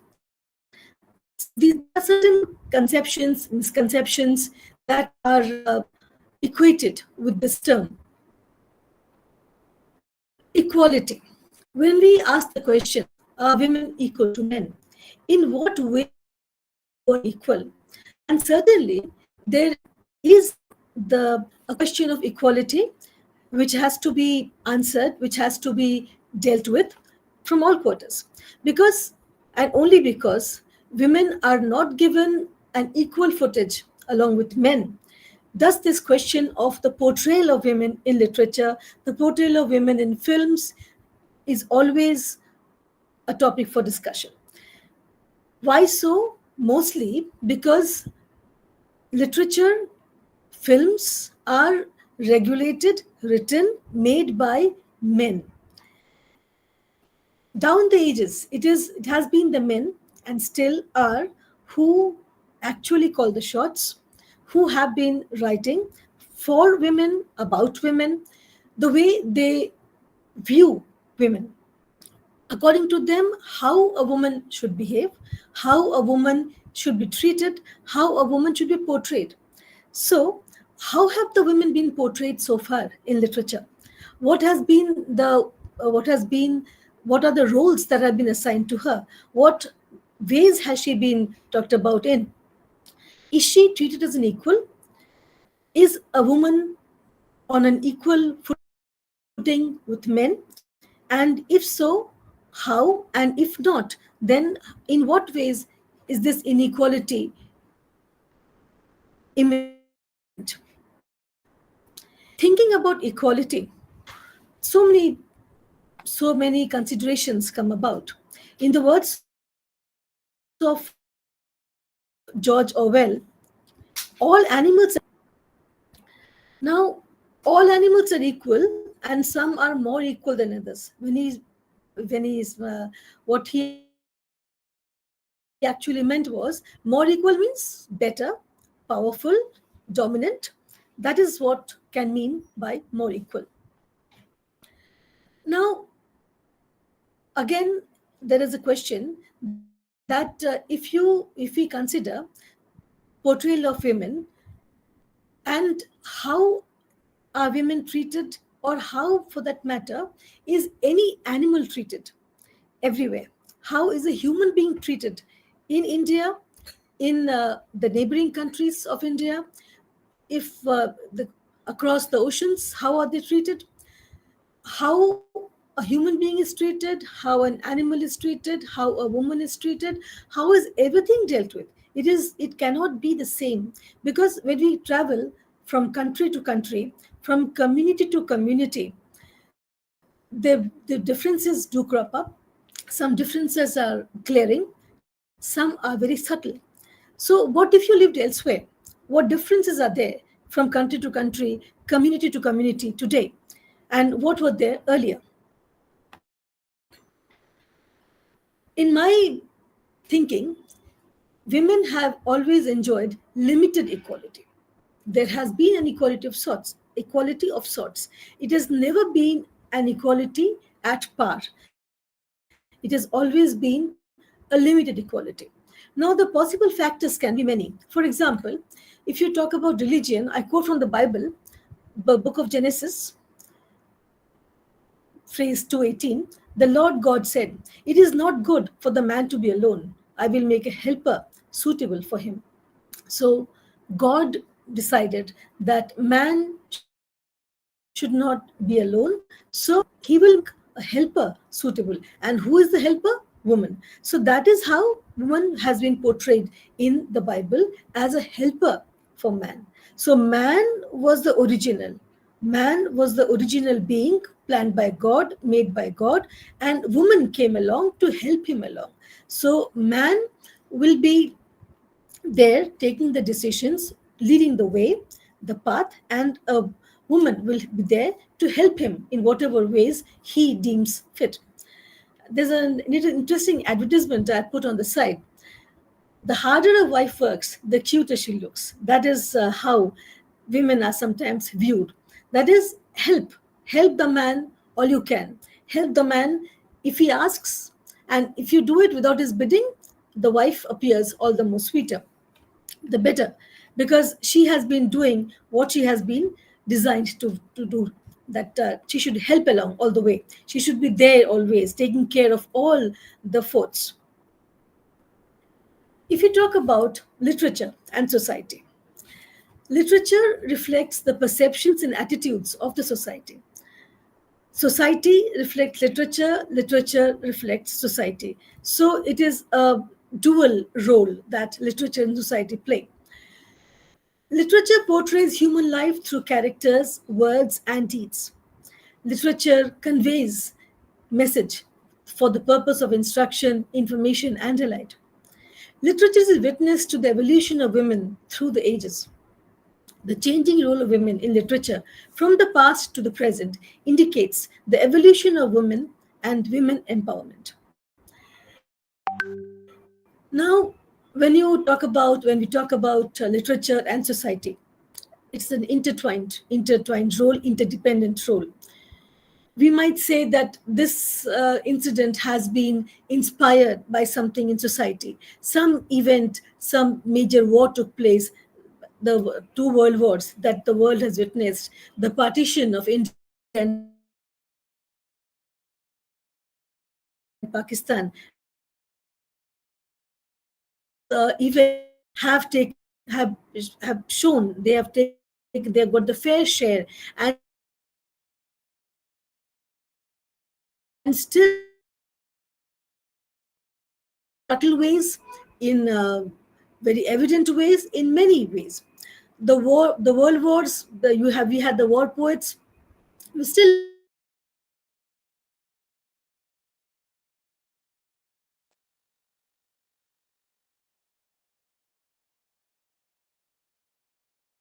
many purposes. And sometimes it is not always that literature has a didactic role. Literature also has the purpose of information, of delight. It is not only instruction. Some people read novels. There are certain sorts of books which only have the sole purpose of providing delight and nothing else. Therefore, if literature has seen the evolution of mankind, literature always and obviously has seen the evolution of women through the ages. Literature is witness to how a woman has evolved, how the role of a woman has evolved, how her role has been shown to be evolving. Has it really evolved always for the better, or has it gone through the ups and downs, on the hill one day, down the valley another day, or down in the abyss, the dark abyss on the third day? How has it been through the ages? How has women been visualized? How has she been portrayed? The changing role of women in literature from the past to the present indicates that indeed women have evolved. Women have been empowered. Now, it is not to say that women are empowered today and they weren't empowered in the past. They certainly were. The empowerment, their power play might not have been so evident, so obvious, but then if we examine certain texts, certain chronicles of yesteryears, we can see how the evolution has taken place. Women in literature. When we talk about women in literature, when we consider women in literature, we should consider them from three angles: women as writers, female characters written by women, and female characters written by men. Now, anybody and everybody would agree with me here that when a woman is portrayed by a man, she would be portrayed in a certain light. And when a woman is portraying another woman, obviously that will be a different angle altogether. Because a woman can understand another woman more than any man can ever understand a woman. It is said that it is very difficult to understand women. But is it really so? If a person really tried, I do not think it will be difficult at all. Now, the status of women in the ancient scriptures. Women were treated as equal to men. If you go back to history, if you go back to the ancient times, we will find women were treated as equal to men. Vedas like the Rig Veda and the Upanishads wrote about women sages and seers like Gargi and Maitreyi. They were revered then and they're revered even today. They are held in high esteem. So they were the absolute people who were so knowledgeable that they are talked about, the knowledge is talked about even today. And that knowledge was imparted to them, and their knowledge was sought by them. They sought out knowledge and they were lucky enough, fortunate enough to have got that knowledge. And they went on to evolve as better human beings for that. Classic Sanskrit literature contains epics like the Ramayana and Mahabharata and the Puranas.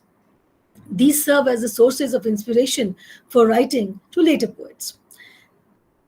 People, if you talk about contemporary contemporary fiction, you will find so many people are taking from Ramayana, from the Mahabharata, and it is not the version, it is not the Valmiki's version of the Ramayana, it is another version. It is their version, how they see it. They imagine, they see that if Sita had behaved differently, if Sita had taken a different stand, if Sita was treated differently, then Ramayana would have been a different story altogether today. So, similarly, characters who are treated, who are known to be the minor characters in the Ramayana, for example, Urmila, Sita's sister, has not been dealt with in so much detail in Valmiki's Ramayana as she is being talked about in these days, in the present day fiction. Similarly, Draupadi from the Mahabharata. She has been known for a sharp oratory and comments and has been branded as being the centrifugal force that caused the Mahabharata. We have other characters from the Mahabharata who women we have seen as being instrumental. It is not only Draupadi, here I have just mentioned her, but the other women, the powerful women, where even Ganga is a character, the river Ganga, even she has been there as there's a character. There's a character of Satyavati. There are the characters of important characters of the two mothers, Kunti and Madri, and so on and so forth. All these, even Kanna's wife, not so much given importance in the scriptures then, but when somebody writing today talks about Kanna's wife and shows that how even she has had a great role, how she might have inspired or she might have influenced Karna's decisions, his entire life, his entire being. The woman who brought up Karna like her own son, all these people have their share of glory, have their share of the power, the empowerment that I was talking about some time ago, that these women were empowered then. They were the powerful people who were calling the shots from within, who were there taking decisions. It might have been the men who went to war, but the men fight a war, and who are the people who are influencing the war? It was Draupadi to a great extent, and therefore it is said that she was the centrifugal force that caused the Mahabharata. Had it not been for Draupadi, maybe Mahabharata would have taken a different turn altogether. So women in the ancient scriptures were given their due importance, and let us see how the portrayal of women has progressed after that. If you talk about women in Greek mythology, women in Greek mythology played diverse and significant roles, from goddesses to mortal heroes. These women possessed a range of characteristics, from wisdom and strength to cunning and revenge. The stories reflect various themes such as power, love, tragedy, and the strength of women throughout history. They left an indelible mark on ancient Greek literature, culture, and continue to inspire and captivate audiences today. Most of the popular plays in Greek have complex female characters, taking upon the role of not only the heroine, but also the role of the villain and the victim, the vamp also. So, women have played a very important role, central roles in Greek mythology also. So, I've talked about women in our ancient literature, and I've talked about women in Greek mythology too. How women were held in high esteem, and not only held in high esteem, but they proved that the defining forces. They proved to be the defining forces that could regulate certain events to happen, certain events to take a different course altogether if required. How were the women treated in medieval times? Medieval literature shows women adhering to the narrow roles of wives, mothers, and sisters. It is apparent from medieval literature that restrictions placed on women underwent significant changes. with the passage of time, women gradually began to express more of her opinions and had equal roles in society. Now, if we examine medieval literature, we will see how the roles were mainly compartmentalized. So, in ancient times, when women were revered, they were the power centers, if so to say. They were the people who, behind the veils, behind the parda, behind the curtains, called the shots, were the decisive forces, the decisive factors for even wars happening. Like Helen of Troy was also said to be the face that launched 1,000 ships. Similarly, for Draupadi, so many men went to war, 18 days at a stretch. But women, in cut to the medieval times, women had narrowed rules. They had limited rules. Their roles were just limited to being good wives, mothers, and sisters, and not the powerful people, the powerful roles that their ancestors, their predecessors had enjoyed before. Women in the Shakespearean age. Shakespeare's Kate inspired around those around her to shun her. The way her personality was shaped. Britomart, Edmund Spenser's heroine from the Fairy Queen, though chaste and beautiful, was masculine, as represented by her cross-dressing as a knight and a magic spear in her adventure. A strong character who very actively fought as a knight and saved lives. So we see Shakespeare's women, Shakespeare's heroines. Shakespeare's famous Lady Macbeth is ambitious and driven, convincing her husband to kill the king, even after he had convinced himself not to. Lady Macbeth was a very ambitious lady. She was very ambitious and she made her husband take the path that she had envisioned. She had envisioned that her husband should be the king. And how could that be possible? Only by killing King Duncan.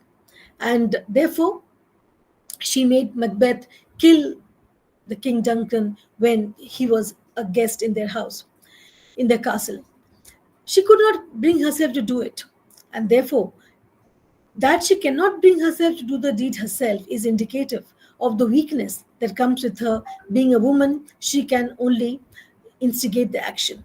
So she can instigate the action. She did not want to take it into her own hands. But yet, later we see in the play that although she did not kill with her own hands, but still she felt that she could never wash the bloods off her hand.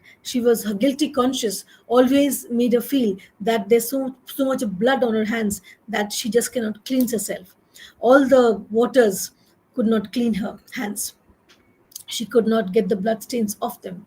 So women in the Shakespearean age, came across as, and in of other plays of Shakespeare too, we have seen how women dressed as men, and dressed as men to appear like men, to be in the company of men without the men knowing for even a slightest bit that there is a woman in their midst. And they're getting to know of what they were talking about, getting to know the secrets, and coming back and planning, not plotting always, but planning for the next modus operandi. How to deal with those men who were maybe conniving for some actions. Let us now come to the scene of Indian poetry, how women have been depicted in Indian poetry. Indian poetry, here I would also take the example of women, of people, of poets writing in Hindi, because they have also held center stage. And many of these people, the works have been translated into English and other languages, so that everybody can get to see get to taste the rich literature that Hindi has to offer. For the first one that comes to mind is Mahadevi Verma, born in 1907 and up to 1987. So Mahadevi Verma was a freedom fighter, educationist, activist, the mirror of Hindi poetry on women's issues. She also wrote on issues of women's emancipation. She was an essayist, a sketch story writer, and an eminent personality of Hindi literature. She's considered as one of the four pillars of Chayavad and the Chayavad era in Hindi literature. And also she has been called as the modern day Meera. She drew inspiration for her subjects from traditional Hindu literature, which talked about liberating images. So Mahadevi Verma has been a very celebrated writer, and she deals mostly with women's emancipation. And she has been looked up to show how women, how the position that women enjoyed in those days, how the woman was looked at, and how the woman needs to be emancipated.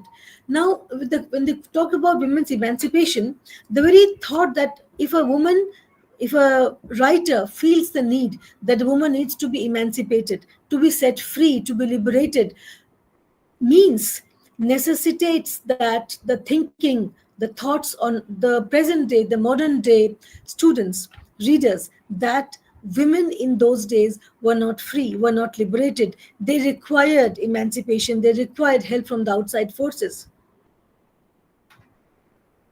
They were in a position that needed others to come forward and help them out. Another poet, Jayashankar Prasad. Jayashankar Prasad depicted women as strong and glorified. Jayashankar Prasad, a contemporary of Mahadevi Verma, born in the year 1889 and lived up to the age of 1937. He depicted women as strong and glorified, and he became famous for his portrayals of strong women. I would read a short verse of his, a very famous verse of his from Hindi, popular one, from one of his most widely read poems. नारी तुम केवल श्रद्धा हो, नारी तुम केवल श्रद्धा हो, विश्वास रजत नग पलतल में, पीयूष स्रोत की बहा करो, जीवन के सुंदर समतल में, which means, O woman, you are honor personified. Under the silver mountain of faith flow you like a river of ambrosia on this beautiful earth. So he upheld women as people to be revered, to be looked up to be respected always. Tum keval shraddha ho, that they are respect personified. That is, a woman needs to be looked at only with respect. That is, she should keep flowing. And along with her flow, she should bring along these thoughts, the images of respect, of glory to womanhood. And that is what he stood for, Jayashankar Prasad. And he wrote many plays. Jayashankar Prasad was a playwright. He had story collections, also novels, and even dealt in poetic drama. His important plays were Skandagupt, Chandragupt, and Dhruv Swamini. Some of them were based on mythological plots also. Jayashankar Prasad's plays. Another poetess, Amrita Pritam. In Indian regional poetry of the 20th century, poetess Amrita Pritam proved to be one of the leading voices. She spoke of the aftermath of the India-Pakistan partition in the region of Punjab and the women oppressed in due course in her Punjabi verses. Now, Jayashankar Prasad talks about the state of woman glorified, womanhood glorified in the poems of Jayashankar Prasad. Mahadevi Verma talks of women in a different light, that women, she talks about the emancipation that women need. And Amrita Pritam, writing in the 20th century, wrote about the partition and what was the effect of the India-Pakistan partition on the Punjab area and how women particularly suffered. And her Punjabi verses celebrate this. What all hardships that women in particular had to deal with, how they dealt with it, and what all the stories that have come up, the stories that they have written about, and all those happenings that could have happened, that did happen in the days of partition, in the entire journey from Pakistan to India, how a family, how people started off, and how they reached, in what state they reached, what all. It is not only physical torture. Torture is not only physical always. Torture is also at the emotional level, at the mental level. So all those kinds of trauma, torture, emotional turmoil that a woman goes through. And this trauma, this collective consciousness that a woman can feel, that a woman feels for another woman. It is not necessary that every woman needs to be raped to understand what trauma a raped woman has undergone.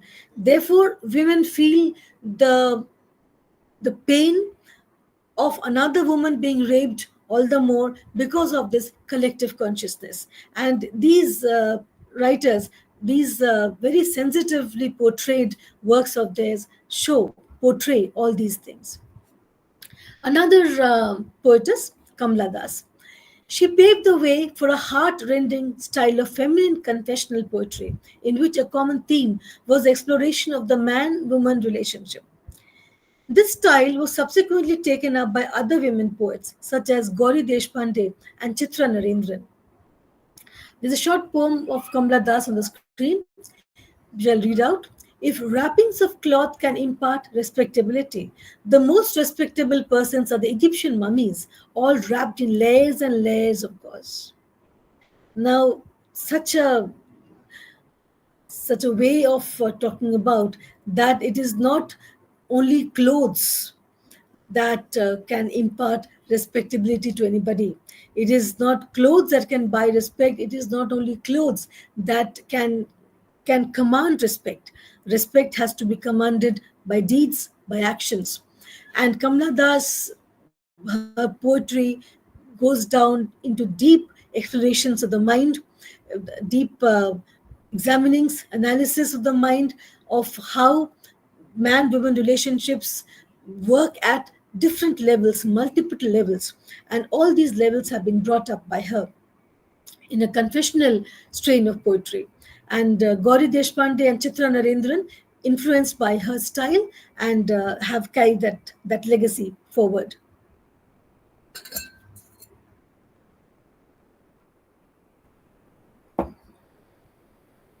Now, to talk about certain novelists. Novelist R.K. Narayan, the famous R.K. Narayan, how did he portray women? He is considered as one among greatest Indian novelists. His famous works include Mr. Sampath, The Financial Express, Waiting for the Mahatma, The Guide, The Vendor of Sweets, The Painter of Science, etc. Some slides back, I had said that if we want to actually know the true light, the complete, the holistic way in which women have been portrayed in literature, we should examine three angles. One is how women characters have been portrayed by women, how women characters have been portrayed by men, and how do female writers write.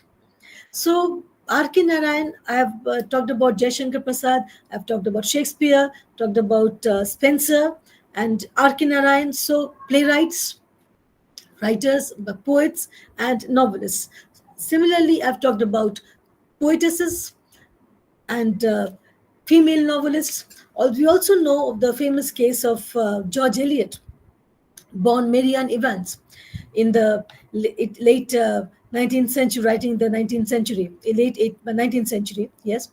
And she had to take on the name of a man, otherwise she would not be accepted so well. So for many years, she went under the pseudonym of George Eliot. And till somebody found out that it was a woman writing under the guise of a man, because no man could write about a woman's psyche so well unless it was unless it was a woman. So that is how she was caught. She was caught to be a woman and not a man writing. R.K. Narayan's portrayal of women just deviated for some time. Most of his novels were on contemporary social issues. His novels have women characters as often secondary characters like mother, sister, friends, wife, or foreigners also. Characters like Sushila, Rosie, Rukmini, Lakshmi, etc. are these different female characters in different novels, but they're not protesting women. These women just take things as they come off, as they happen to them. These characters of women have the usual feminine weakness and surrender themselves under the male domination. So, Arkinarayan's women are the demure type. They are the characters that actually males would want as companions, actually, males would want to know as wives. He portrays male characters who accept marriage as their fate, about which they can do nothing but suffer patiently. These characters are ever shy and demure, as traditional Indian women should always be. Traditional Indian women should always be. How and why? Why should Indian women traditionally dress up in saris, in ghagra cholis, and in salwar kameez, whatever it is thought that are the Indian dress codes? Why should they always have a veil or be behind the parda and talk from behind the curtain, not able to come out in the open? Why should Indian women? We also have Rani Lakshmibai, who, born a woman, came to the forefront and fought. If need be, a woman has shown time and again. But then there have been certain spans of time where we have seen women being portrayed as such. It seems as if women have been deliberately portrayed like this, or is it in the imagination of these writers, that, or not in the imagination, and they thought that if women, that this is how women should actually be. This is how literature influences society, and society is a reflection of literature. It is the two-way process. It is not only that this is how women were in Akinarayan's times, that were all women feminine. Did they all have the feminine weaknesses that they used, that the silly girls, like it is said, that they cry at the drop of a hat, even though the situation might not merit tears, but still a silly girl would just start crying. So these are feminine weaknesses. It is said a man doesn't cry easily, but then men also need to cry, and crying is not seen as a weakness, should not be seen as a weakness. Rather, a person should be able to be progressive and own up to the actual emotional turmoils inside, or whatever it needs to be let out. One should not keep bottling things up inside.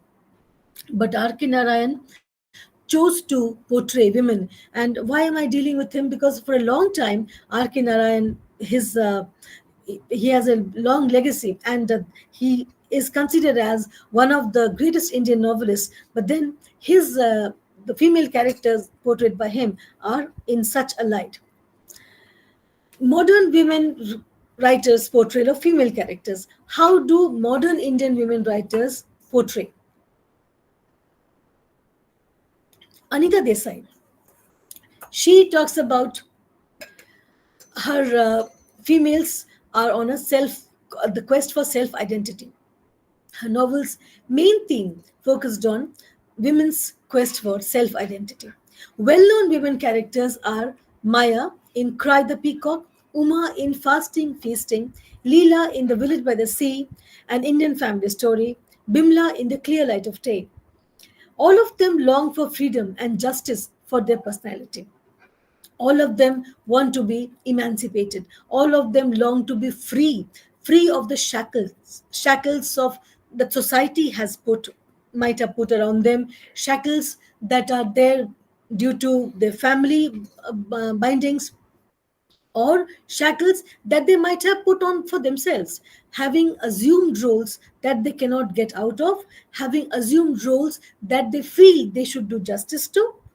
Desai's women often find themselves in a harsh, restless world dominated by men. Her novels present the image of a suffering woman preoccupied with the inner world, her sulking frustration. So the woman keeps introspecting. The woman, the characters, the female, the protagonist, they keep introspecting, and they're not happy. The woman is shown as suffering because a woman, the protagonists feel that they are put in this situation. They are born in a situation, and they live in a situation which they have to suffer.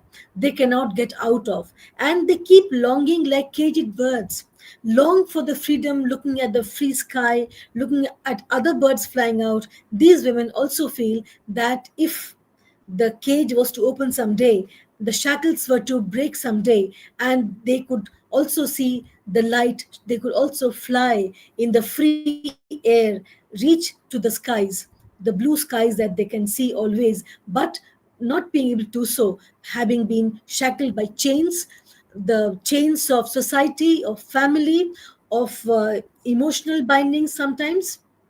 So her novels present these images of women suffering. Shashi Deshpande, another celebrated writer, her novels portray clearly the middle class Indian society. The heroine in her first novel, The Dark Holds No Terror, Sarita, plays a great role for the unhappiness of her married life. She is unhappy with the married life, and that is how the novel progresses. In Roots and Shadows, which came out in 1983, the central character is Indu, who rebels against the orthodox traditions of village life. She prefers the city life for its conventions suitable for the smart young set.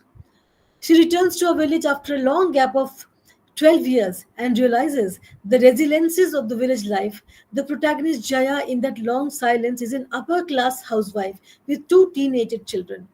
When her husband is suspected of a fraud, she is forced to shift into a small flat in a poor locality.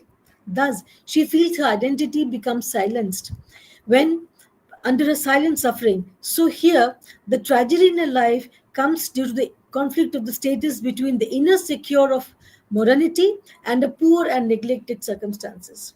The novel is, of course, Jaya's mental and emotional journey, Roots and Shadows. Her emotional journey, her mental state, how she feels trapped.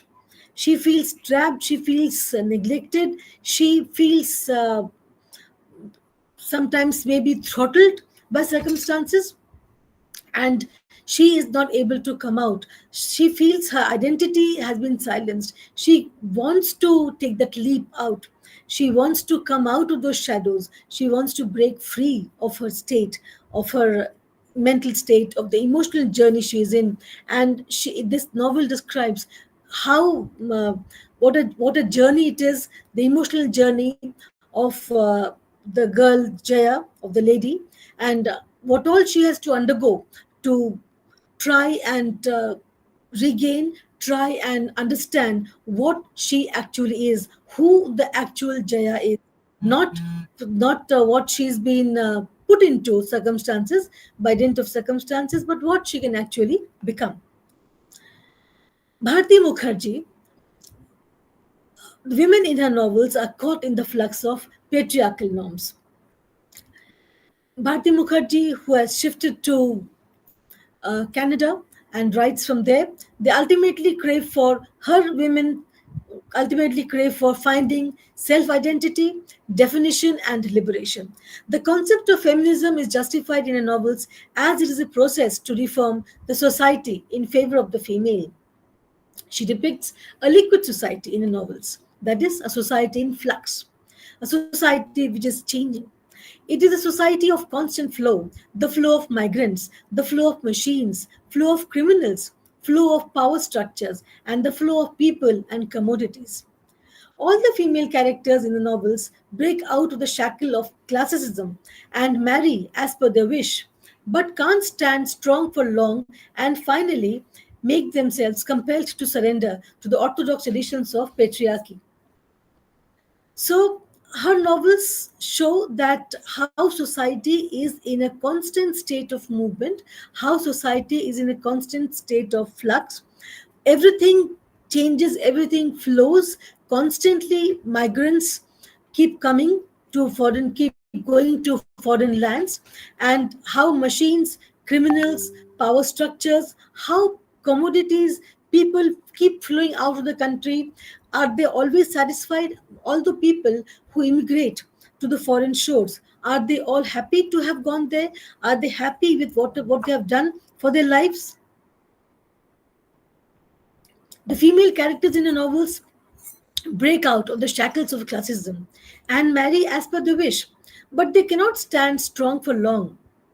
And then what happens? Then they have to surrender to the orthodox traditions of patriarchy.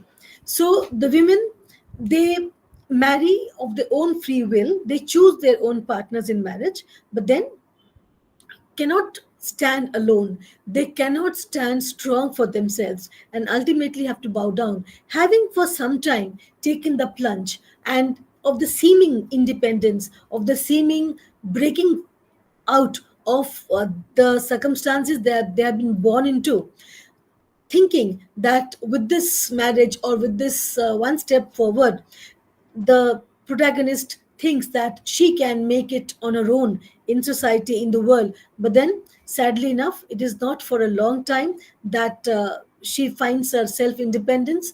The newfound independence is not for a long time, and very soon all this has to come back and she has to follow the orthodox traditions of patriarchy. Shobha De, another writer who has been talked about and has been uh, the topic of dissertations, PhD dissertations lately. She's one of the most feminist group of writers who voice in a strong, modern, and ultra-modern way through her novels. Women are portrayed in a quite unconventional and unorthodox way in her novels.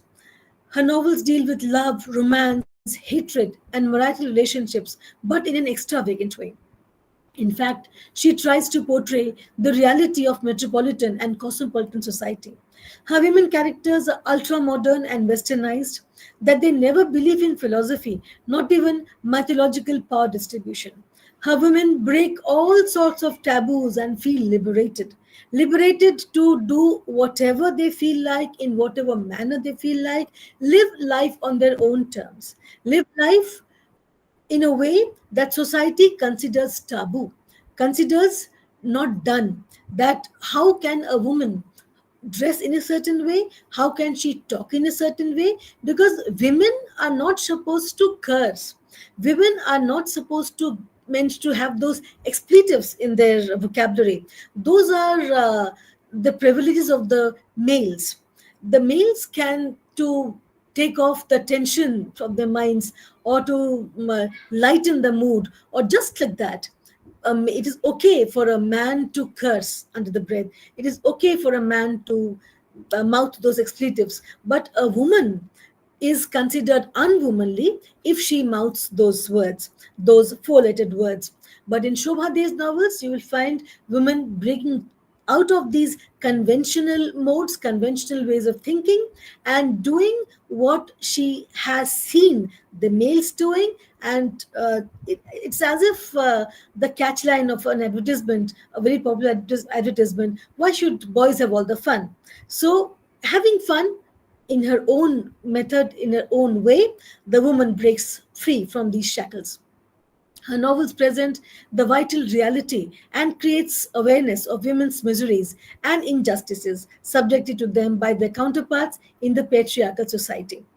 So the novels show that the awareness has to be created because seemingly and whenever males seem to forget that the entire life, their entire lives are led in a very smooth manner, in a very simple manner, in a very systematic manner, because it is the woman behind the shadows, who behind the curtains, behind the wall, who keeps looking after their lives. So since it is not that way, the man fails to understand, fails to be sensitive to the sacrifices a woman makes.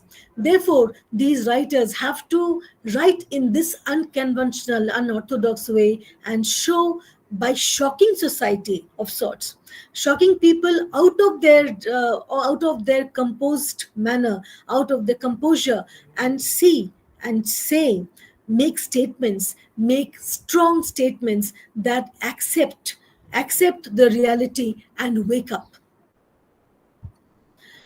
In this presentation of mine, there are many other writers, both males and females, in many languages, which I could not, whom I could not mention. Modern day writers like Anita Nair, Manju Kapoor, and writers of from Bengal, our very own Rabindranath Tagore, writing about very strong female characters in his plays, in his stories, and whom I should have mentioned, but then for lack of space, because the topic, as I said in the beginning, is so vast that one can speak, one can write, one can keep on adding slides. It was really difficult to decide whom to include and whom not to. But I've tried to break through, to get along the periods, the spans, the eras, and come up with representations from most of them. And what do we see in this representation? The story of women's struggle for equality belongs to no single feminist, not to any one organization, but to the collective efforts of all who care about human rights. This is a statement by Gloria Steinem. And I believe that a woman uh, should not have to always strive to be accepted on an equal footing by her male counterparts. And all this hue and cry, all the protests, all the rebellions that a woman makes on a day-to-day basis, in her home, in her place of work, in society, just for a clear understanding, just for a better understanding, and to be taken on the same footing, to be accepted as an equal by males, so that collectively people should come forward and understand and educate and bring about more awareness of the problems that are there. And I thank you for a patient hearing. And now I'm open to take questions if there are any. Thank you, Dr. Sujata Chakravarti. It was really a very informative session, and especially you highlighted the where you can say, I mean, those you highlighted three kinds, I mean, various kinds of trauma. You talked about trauma, the physical, the mental, and its collective consciousness by women, you know.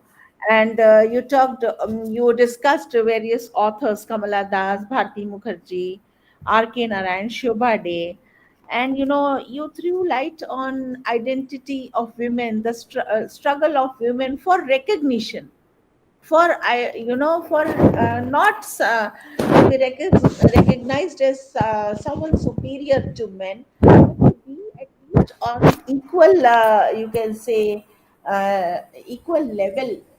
And this, an idea just struck me that nowadays there is these through language also there are demarcations, like actor and actresses, poet, poetess. Okay, thank God in our profession as teachers, we don't have a lady teacher or a male teacher. Yeah, We don't have assistant professoress. We have all our professors, true. all are professors. Thank God in teaching line this demarcation is not there. Yes, And this discrimination, because once you start getting discriminated, or you start getting distinguished as the other, then other things also followed. Accordingly you are served, accordingly you are paid, accordingly you are treated in society or your workplace. Thanks to higher education in India, this discrimination is not there in higher education in India. Any questions? Any questions? The floor is open for questions. If there is any query, please come up with your queries.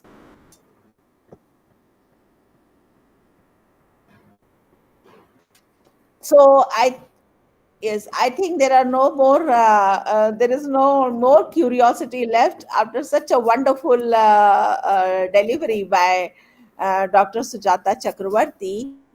Now, I would invite Dr. Shaminaz for her expert comments. Dr. Shaminaz, please.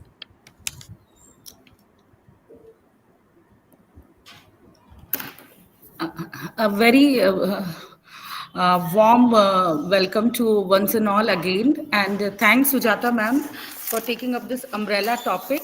And the topic of portrayal of women in literature is a very vast topic, as one of the speaker has already presented it, and it cannot be discussed in seminars and conferences. Also, it needs many books. So you have taken up the topic portrayal of women in literature. And as our society is basically patriarchal, giving less opportunity to women, rather subjugating women. And this has been since ages. This is what has been represented, whether it is literature or cinema. So you have discussed about various aspects related with women's like sexism, money, children, and politics, and how lots of responsibilities are given to the women in compared to men. And you have raised a question, a very vital question: are women equal to men? In what ways we are equal? So when we think about equality, then we remember the famous quote by George Orwell in Animal Farm, which you have discussed. All animals are equal, but some animals are more equals than others. So in the same way, in terms of equality, men are always in the upper hand. Means no matter whatever a country woman lives, but more or less her position is same. In my organization, Progressive Literary and Cultural Society, it is a women-centric organization, and Shanaz ma'am is also there. We have lots of women from the western part of the world, from Italy, from Switzerland, from Turkey, and from America also. So sometime when we discuss on this women issue, they also tells different story related with the which related with the gender inequality, or lots of stories, lots of incident which women are still facing in the Western world also. You will not surprise, but in many countries of Europe, there is still honor killing.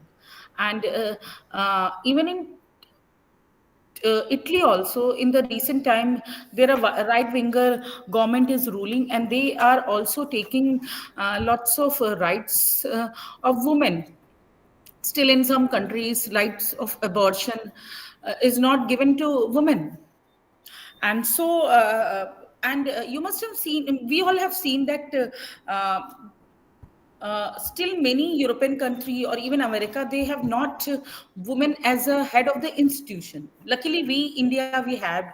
Sri Lanka was the first country which has the woman as the head of the country, and then India has Indira Gandhi, and even countries like Bangladesh and Pakistan also had women as head of the organization country. In some countries like New Zealand, Ireland, Germany, Finland, they have women as head of the institute or country. But if we see America, we recently we have seen a vice president in America who is a woman, Kamala Harris, but no woman has won the election of head of the country. We all know that Hillary Clinton lost, and even in many other countries also, women have not ruled. So coming to your lecture, like you have given the example of women have, so you have argued that women have given limited equality in our patriarchal society, and people use religion to subjugate women. And for this you have given the example of NIV Genesis to like the Lord God said, "It is not good for the man to be alone. I will make a helper suitable for him." So the woman was created. And you have given the example of Bible, the book of Genesis, and the portrayal of women in it. How uh, different religion have taken up men in different religion have taken up the religion or religious texts as a weapon, as an instrument to subjugate women. So and as we have discussed earlier, that literature is the mirror of the society, so it reflects the perception and the attitude of the society. Literature portrays human life through character, words, and deeds. So women have been portrayed as a subordinate character, but now the society is changing. Even the Indian society has changed a lot. There has been role reversal now. Women are taking up all kind of responsibilities in and outside. So so literature is also witnessing this transformation since ages. And the changing role of women in literature from past to present indicates the evolution of women, and it's the empowerment, how women are becoming more and more empowered. So nowadays we can see women in different jobs and different jobs and different field which women were not in olden days. So and the very interesting thing is that there is a classification for literature written by women, that is women literature, but we never classify literature written by men as men literature. So I think this is also something which many writers like Shashi Deshpande and Taslima Nasreen, Bapsi Sidhu, they have argued that why, if a man writes, then his literature is not considered as men literature, but when a woman writes, her writing is considered as women literature. So we have to come out from this also, I think. So portrayal of women in literature is different by men and women. This we have discussed earlier also. When men portray, they portray us women as either beautiful or a paragon of virtue, of self-sacrificing. But women have portrayed women as with all their weaknesses, with all their shortcomings, and all their suffering. Our suffering has not been depicted by men, though there can be some option. And to write, women have also undergone many challenges in Western world also. Earlier in olden days, women were not permitted to write.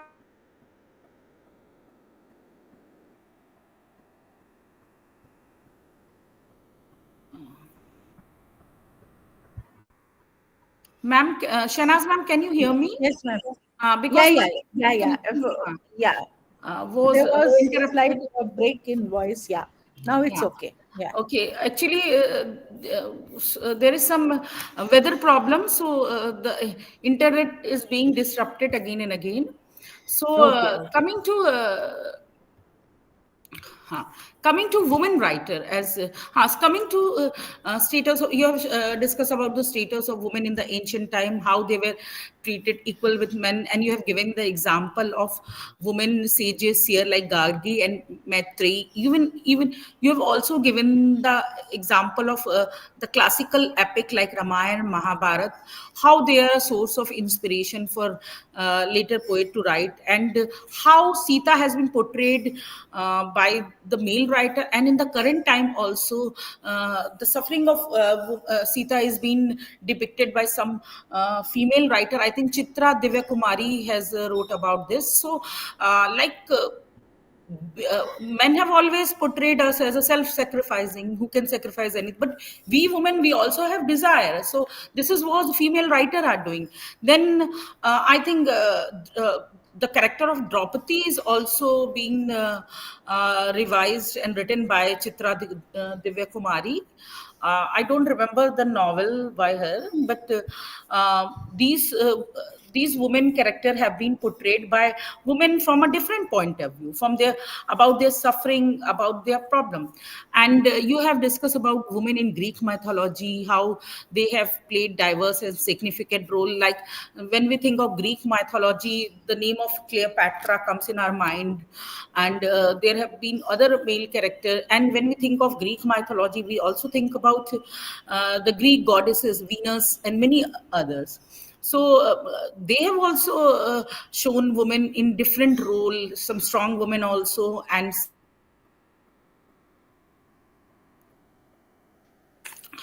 you have discussed about women in medieval time. Women in medieval time, like they were playing the roles of wife, mother, and sister, and there were certain restriction on them, and they were.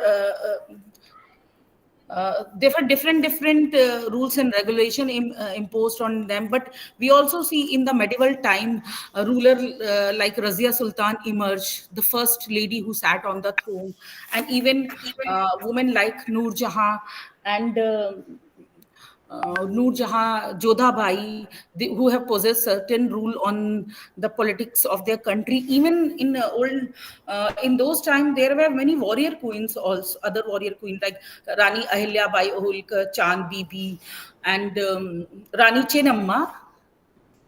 Then, huh. And you have talked about women in Shakespearean age. Shakespeare is considered as a writer who is beyond ages and beyond country. So he has, the interesting part is that in his tragedy, we see women as a secondary character, but in his comedies, we see women as more powerful character than men. There are lots of examples like As You Like It in Twelfth Night, where women are more stronger than the male's character.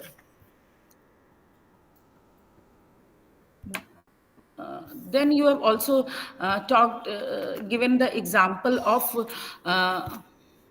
depiction of women in Indian poetry about Mahadevi Verma, who wrote about issue of women in emancipation, and then you have a great liking for Jai Shankar Prasad, as has depicted women as strong and glorified, and he is also famous for portrayal of strong women. Though I have read only poems of Jai Shankar Prasad and Amrita Pritam. She is considered an era in literature. Now, lots of her poems and novel have been translated into English. I had the chance to teach Akha Waris Shanu in English. So we find Amrita Pritam as one of the most powerful women of Indian literature, and she wrote about the suffering which women have undergone during the partition era. Then coming to Kamla Das is considered as one of the most powerful woman, one of the boldest writer in Indian literature. She wrote so bold poetry at that time when women were very few women were there in the Indian English writing, and her confessional poetry are very strong. And she was nominated for Nobel Prize also. Unfortunately, she didn't win, and other women poet also followed her, like Gauri Deshpande and Chitra Narendran. Then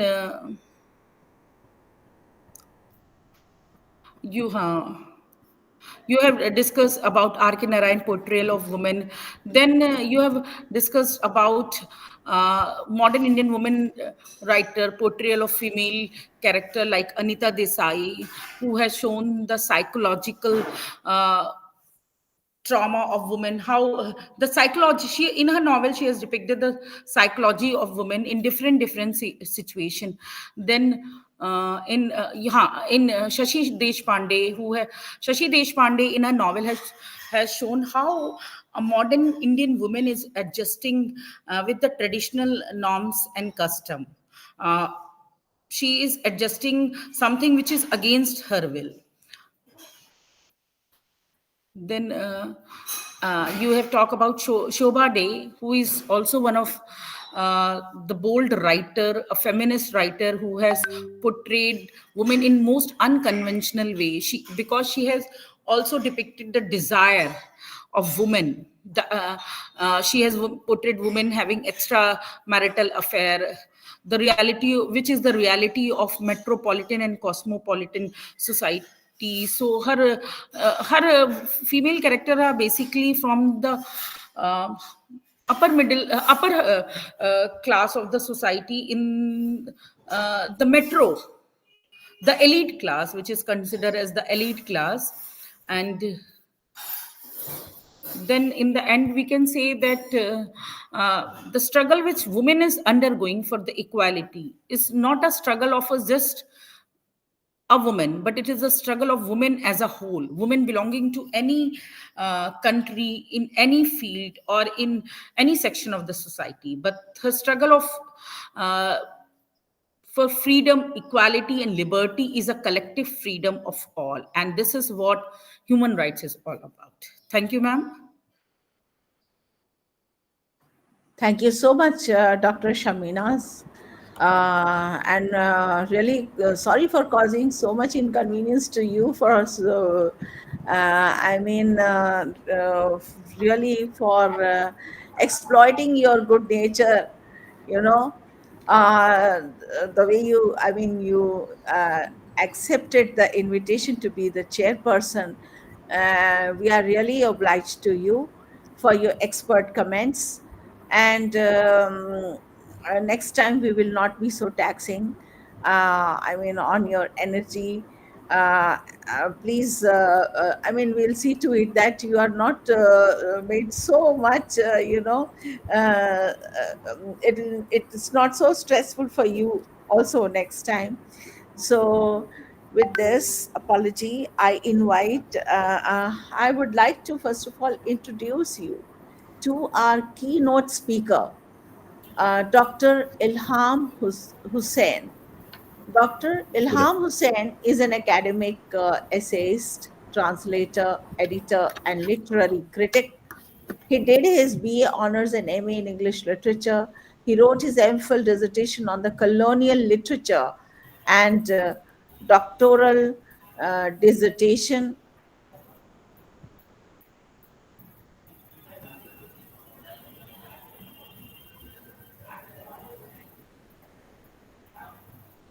His doctoral dissertation was on the novels of Chinua Achebe in the University of Dhaka. Dr. Hussain has authored 15 books on diverse areas of colonial and post colonial literature. He has translated a good number of fictions, non fictions, short stories, essays, and other genres from African, South Asian, and Latin American literatures. Dr. Hussein's field of studies encompasses a broad spectrum of colonial and post colonial literature, South Asian and African art, culture, and literature, hermeneutics, linguistics, philosophy, anthropology, and history.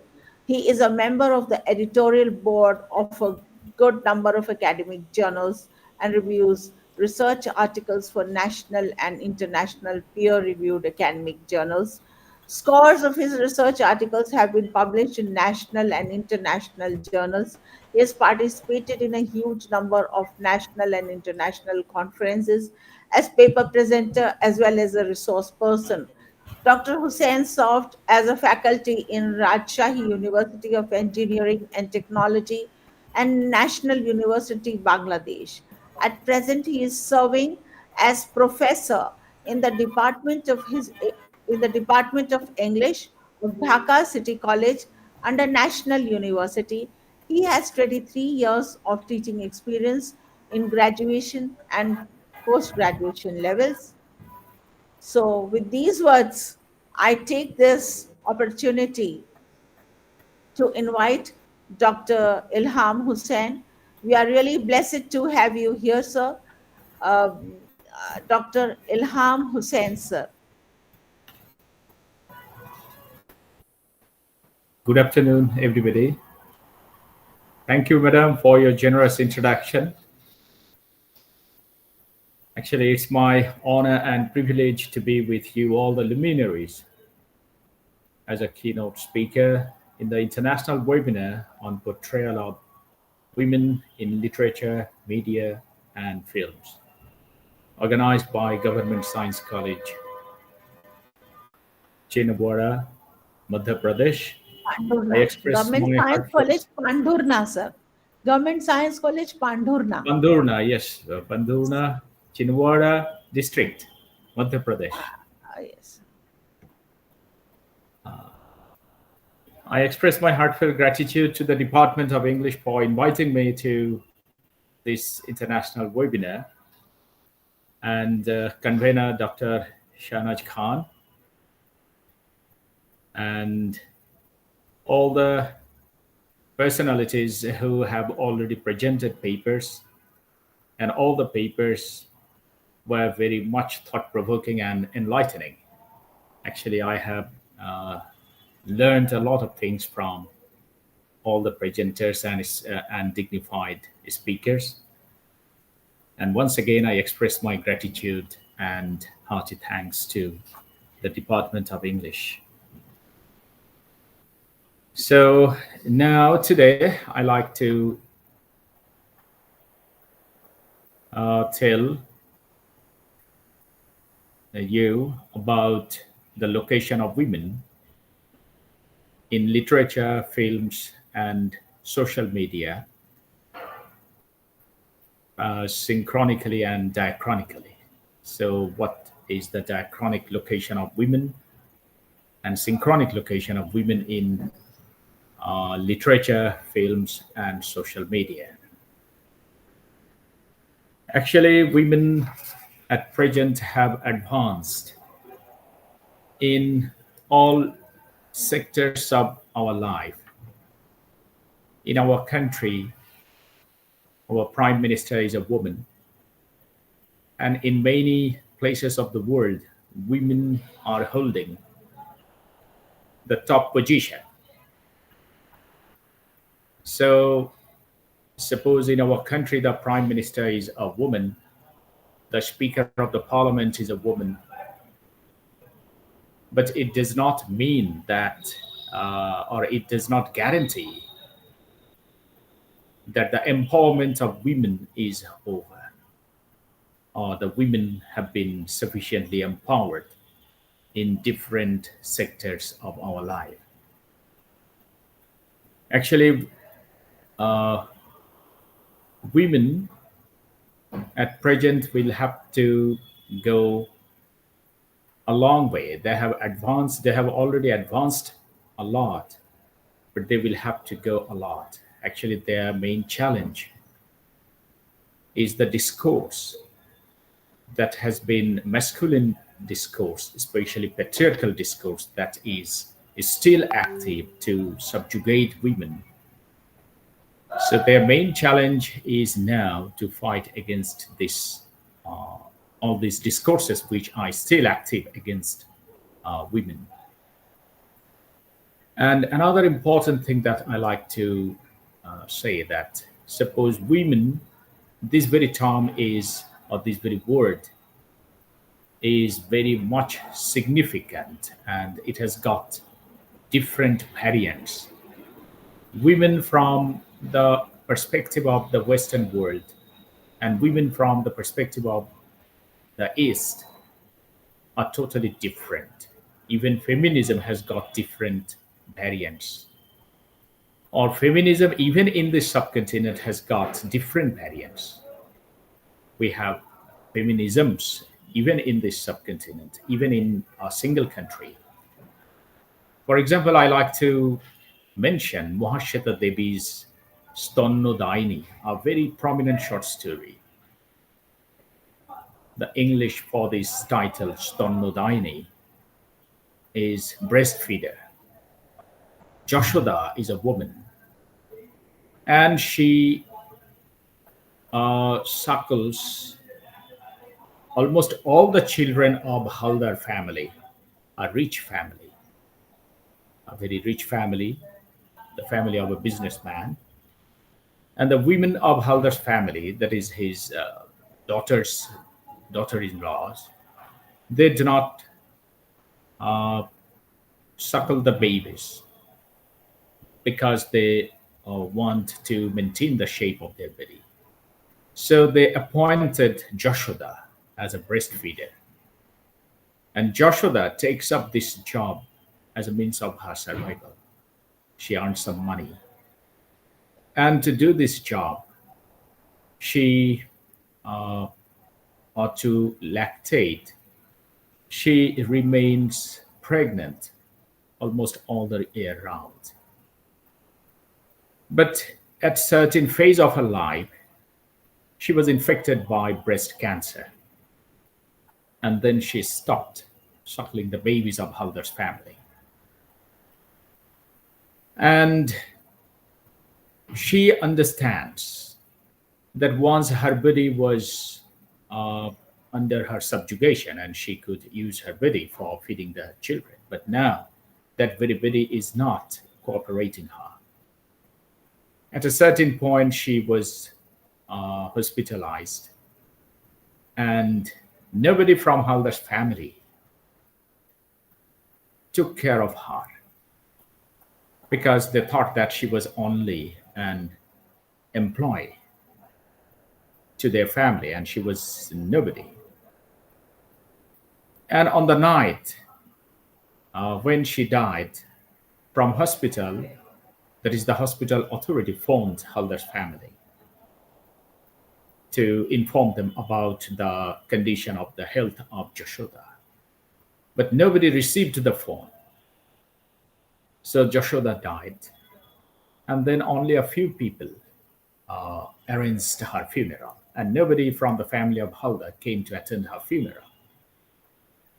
So the conception of feminism with Jashoda is totally different from the conception of family with the bourgeois family or bourgeois women of Haldar's family. So feminism has got different variants. So while we discuss this very topic, that is feminism, women, their location in literature, films, and social media, I think all these points are to be addressed very critically. So anyway, in my paper, I seek to investigate how women are represented in literatures, films, and social media through ages.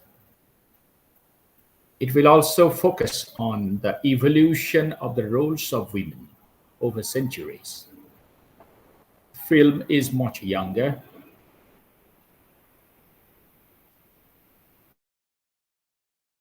Comparatively a recent phenomenon. So one of the most seminal challenges of women is to break through the stereotype set by patriarchy upon them. So literature, we must not forget that literature, especially in this corporate economic framework or corporate power structure, all these means of expressions, for example, literature, then film, and then social media, all these are used as ideological state apparatuses, as we find it with Louis Althusser, the French philosopher. His conception of a state ideology, a state apparatus, ideological state apparatus. And we can consider all these things, that is literature, films, and social media, as tools or apparatuses. So these apparatuses are capable of representing women as they are, and these are also capable of misrepresenting women as they are not. So all these things are, or all these things may be the subject matter of our critical discussions. And for this critical discussion, I have borrowed some theoretical framework from some prominent feminist theorists. And I will also present a brief literature review. Actually, as I have already told you, that literature, film, social media, these are not political. These are mostly or highly political. And if these apparatuses are at the hand of the power structure, then these things are to be studied or are to be addressed critically, not innocently or apolitically.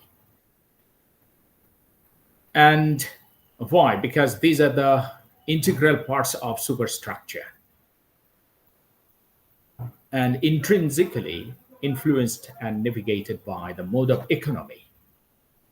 So, in terms of their location and activism, they belong to ideological state apparatuses. And since the beginning, literature has been controlled directly or indirectly by the power structure. And power structure always tends to handle or captivate these media. So as the power by nature is masculine, it has tended to construct women as a binary opposition to men. And we must not forget that while agriculture was invented nearly 50,000 years ago, before the invention of agriculture, women and men were migrants. They used to migrate from one place to another place. But as soon as agriculture was invented, especially by women, and human beings used to settle in a certain place, and then men wanted to ensure their hegemony upon women. And before the invention of agriculture, the relation between men and women was polygamous. And even the women could not reveal the identity of their children's father to the men. But after the invention of agriculture, while the marital system was introduced gradually, then men could ensure their hegemony upon women with the introduction of marital system. And then men knew the identity of his children's father. So in this way, in a very tactful way, men tried to ensure his hegemony upon women. So this is a very ancient process. And while literature came to the scene, then literature was used to ensure this very or propagate the hegemony of man upon women. And women in literature were depicted as a binary opposition to men, a subjugated entity devoid of voice and action. So on the wake of 19th century, film has started its onward march. So film is comparatively a young branch of art. So with the same masculinity complex regarding the projection of women, that is, we find the same masculinity complex in the projection or in the portrayal of women in films. And they have been represented in the film as glamorous beloved wife, mother, and passive self. And marginalized women do not find much space in the celluloid screen, even in literature. Even in literature, especially if we think of, suppose, the literature of Rabindranath Tagore, as one of the distinguished speakers has mentioned Rabindranath Tagore. Even in Rabindranath Tagore, we do not find subaltern or the marginalized women or the unprivileged women in literature. We find women from middle class or upper middle class women. So if we sweepingly define Rabindranath's women as, or generalize Rabindranath's women, then I think that would be wrong. Actually, in Rabindranath, the women whom we meet come from a particular section of the society. We do not hear the voice of the subaltern or marginalized women there. So in this way, even in cinema, in Bangladeshi film, we do not find much voice or a considerable number of voices of women in Bengali film. In 1960s, 1970s, and 1980s, Bangladeshi film had, I think, it's in Bangladeshi films had a mission to project women as a very subjugated and very docile wives, and they considered their husbands next to God, and the displeasure or disappointment of husband, they equated this disappointment with that of God.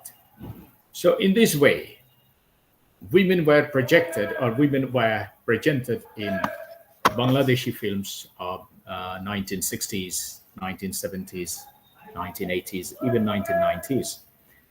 Now the days are changing, but we do not find much change in comparison with other things.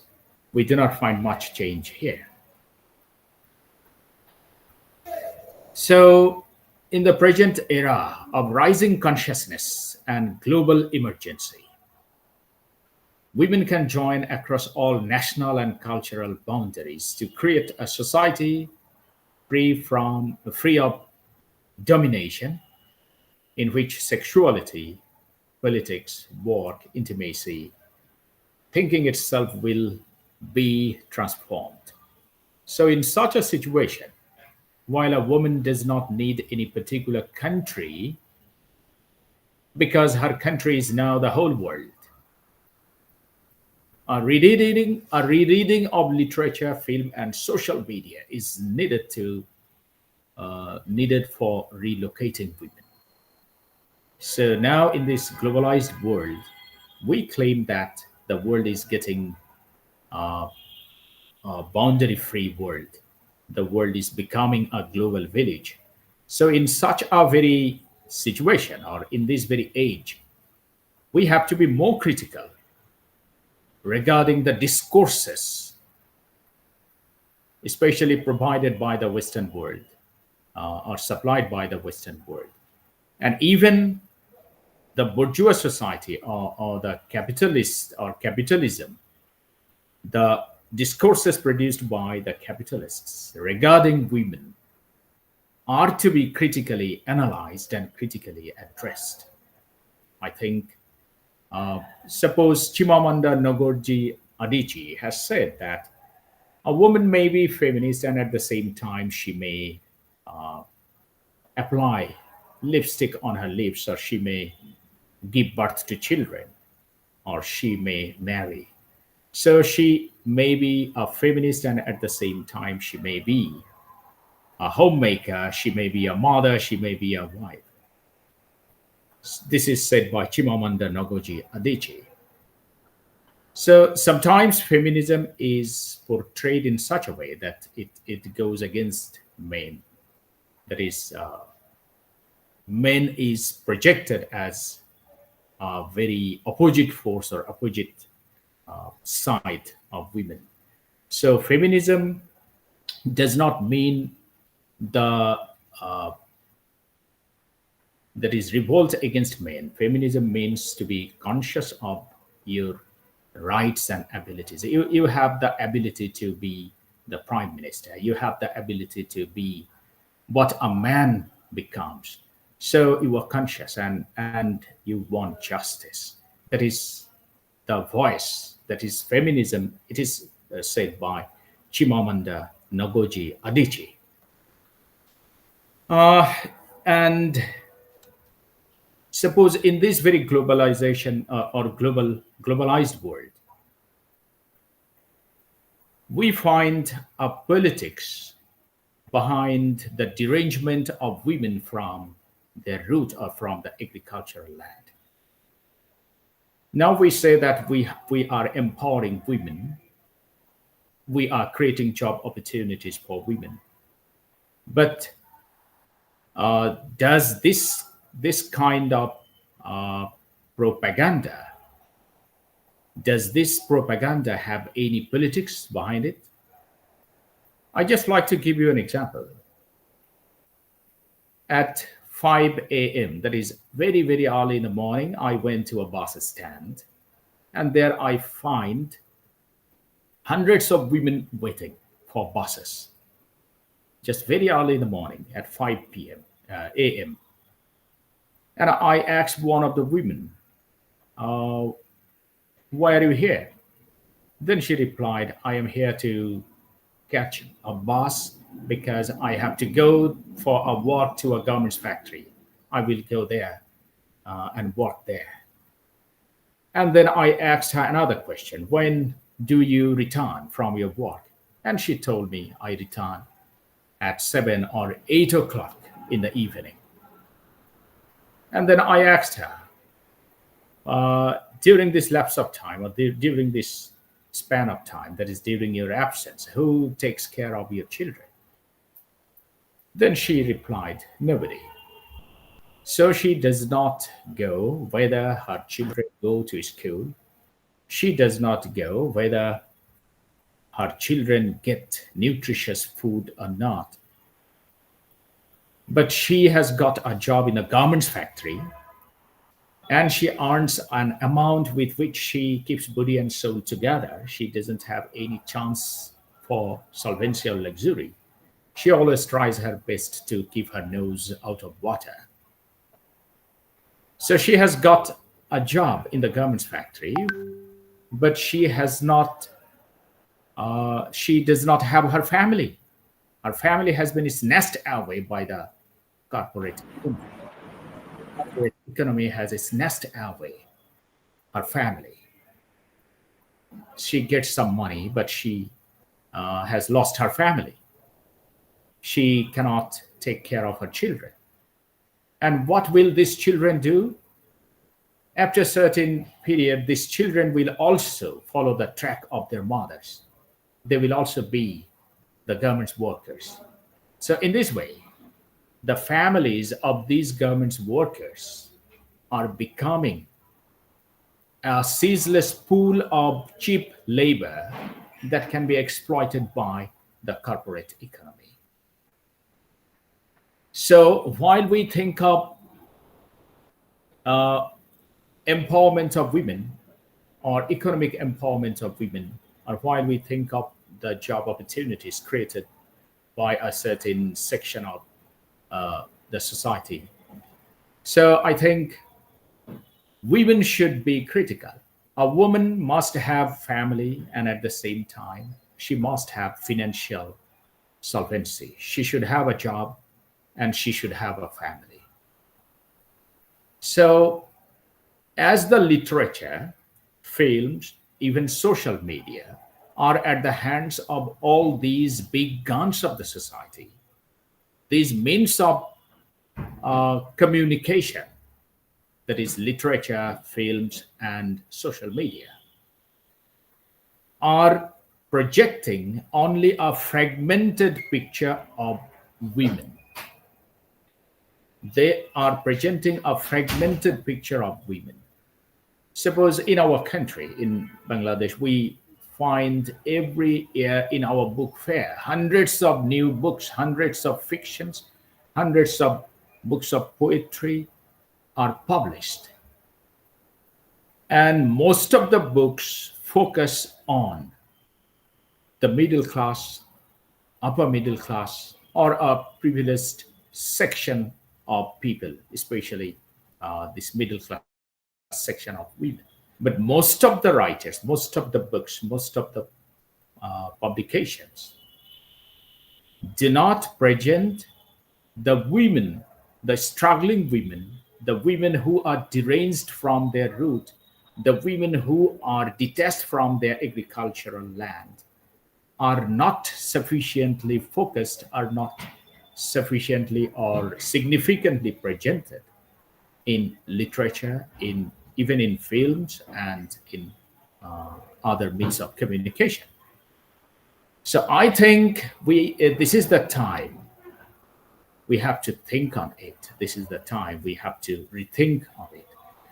But I am really optimistic. Suppose while I read Amitabh Ghosh, his famous fiction, Gone Island, so I become very much hopeful. Amitabh Ghosh has depicted the picture of the women who are forced to leave their village home, come to Kolkata or other cities of India and Bangladesh, Dhaka. And these women are forced to do some odd jobs. Even they choose prostitution for their survival. Suppose in the past, the women had some cottage industry. The women used to make handicrafts. The women used to raise some cows or goats or some domestic birds, and they could earn some money. But while the corporates go to that very rural place, and while these corporates set up farms, poultry farms, and other sorts of farms and different industries, then in competition with all these moneyed corporates, those village women cannot survive. They are forced to give up their cottage industry. They are forced to give up their raising of domestic birds and animals, and they become the they become the cheap laborer in the factories, in the farms of the corporates. So just find the transformation of women. So those corporates may feel proud of making or creating job opportunities for women, but actually they are deranging those women. They are uprooting them. They are detaching them from their root. They might have been entrepreneurs. They might have been self-reliant, but they have been transformed into the factory of labor. They are forced to come to the cities. They are also forced, directly or indirectly, to take up the jobs in their factories, in their mills and factories, and they sell their labor in exchange of some money so that they can survive, to keep body and soul together. And Amitabh Ghosh, in his Gone Island, has very powerfully depicted this very transformation of women, the dislocation of women. The women who were to be entrepreneurs in their root, unfortunately, they were forced to come to the cities and transforming into the cheap source of cheap labor, factory of labor. Even the climate change, suppose in that very Gone Island, he has depicted many people who are forced to leave their country to go to the European countries. They are forced by natural calamities. A woman named Lubna in Gone Island by Amitabh Ghosh. She had home, she had her own home, she had her agricultural land. But unfortunately, the river, Arialka, this is the name of the river, has devoured all her home, all her agricultural land. And then she was forced to migrate from Bangladesh to Italy. And this very migration is not legal. She took the risk of her life, as we find in the cinema Donkey, the recent box office hit film, Donkey, that the women like Lubna, were forced to go to European countries, not legally, but illegally. That is, with the help of some brokers taking up the risk of their life. They go to Italy, and there the law enforcing agency does not want that these women or these very migrants should be legal citizens there. So why? Because if they are legal citizens, then the law enforcing agency will not be able to go on with extortionism, that is collecting subscriptions illegally from those people. They threaten that it will be taken to the prison house, so give us money. So these migrants are forced to give them money, and they live there. So just think in this way. In this way, we find that the women are dislocated, or they are deranged, they are uprooted from their children. Now you may question who are responsible for these natural calamities, or global warming, or river erosion, or the cyclones and other natural calamities, marital calamities. All these are the consequences of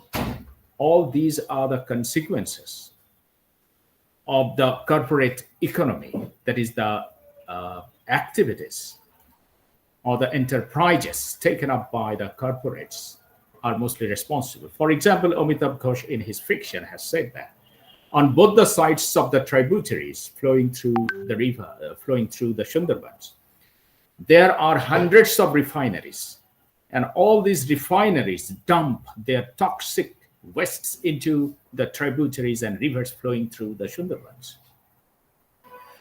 And because of this pollution of the river and pollution of the sea, many marine animals and many marine species are now on the verge of extinction. Irrawaddy dolphin is now very scarcely seen in the coastal areas of Bangladesh and India. So why? Who is responsible for this? The unbridled covet or unbridled greed of the corporates is mostly responsible for this. And who are the worst victims of all these activities, all these atrocities? The women are the worst victims. The women are the worst victims of all these natural calamities geared up by industrialization, geared up by the globalization. Globalization is a kind of recolonization. Globalization is a recolonization, and as the industries need more labor, cheap labor, and women have been targeted as the factory of cheap labor. Hello. Women have been targeted as the factory of cheap labor. So if they can be detached from their agricultural land or from their root, then the profit may be maximized. Okay, actually, this is the target of the corporate economy. So when we deal with feminism, when we deal with empowerment of women, we have to be critical towards all these phenomena. And now I like to reflect on the myth. Suppose in our Ramayana, we find Sita. Sita is the daughter of land, daughter of Bhumi. So if we take this connection between Sita and land as a metaphor, then we find that women are very closely connected with our agricultural land, our nature. And ecofeminists are now dealing with this very issue. For example, Bandhana Shiva and many other writers, Kamala Markandaya. So these writers are now focusing on these issues, and I think all these are very much optimistic. They are creating some lenses through which we can look at ourselves, through which we can look at the real conditions of our women. We must not look through the lenses of the West. We have to look through the lenses of our own.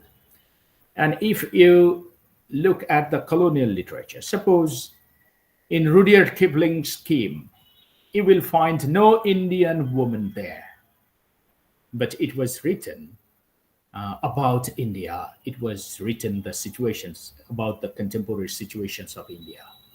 A boy Kim who travels from here and there and discovers different things. He's accompanied by a lama.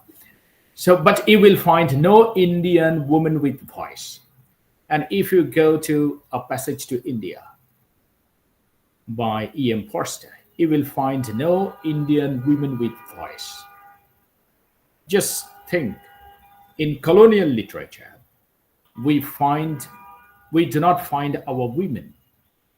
We find the story of Lady, that is Adela Quested. We find the story of Mrs. Moore, but we do not find the story of our own women. So in response to colonial projection of our women, I think now, at present, in this subcontinent, a very good number of books are produced and a very huge number of writers, especially from India, then from Sri Lanka. These writers are now focusing on the situations, on the conditions, realities of our women.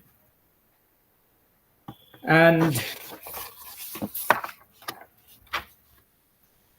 I think one very I think significant example I like to give now towards the end of my lecture. If you read Paulo Coelho's The Alchemist, in the prologue you will find a myth, the myth of Narcissus.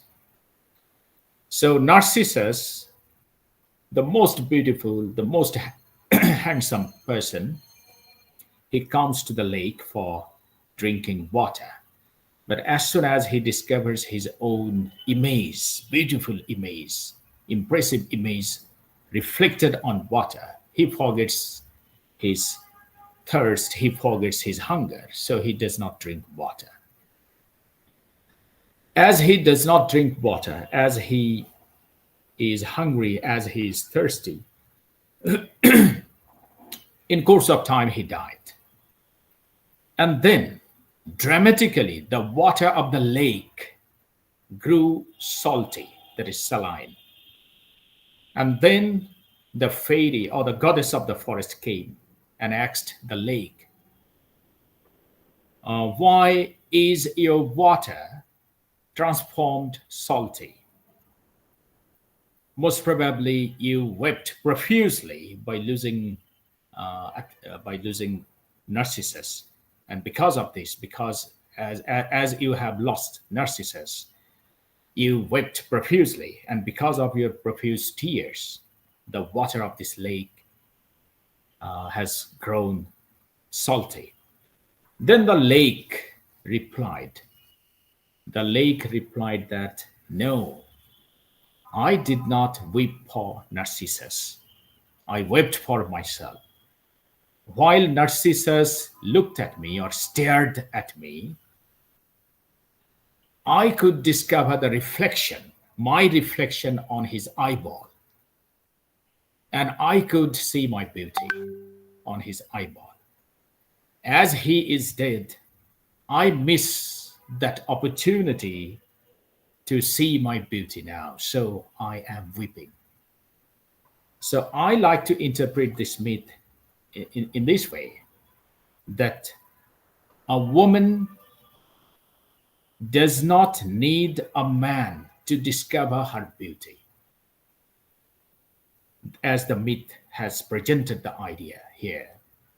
So just think, I just like to say that there is politics in myths, in discourses, and our responsibility is to question all these discourses and myths, deconstruct them and reconstruct them.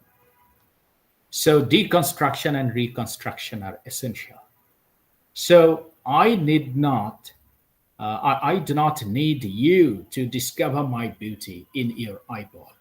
I like to look at me with my own eyes. This should be, and I think this has already become the project of women, not only in the Western world, but also in this subcontinent. And in this subcontinent, the women have already advanced far. And I think they will advance more. Because while I read the book such as God of Small Things by Arundhati Roy, then I find there how women are talking against the taboos of the society, how they are challenging the casteism. So this is really positive. And if you read African literature, suppose in Chinua Achebe's Things Fall Apart, you will find Ekwefi there. Ekwefi, who was a married woman, one day she came to Okonko's home and she started living with Okonko as his woman, as his wife. So the changes that we find now in these societies, and these changes have been reflected in the literature of these areas, is really positive. And some issues, suppose in this subcontinent, our women are to fight with many taboos. They are to fight with myths. They are to fight with tradition. They are to fight with different sorts of injustices. And in this way, they are not, their feminism is not as it is in the Western world. Suppose Abul Bashar, West Bengal's writer Abul Bashar, in his famous novel Full Bow, that is Beautiful Wife, in that very book, Abul Bashar has reflected on the problem of child marriage and the conflict between father and son, that is Oedipus complex, and the issue of silencing women. That is, our society is compartmentalized. We find stratifications in our society. Sometimes we may think that in a particular segment of our society, we have no stratification, but stratifications are within stratifications. So Abul Bashar has very critically anatomized this very issue, that is segmentation of the society, segmentation of a woman in a particular segment of a society. So all these issues are now coming to the canvas of literature of this subcontinent. And Abul Bashar very powerfully has brought or addressed all these issues of conflict between father and son, and issues of child marriage, issues of a woman's silencing, that is how they are being silenced by in their own compartment or in their own segment of the society. Or even if you go to Africa, African literature, especially post-independence African literature, is also addressing these issues. For example, Millie Jafta, a Namibian writer, a female writer, and this writer in one of her short stories, that is Homecoming, she has showed that home is a place of resistance. Your home may be your location of resistance. There is a woman of 50, more than 50 years. She worked throughout her life as a maid servant in a rich man's house. And after 40 years, she is coming back home. So this is about Homecoming. She is coming back home. And one of her daughters is waiting at the bus stop for receiving her mother. But the mother is hesitating whether the daughter will receive her warmly or not, because she has deprived her of motherly affection. She has deprived her of motherly love and affection. But she finds that very mother surprisingly finds that the daughter is very positive and daughter is cooperative to her mother. She is extending her hands of cooperation to her mother and receiving her warmly. And mother is surprised. Mother tells her that for 40 years I do not take care of you, but you are still cooperative towards me. So the understanding that the mother deprives the daughter of motherly love. Why? Because of survival, because she sells her labor, because she sells her labor to a rich man, to a rich man's family throughout her life for only for survival. So the daughter understands it, and this is the reason for which she is not angry with her mother. So just think of the issue that a woman gets a job in a rich man's house. This is not empowerment.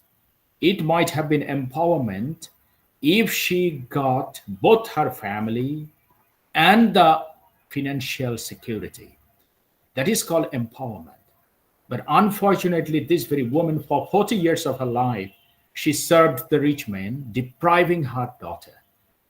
For 40 years, she did not take care of her daughters. They grew up out of her sight. She took care of the dogs of that rich man, but she could not take care of her own children. Just think of the irony. She took care of the dogs of the rich man, but she could not take care of her own children. So these are the issues which are coming to the literature, especially third world literature and the literature of this part that is subcontinent. And this is really optimistic, and we believe that by addressing all these issues, we will have we have already got, or we have already developed a new way of addressing the issues of women. But I think we will have further advancement in this particular field. And now I like to say only a few words on media.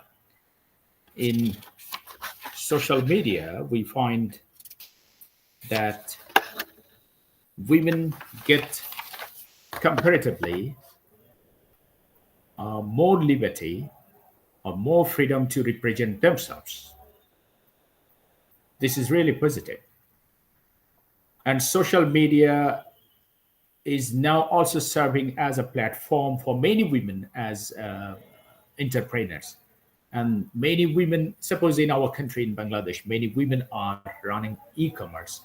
They opened pages, online pages, and they are selling their products to the consumers. And in this way, we find that our women are using social media as a kind of as an apparatus to empower themselves. It is really good. But many women are also falling victim to cyberbullying. Suppose in our countries, a good number of girls have committed suicide because they fell victim to cyberbullying. So I think all these things are to be addressed by the law enforcing agency very strictly. And side by side, we must not forget that the controlling power of all this social media is still in the hands of a particular section of the society, that is the capitalist house. So if this hegemony of a particular section of the society can be shared, that is, can be shared with the women, then I think this problem may be mitigated. So social media is providing women lots of opportunities, and women are now telling their own stories on social media. They are also raising voice. Suppose Me Too, this very movement, we find that it is comparatively a recent movement, Me Too movement, against sexual harassment. And this very movement connected millions of women. So this is really a positive aspect of social media. So I think uh, I have taken a lot of time from you, and I like to stop now. And if you have any question, please you may question me. Thank you very much. Thank you for your patience to listen to me. Thank you, Dr. Ilham Hussain, sir. We are really obliged to you for such an eloquent, expressive lecture. And you have presented a totally, a different perspective, and, a totally different way of looking at things. And rightly you said that literature, and so as far as literature and social media is concerned, as far as they are concerned, these issues are to be addressed critically, not innocently. Yes. And yes, and there is always this hegemony of men above women. And here there's one more striking point you drove at, that is globalization is recolonization. You talked about dislocation of women, and you also said that there is a need to deconstruct and reconstruct the discourses, which is so true in the global scenario, considering the plight of women. And we are really thankful to you, sir, for this meaningful deliberation from your side. Any questions? Please come up with if there are any questions.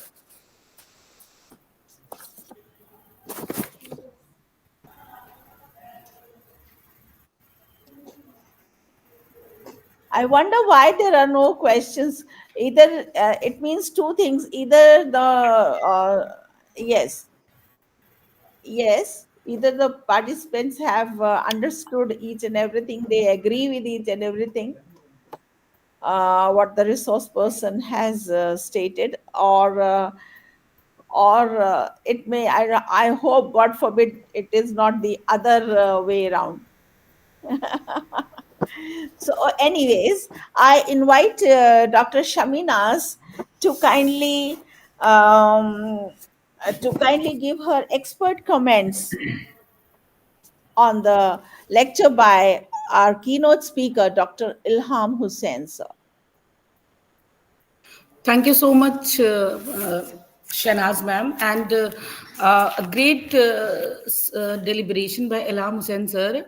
And sir, it is always pleasure listening you. Like I have already heard your lecture on Qazi Nazrul Islam as well as Ruqayya Sakhawat Hussain. You are also storehouse of knowledge.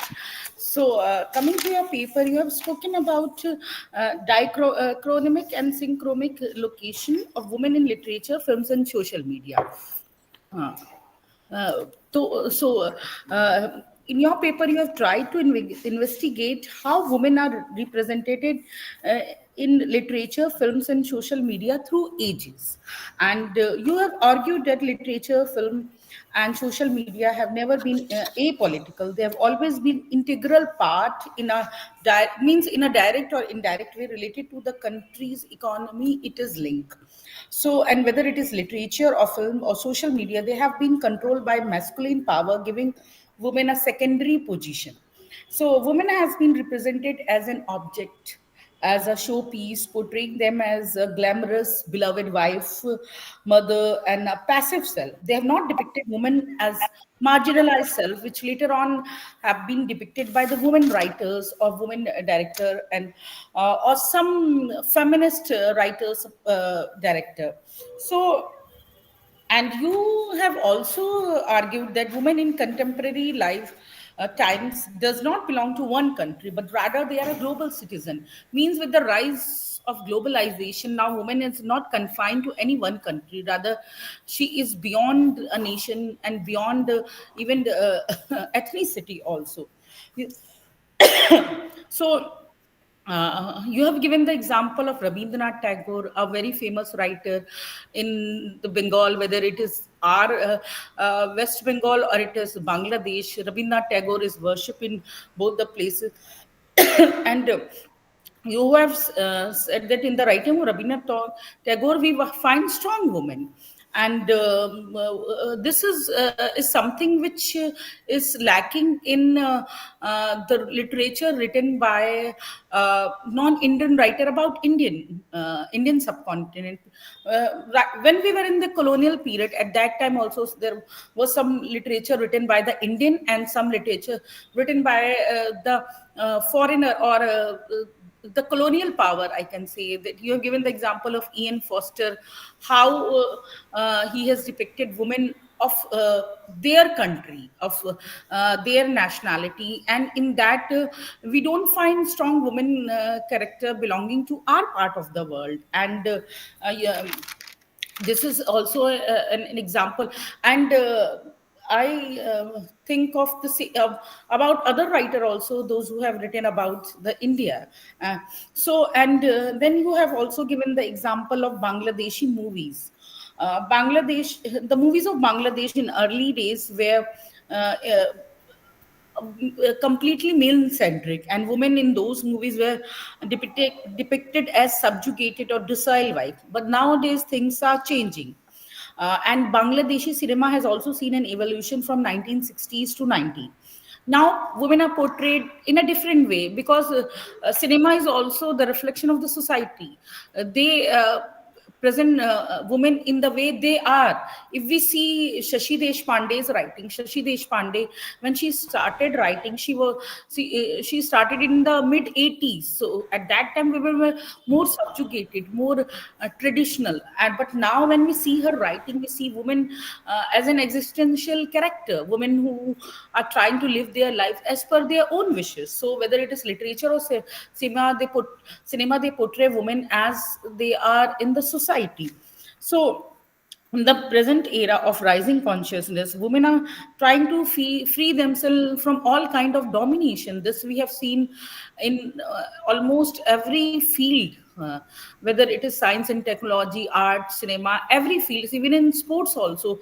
Like for example, this year I think women cricket league is also starting. This is for the first time. And we have seen the rise of women in sports in many fields which was earlier dominated. Like you've also given the example of Chimananda Nazul Dichi, that a woman may be a feminist, at the same time she can be a mother, a homemaker, or a lover also. See, in the society there is a different picture of feminism. Means people think if you are a feminist, then you are anti-men. If you are a feminist, then there are certain things you will do. Means there are lots of biased opinion or thing related with the feminism. Feminism does not mean that only if a woman is riding a car, having job, then doesn't mean that she is a completely feminist. Maybe the decision of her life is taken by the male member of her family. And in comparison to her, if a woman is from a if a woman is doing small job, and but she is living a life as per her old wish, then she is a feminist. And feminism, as Shashi Deshpande say, feminism is for the better understanding of human relationship. Feminism does not means anti men. So, and you have given the example of women in contemporary Bangladeshi society, how in the women in contemporary Bangladeshi society are developing their character. And you belong to a country which has got the woman as the head of institution from a long time, whether it is Sheikh Hasina Wazid or Khalida Zia. You people are having these two women as a head of your country from a long time. So this is a commendable thing on your part, that you are having a woman as prime minister. And and I have also read the novels by Taslima Nasreen, Monica Ali, Anam, I think Tahmina Anam. Tamima Anam. Tahmina, Yes. trilogy. So I've Yes. read all these three novelists because the topic of my research was a woman writer of the Indian subcontinent from India, from Pakistan, and Bangladesh. So one writer from India, one from Pakistan, and one from Bangladesh. So I read all the women writer of India, Pakistan, and Bangladesh, and these. Whether it is Monica Ali or Tahmina Anam, they are portraying women uh, in the contemporary scenario, like in Brick Lane, how a woman from Bangladesh living in United Kingdom is adjusting herself according to the new adopted country, but still she is being dominated by her husband. So this domination is continuing from Bangladesh to the United Nations. It does not mean that if you have gone to a European country, you are completely liberated. You have to follow the rules and regulation of your community. So, and you have talked lots of women are taking up the job in the textile industry. I think the textile industry of Bangladesh is the second in the world now. So and how the new women are dislocating themselves for jobs and career. And for this, you have taken up the issue of illegal migration and given the example of the novel of Amitav Ghosh, how a woman is being taken to the Western world illegally, and how she is suffering. Then you have taken up the issue of global warming and how they are caused through industrialization. And you have also told that women are the victim of all natural calamities, and which are geared up by industrialization or many other things. Then you have given the example of myth of Ramayana, how women in the Hindu mythology are portrayed, that they are connected to their land. And even in the recent time, writers like Kamram Markandeya and Vandana Shiva are writing women characters who are closely connected to their land. And you've given the example of Paulo Coelho, alchemist, the narcissist attitude. And then you've also told how in our subcontinent, whether it is India or Bangladesh, women had to fight against different types of taboos, which is still attached to them in a way, and how post-African writers are also raising the same question which the women writer of our subcontinent, Indian and Bangladeshi, are facing. So then you have taken up the social media. Social media, which is a rich phenomena, has given a strong platform for women activism. It has given voice to the voiceless, and women from any section of the society can raise their voice against any kind of injustice done to them. So Me Too movement became so successful due to being a social media campaign. And so social media has given much liberty to the women and has been pivotal in reducing gender gap. And in social media has given more and more freedom and liberty to the women. Now women can present her in any way she likes, and they are also supporting women as entrepreneur.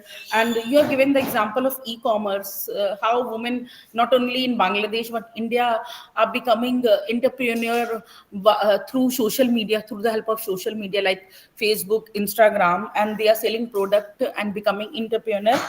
And so women are using social media as apparatus for emancipation. But at the same time, that everything has a pros and cons. Social media has also many negative aspect also, like cyberbullying. In the when social media was in the beginning, when social media was newly introduced, at that time there were lots of incidents. But now slowly, by the advent of time, there have been lots of security checkup also. There are privacy settings also, and there are lots of agencies, both government and individual, which are helping in the security of women on the social media also. And then you have told about this. The reason behind this is capital hegemony, which is controlling everything.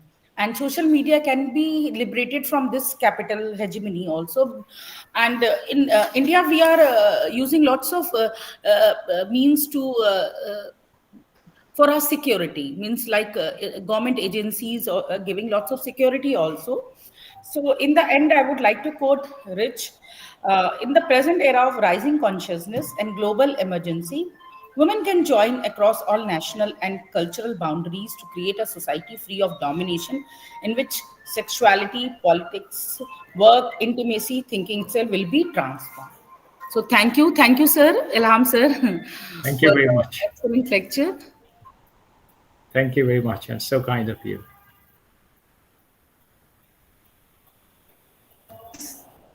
Thanks a lot, Dr. Shaminaz, for your expert comments and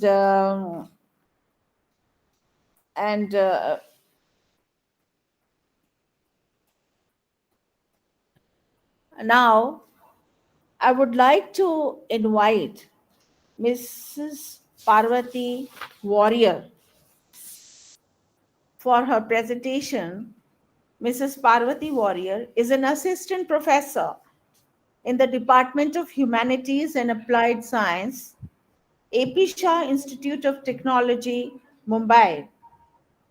The title of her research paper is Shadows of Womanhood, Unveiling Femininity in Kazuo Ishiguro's A Pale View of Hills. Over to you now, Mrs. Parvati Warrior. Good afternoon, one and all present here. Thank you so much, ma'am, for the sweet introduction. So I would like to share my PPT.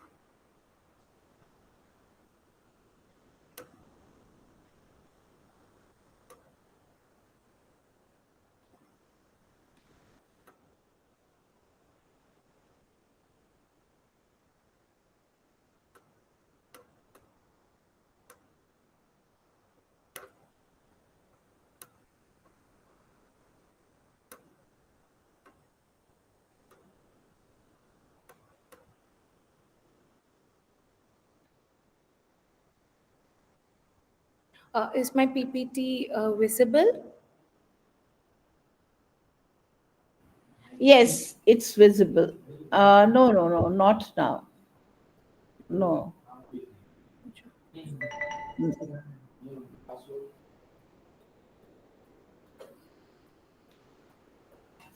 Hello. Yes, Yes, ma'am. Nancy. Your turn is from 4:15 to 4:30, huh? Is it visible now? Yes, we can see. We can see your Okay. PPT. Yes. Okay. Abhi- So I'm going to present the paper Shadow of Womanhood, Unveiling Femininity in Kazuo Ishiguro's A Pale View of Hills. About a small introduction about the author. Kazuo Ishiguro is a British novelist, screenwriter, musician, and short story writer who has won Nobel Prize in Literature at the year 2017. A Pale View of Hills is a personal book, can be considered as a personal book, as the author himself was relocated from UK to Japan at the age of 5. So this book can have a personal touch as he has also experienced a cultural transition.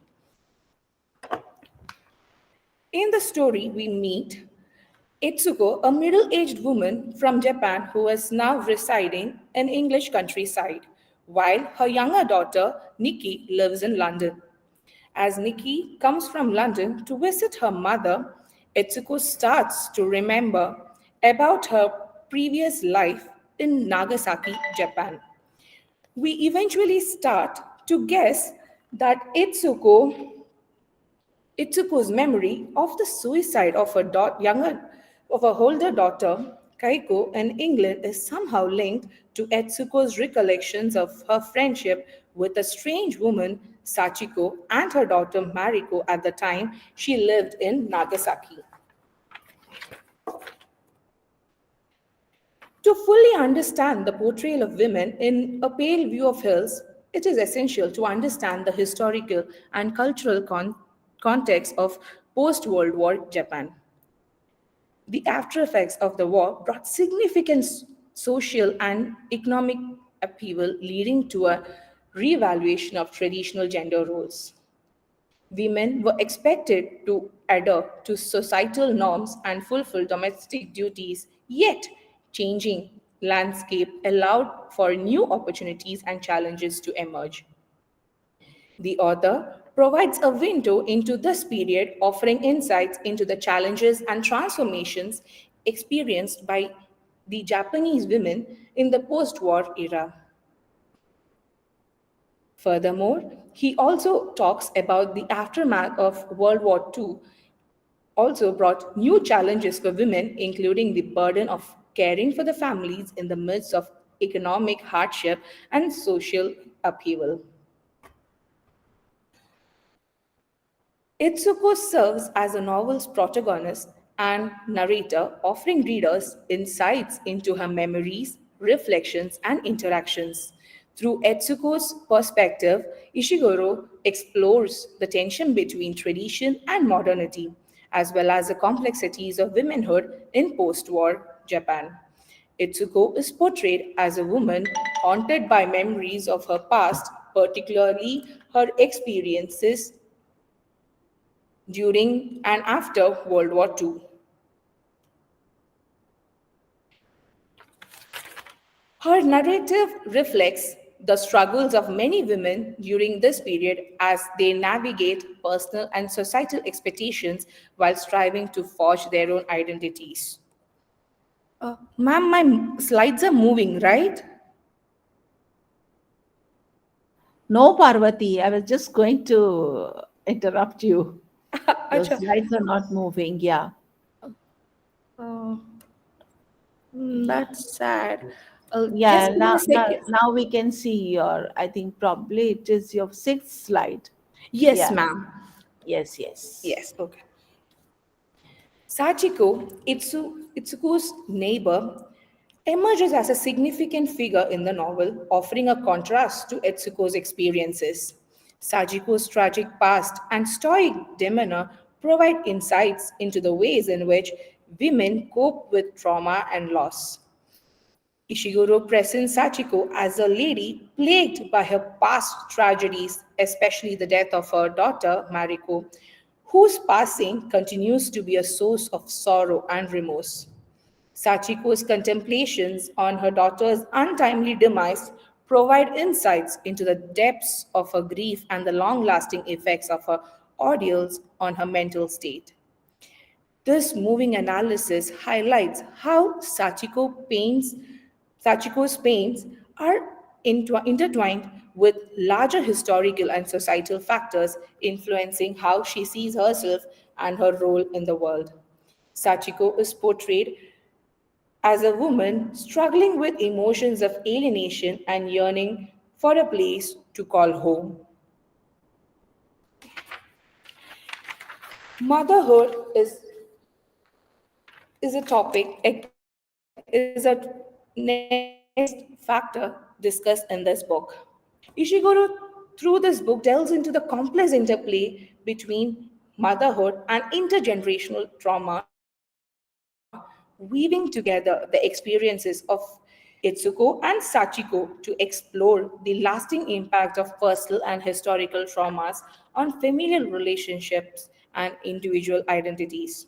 Ishiguro illuminates the ways in which motherhood serves as a source of comfort and a catalyst of introspection, while also highlighting the ways in which trauma is passed down through generations, shaping the lives of individuals in profound and often unexpected ways.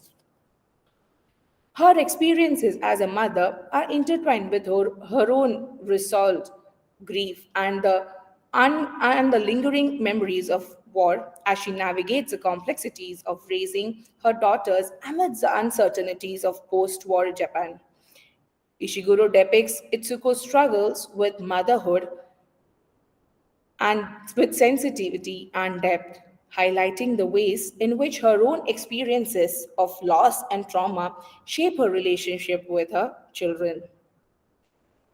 Through Sachiko's interactions with Etsuko and her daughters, Ishiguro explores the ways in which trauma is passed down through generations, influencing the dynamics of motherhood and shaping the identities of individuals in a profound and unexpected ways. Itsuko's reflections on her own experiences of motherhood and her relationship with her daughters throws light into the complexities of maternal bonds and the enduring impact of trauma on familial dynamics. Ishiguro encourages readers to consider how memory and trauma interact to form individual identities and collective narratives through the voyage of the characters and their self discovery, highlighting their enduring significances in forming the human experience. I think your slide is again stuck. It's not moving, Parvati. Is it moving now? No, we are this. We are still. I mean, we have this slide of Sachiko. Acha, bapre. Yes, it's not moving. Yeah, now we have the So, can I slide keep it entitled like this memory. without presenting it? Yeah, memory. Now we can see. I'm sorry, but I guess if this is how you could see it, then can I leave it like this then, Okay, okay. without Leave it. doing the slideshow then? Okay. And I'm very sorry. can you just wind up a bit faster because we have many more presenters. Parvati, it's really good listening to you, but could you please wind up faster? Parvati? She's trying, I think. Parvati? Yes? Probably there is issue of internet connectivity. Ma'am, can you hear me? Yeah, I can hear you. Parvati, could you please wind up a bit faster? Yes, Because ma'am. Just we give me are 2 minutes. I have two more slides. That's it. okay, okay, fine. Thank you so much, You're Parvati. welcome, ma'am. Yes, yes. The title might allude to someone who can no longer see her image properly, which could also be related to past occurrences, as Ishiguro explores the ways in which trauma shapes the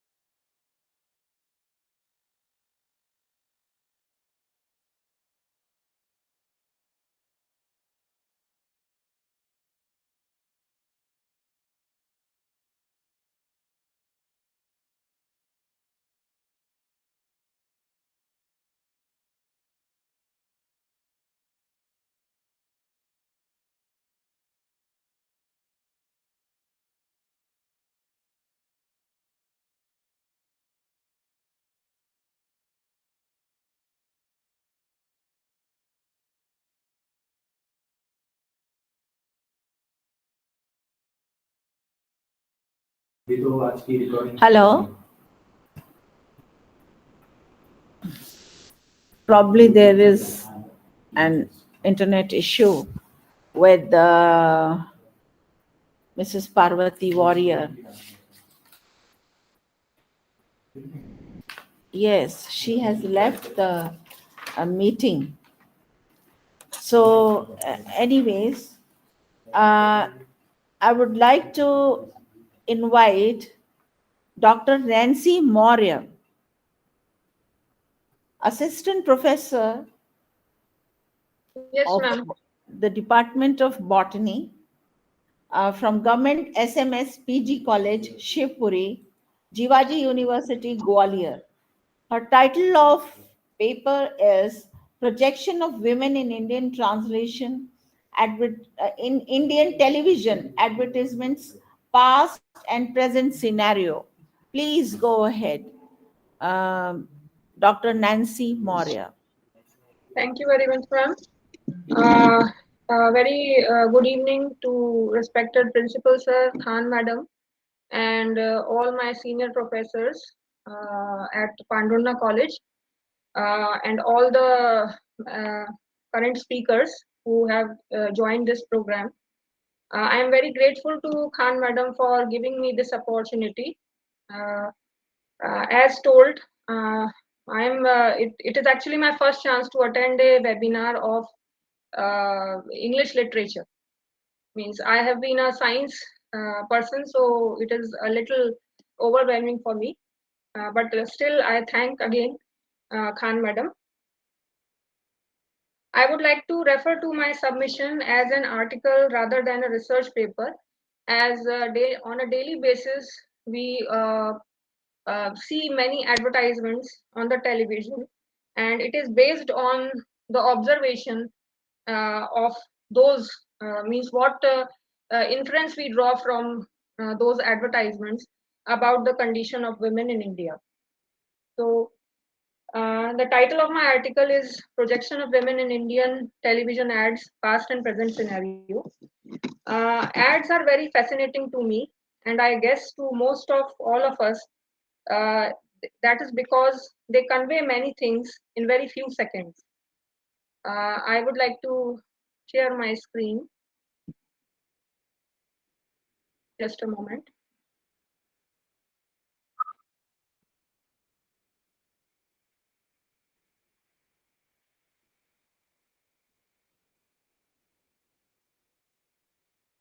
My screen is visible, ma'am.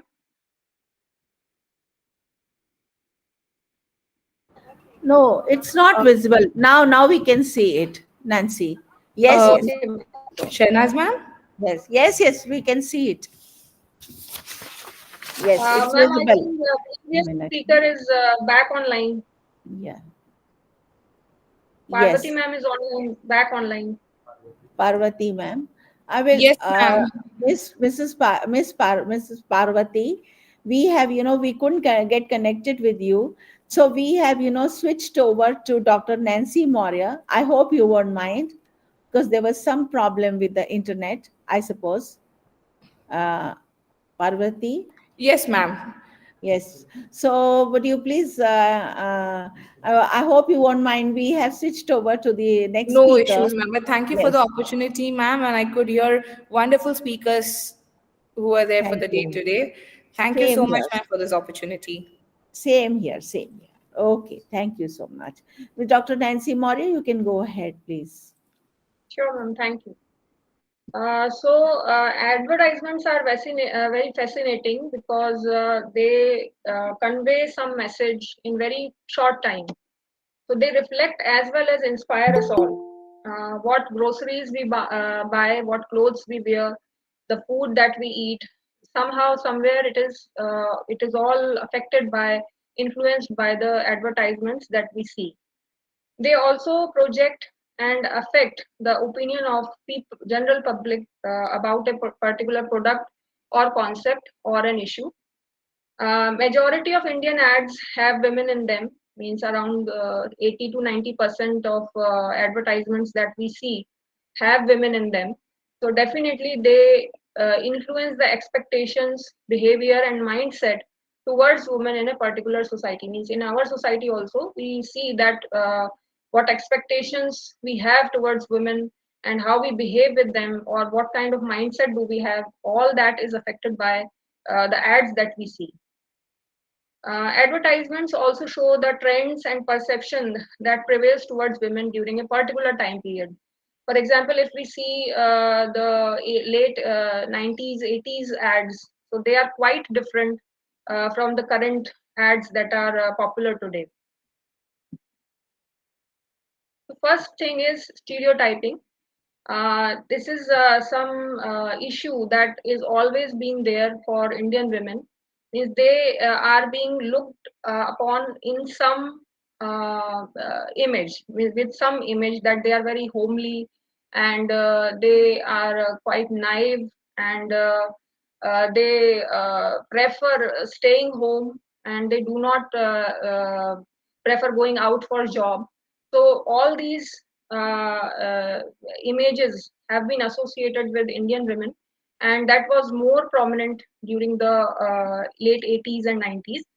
So I would like to share this advertisement. Uh, just a minute.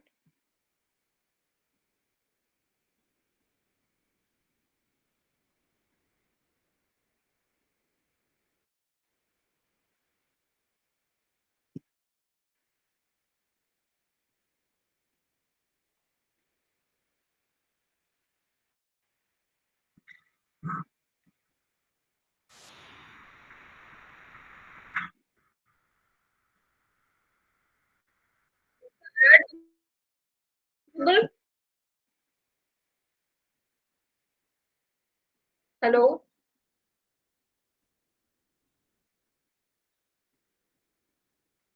Yes, Dr. Nancy Maurya. Is the ad visible? No, it's only Uh, stereotyping. The slide with the heading stereotyping is visible to us.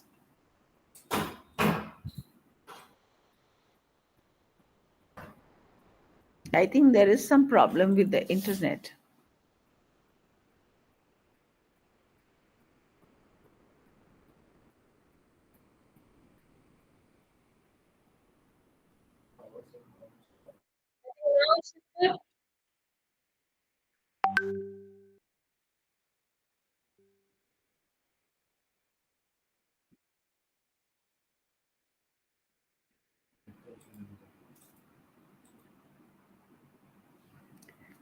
Dr. Nancy Maurya, you can go ahead even without the slide. Okay, ma'am. It's actually hanging, Yeah. I guess. So, Yes, it's not. stereotyping is one of the very crucial issues that have always affected the women's image in the Indian society. So, mostly the ads that were shown previously, they showed women in a very homely manner, and that too, they do not like going out for work, and they depend for every decision. Means, or even for buying a pressure cooker, they are dependent on others for buying very small things also. But nowadays, the situation has changed. There are many advertisements that show that women are taking important decisions, and they are also going out for jobs, and they are taking important decisions of their lives also. Previously, we had seen some very famous ads like the Nirma ad, Hema, Rekha, Jaya, or Pushpa. So, why only women names are here in these taglines? So, this definitely shows that women are more associated with the housework and household chores. Uh, Currently, we see that women have been associated with more means a wide variety of professions, and this is signifying, and it also shows that there is much financial security and independence among women right now. However, there is a challenge of juggling between household chores and job. So there is means there is a lot of strict schedules and stress for women nowadays, and therefore the concept of sharing the load has come up, which was not there in the previous years. So there is definitely a realization among the others other means the other means other parts of the society, like means the males or your other relatives, that definitely if a woman is a woman is doing some job, he or she needs some help at home also. It's not her only responsibility to carry out all the work herself. So there were many ads previously which showed body shaming and mocking. Means they had a shade of body shaming and mocking. Like we had an ad which was also very popular at that time. "Zyada khayegi to moti ho jayegi." So that somehow represented that if a person is fat, especially if a woman is fat, then she has to face such kind of mocking. So this was quite prominent at that time. Still, there are many ads which associate fair skin, fair complexion, long straight hair with beauty, but some of them have definitely evolved out of it. Means it is not about fair skin, it is about the confidence that the person carries. That is important today. Next, we come to another aspect of the ads. Previously, we did not have any ads that were concerned more about the health of, especially for women. Nowadays, there are many products that are available in the market, which are specially designed and customized for women. As we see a very popular ad of health drink, which is specially designed for the women for their calcium supplementation. So these type of ads have come up, and there are ads that are about sanitation and hygiene, and even contraception related products have come up, which are openly shown in the means with much information. Such kind of information was not available in the previous ads. All the previous ads talked about these aspects in a very hush hush way, and this scenario has changed quite a lot. Sports and other male dominated professions. So women are now shown taking up professions earlier which were associated with men only, like boxing, cricket, police force, army, judiciary, business, etc. There are many ads which show women in police force or army, which were totally associated with men earlier. A very popular example is the Dairy Milk Cadbury's ad. In the 90s, only there was an ad of that chocolate in which the female character was sitting in the benches, and she was watching that cricket, men's cricket. And nowadays, the same product is being sold with another, means promoted with another same setup, same background, but there is exchange. The male is sitting watching the cricket while the women are playing. So this is the change over time that has come in our advertisements. So we see decision making. Many women are being seen making important decisions of their lives, about their partners, and whom they want to marry, or what kind of profession they want to take up, or what kind of education they want to take up, whether they want to marry right now or later. So these ads have come up. So there is a depiction that the decision making women have means have developed over time. There is also role reversal. We see many ads where the dads are taking care of the children at home, and at the same time the mother is out for some job. Education and ambition have also been taken care of today. So there are many ads, like one of the very interesting tagline for me, means one of the my favorite ads tagline is, ए लड़की तेरा नाम क्या है, पूछने वाले पूछें तो तेरी पहचान क्या है. So that is how, means they such kind of taglines inspire girls to search for their means identity. They do not have to confine themselves to homes, or they do not have to limit themselves. They have to be more ambitious. Another concept is that especially for working women, that has come up is that women are also human. It is they are not it is not that they are superhuman. They cannot all the time juggle between the household chores and their profession. Definitely they have chosen to take up profession also, in some job also. They are earning and getting financially secure also, but at what cost? They do not have time and they are expected to do more while others are not. So it is definitely uh, acceptable for a woman to commit some mistakes or fail sometimes or get tired sometimes. So that concept has also come up, and which is very good, I think, very progressive. So I'm coming to my conclusion that much has been done over time, but much more is required to be done. And I'm sure that that will get reflected in our advertisements if we live up to that time when there are no gender biases or discrimination against women. So if we live up to that time, then definitely we will see some ads, means majority of ads, in which there will be no gender parity or any kind of differentiation between discrimination against women on the basis of gender. Thank you.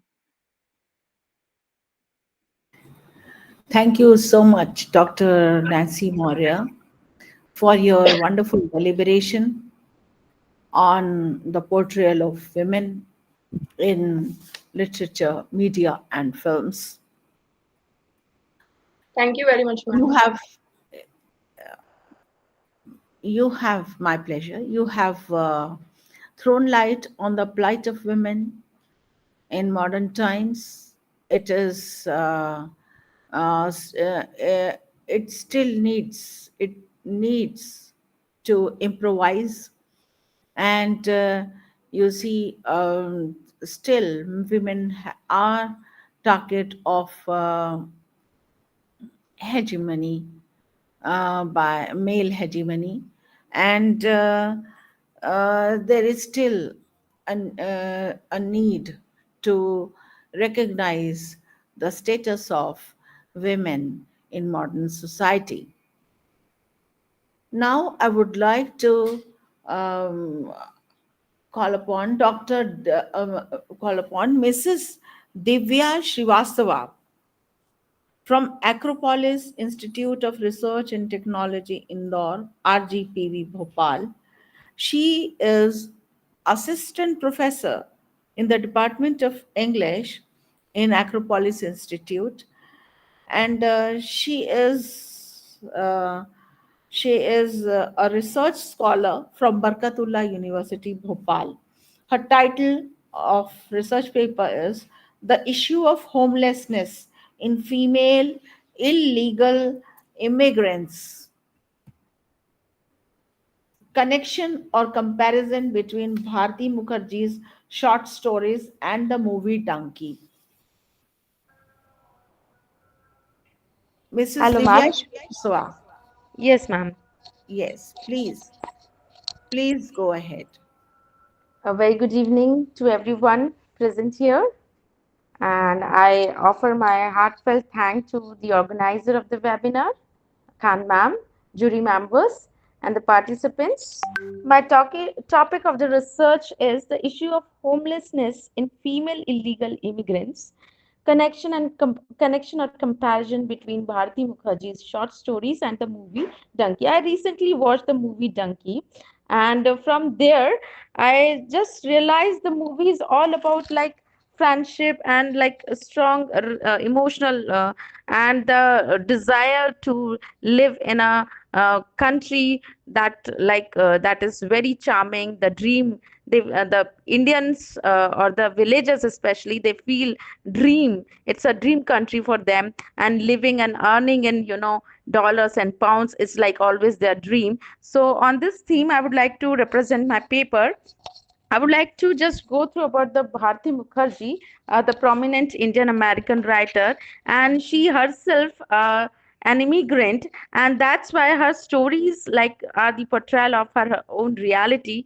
And here I would like to just tell from the introduction of Darkness, her short story collection. She said that immigrants were lost souls put upon the pathetic expatriate on the other hand, knew all too well who and what they were and what foul faith had uh, befallen them. Yes, when we talk about the immigration illegally, it is a complex problem that intricately tinkers to large social, political, and economic forces that exist both domestically and internationally. Because of this, thorough and nuanced approaches that include the intricacies of immigration and its effects on people individually as well as communities and societies as a whole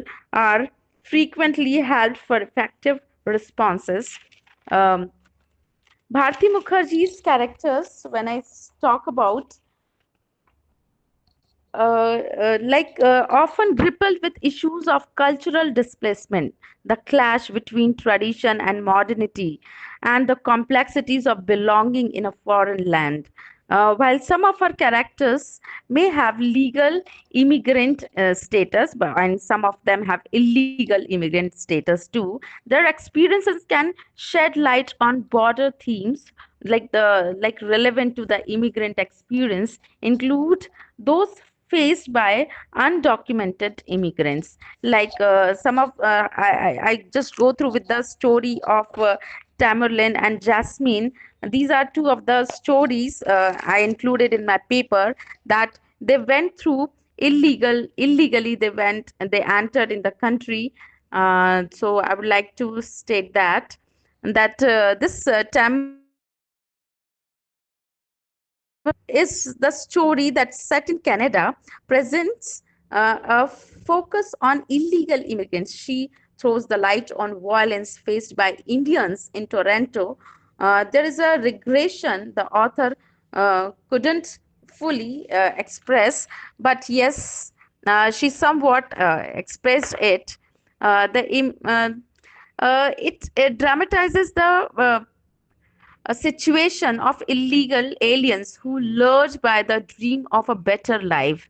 They are smuggled sometime into Canada, where they are forced to lead an anonymous underground existence, sleeping in shifts. Like sometimes they have to sleep in shifts and living in constant fear of being raided by immigration authorities. Was this what I fled Ludhiana for?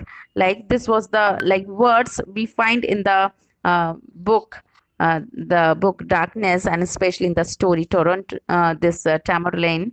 The title of the story refers to the restaurant's chef Gupta, who had been maimed 6 years earlier when he was thrown on the subway track during the raid on illegals at the restaurant. Gupta orders the Mounties to leave when they refuse to threaten the use force against him. He picks up a cleverer and brings it down on the outstretched hand on one of the policemen. He then definitely holds his Canadian passport in front of his face. That way, the story ends. He never saw the drawn gun, nor did he try to dogged the single bullet. The same way that I would like to go on the story Jasmine.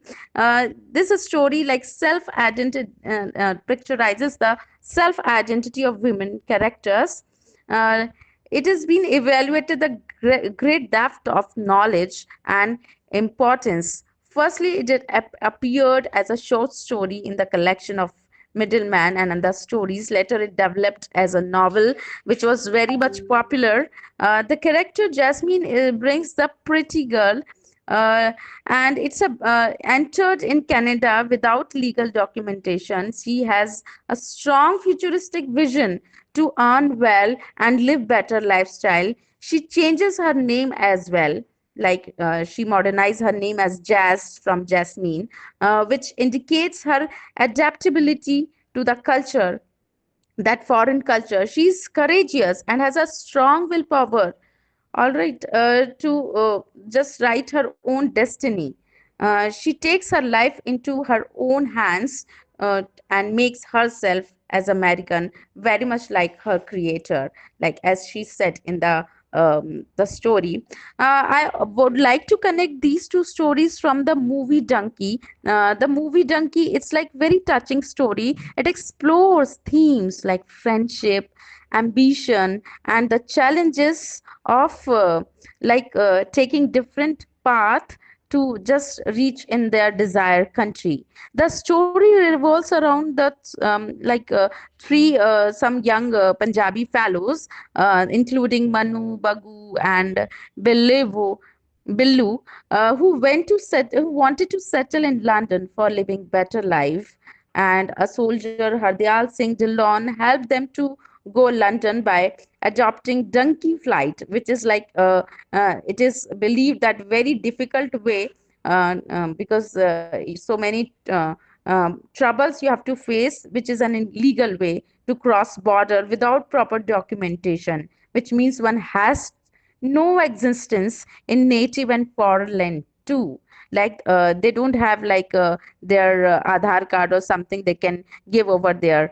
Though they tried every possible way to secure visa in the beginning, they wanted to clear the examination also, but they were failed in that way. And they made their again another way to go illegally. It is a troublesome journey riddled with hardship and challenges. Manu, the actress or the heroine of the movie, had a strong desire to earn a lot of money, and just she wanted to live a good life, lead a good life, and to help her parents also.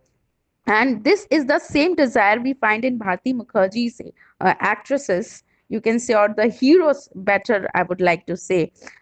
Because with this is strong desire, Bharti Mukherjee's characters also come to foreign land, especially in Canada and America.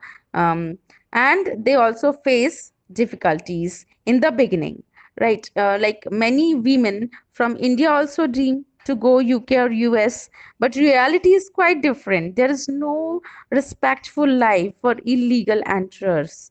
The life is full of threatening situations. Sometimes women become victim of rape, torture, mental illness, but they can't raise their voice as they are living with no records. In fact, every time they are in fear of being caught by police or being into the bars, right? The movie that I'm talking about, Donkey, is made by Mr. Rajkumar Hirani, and he also wants to give the strong message choosing donkey way is very difficult, and you have to sometimes avoid bullets. They put their life in dangers. More, if we talk about the movie, travel across countries and shifting shifting from one country to another country, one continent to another country, in a very secret manner, or sometimes you are caught and you may be shot also sometimes. So it's a very life threatening or very dangerous way to accept, and it's very challenging way also. I would like to hear, just want to say from this research paper that yes, these two, the people have very difficult situation, but the projection of the thing is also very bad. The movie also like projects that some people that who are in abroad, they are living very difficult life, but they express themselves as they are very happy, and they same post they send to India, and here people also come into like temptation that as the my fellow or my neighbors or my relatives are living leading a better life over there, so why should I not go? Once they realize the reality of this thing, that how difficult life over there, they would not try to choose this way, illegal way, to go to foreign country, maybe in US or UK. So from this paper I would like to throw light, as the movie Donkey also wanted to throw light, that you should means you should think about this thing, that you should not go for such illegal ways, because after all, homelessness is the very like a very touching thing that we feel after living there. The people who are living there, they have great feeling of homelessness, and because they are nowhere, they are neither from India, they are nor in that foreign country. So the movie also want to suggest that instead of choosing illegal way to go to in such countries, we should women, we should help women to, so that they cannot choose this path or way to go to such country this way illegally. That's all from my side. Thank you so much. Thank you so much, Divya, for your Yes, wonderful ma'am. presentation. Thank you so much, Uh, ma'am. Now, I would like to invite Mrs. Deepshika Topo. Mrs. Deepshika Topo, are you there? Yes, ma'am. Mrs. Deepshika? Yes, ma'am. Yes. I would like to invite Mrs. Deepshika Topo, Assistant Professor of English in the Department of English at Government Veer Surendra Sai PG College, Garyaban, Chhattisgarh. Pandit Ravi Shankar University. The title of her presentation is Unveiling the Evolution of Women's Roles in African American Literature from Subjugation to Empowerment. Ma'am, is my PPT screen? I'm screen sharing. So is my PPT Yes. visible? No, your PPT is not visible and you're not so clearly audible also. We can't hear your voice clearly. Ma'am, my PPT is not visible, ma'am. No, we can't see your PPT here. Yes, but here we cannot see. Yes, yes, Now it's yes, visible. yes. Now it's visible. We can see it. Okay, ma'am. Okay, ma'am. Please try to wind up in 15 minutes. Yes, ma'am. Very good evening to everyone present here. My name is Deepshika Topo, and the title of my paper is Unveiling the Evolution of Women's Role in African American Literature from Subjugation to Empowerment. Introduction. African American literature has its roots in oral traditions that date back to She Africa. joined Elizabeth. Hello? Yes, ma'am? Oh, I'm so Elizabeth, ma'am, huh? Okay, okay. Sorry, the mic. Yes, ma'am. Where the storytelling, folklore, and music played essential roles in preserving cultural heritage and conveying values, histories, and beliefs. And these oral traditions were brought to America through the transatlantic slave trade, forming the foundation of early African American literary expression. And one of the earliest forms of African American literature in America emerged during the slave era, primarily in the form of slave narratives, and these narratives were autobiographical accounts written by formerly enslaved individuals. They provided first hand insights into the harsh reality of slavery and the quest for freedom and the resilience of African Americans. Slave narratives of Harriet Jacob, Sojourner Truth, Harriet Tubman laid the foundation for the development of African American literature as a distinct and vibrant literary tradition that continues to evolve and resonate with the readers today. We'll see the objectives now. The first one is historical insight. Uh, it provides insights into the historical experiences and contributions of African American women, especially during pivotal periods such as slavery, the civil rights movement, and beyond. Then intersectional analysis. It facilitates the analysis of race, gender, and class, allowing for a deeper understanding of the complex identities and strengths struggle faced by African American women. Uh, Number third is a representation and empowerment.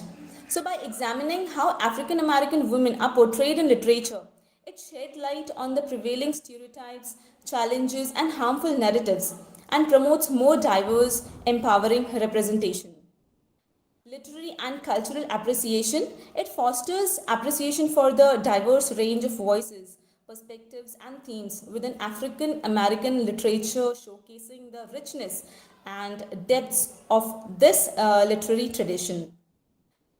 In social and political context, it helps in contextualizing literature within broader social, political, and cultural contexts, highlighting the ways in which literature both reflects and shapes societal attitudes towards African American women. And the next is empathy and understanding. It promotes empathy and understanding by allowing readers to engage with the lived experiences, triumphs, and challenges of African American women through the medium of literature. Overall, studying the roles of women in this literature is essential for eliminating marginalized narratives, advocating for inclusivity and equity, and celebrating the resilience and creativity of African American women writers. Now we'll see the contribution of African American women in different periods of African American literature. Uh, the first one is slavery period. So African American women played critical roles during the slavery period, facing unique challenges and making significant contributions to their communities.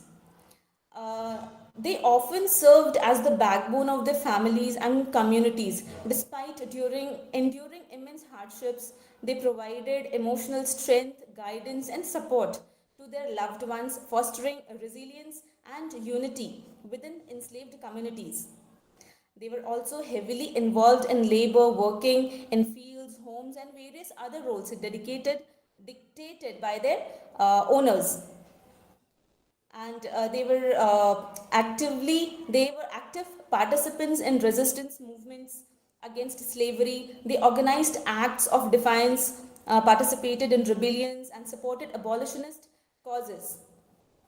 Figures like Harriet Tubman, Sojourner Truth, and Harriet Jacobs are renowned for their courage and contributions to the fight for freedom.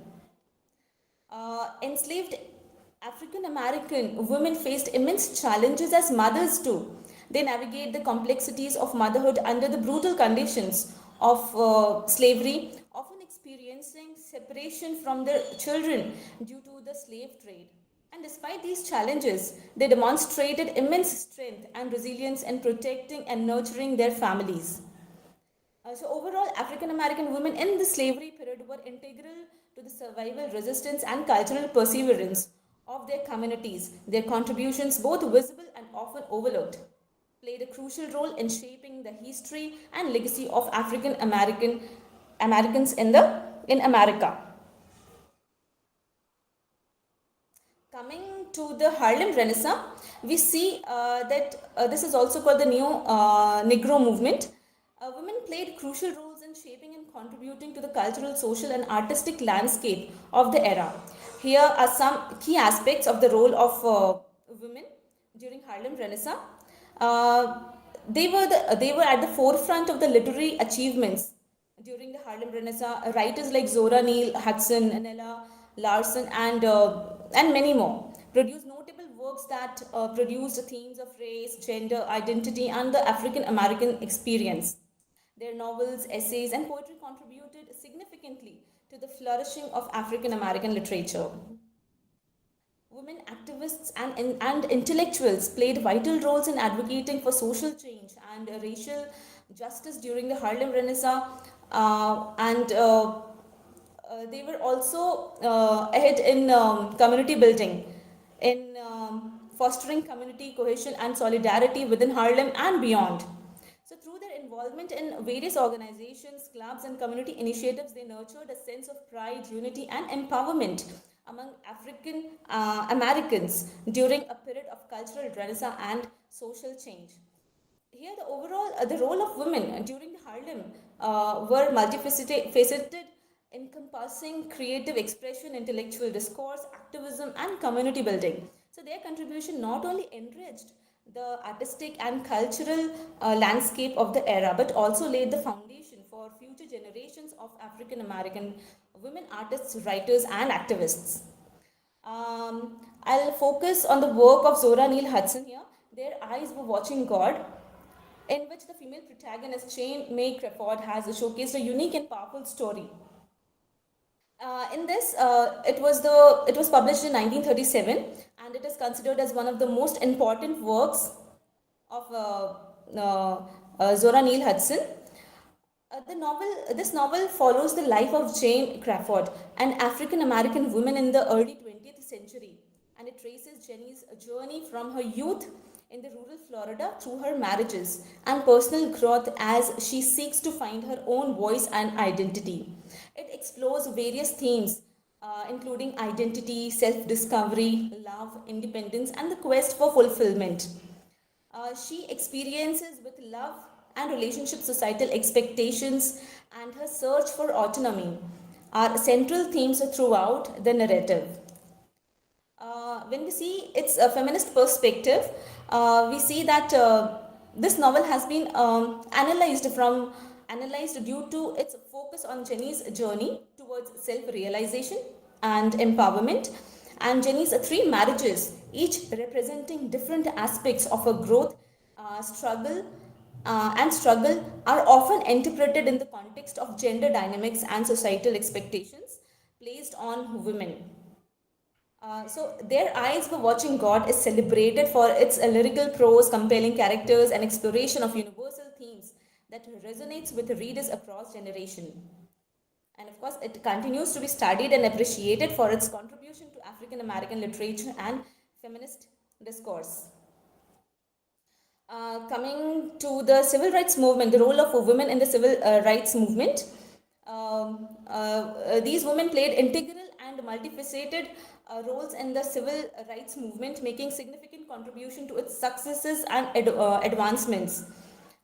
Their leadership positions and played crucial roles in organizing grassroots movements and civil rights initiatives, and they actively involved in protests, sit-ins, marches, and acts of civil disobedience. They faced violence, discrimination, and arrest while standing up against segregation and racial injustice. In this, the women writers like Maya Angelou, Toni Morrison, Alice Walker, and many whose work delves into the themes of race, identity, and resilience, reflecting their experiences as a black woman. In the work of Toni Morrison, The Bluest Eye explores the themes of racial discrimination, identity crisis, contributing to discussions on the civil rights issues. In The Bluest Eye, it is also a powerful exploration of race, identity, beauty standards, and the impact of trauma on individuals and communities.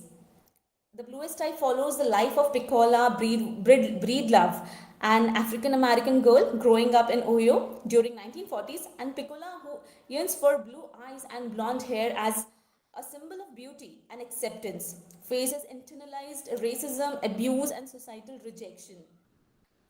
And this novel delves into the themes of racial self-hatred, colorism, and the damaging effects of white beauty standards on African American individuals, especially women and girls. It also explores the complexities of identity formation, family dynamics, and community struggles. The character in The Bluest Eye, including Piccola, her friend Claudia, and others in their community, undergo complex journeys of self discovery, trauma, and resilience. Their experiences shed light on the psychological and emotional toll of racism and societal marginalization.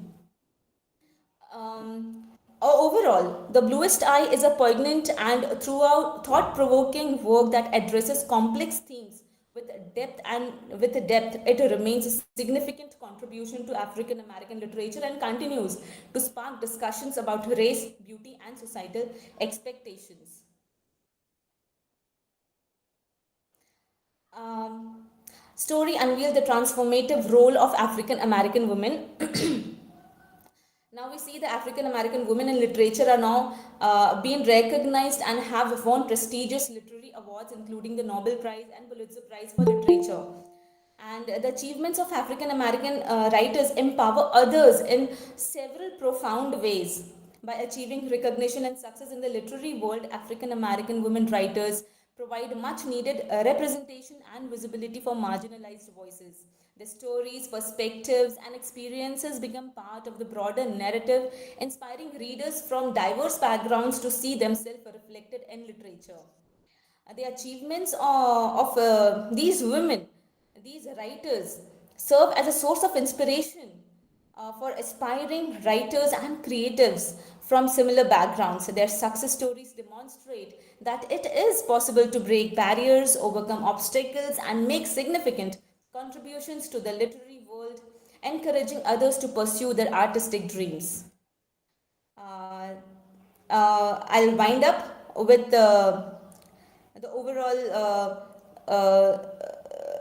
study. The achievements of African American women rights not only to empower individuals within their communities, but also contribute a more inclusive, diverse, and vibrant literary landscape that benefits a reader of all backgrounds. Their voices resonates beyond the pages of the books, fostering empathy, understanding, and a deeper appreciation for the diversity of human experience. Thank you, ma'am. Thank you.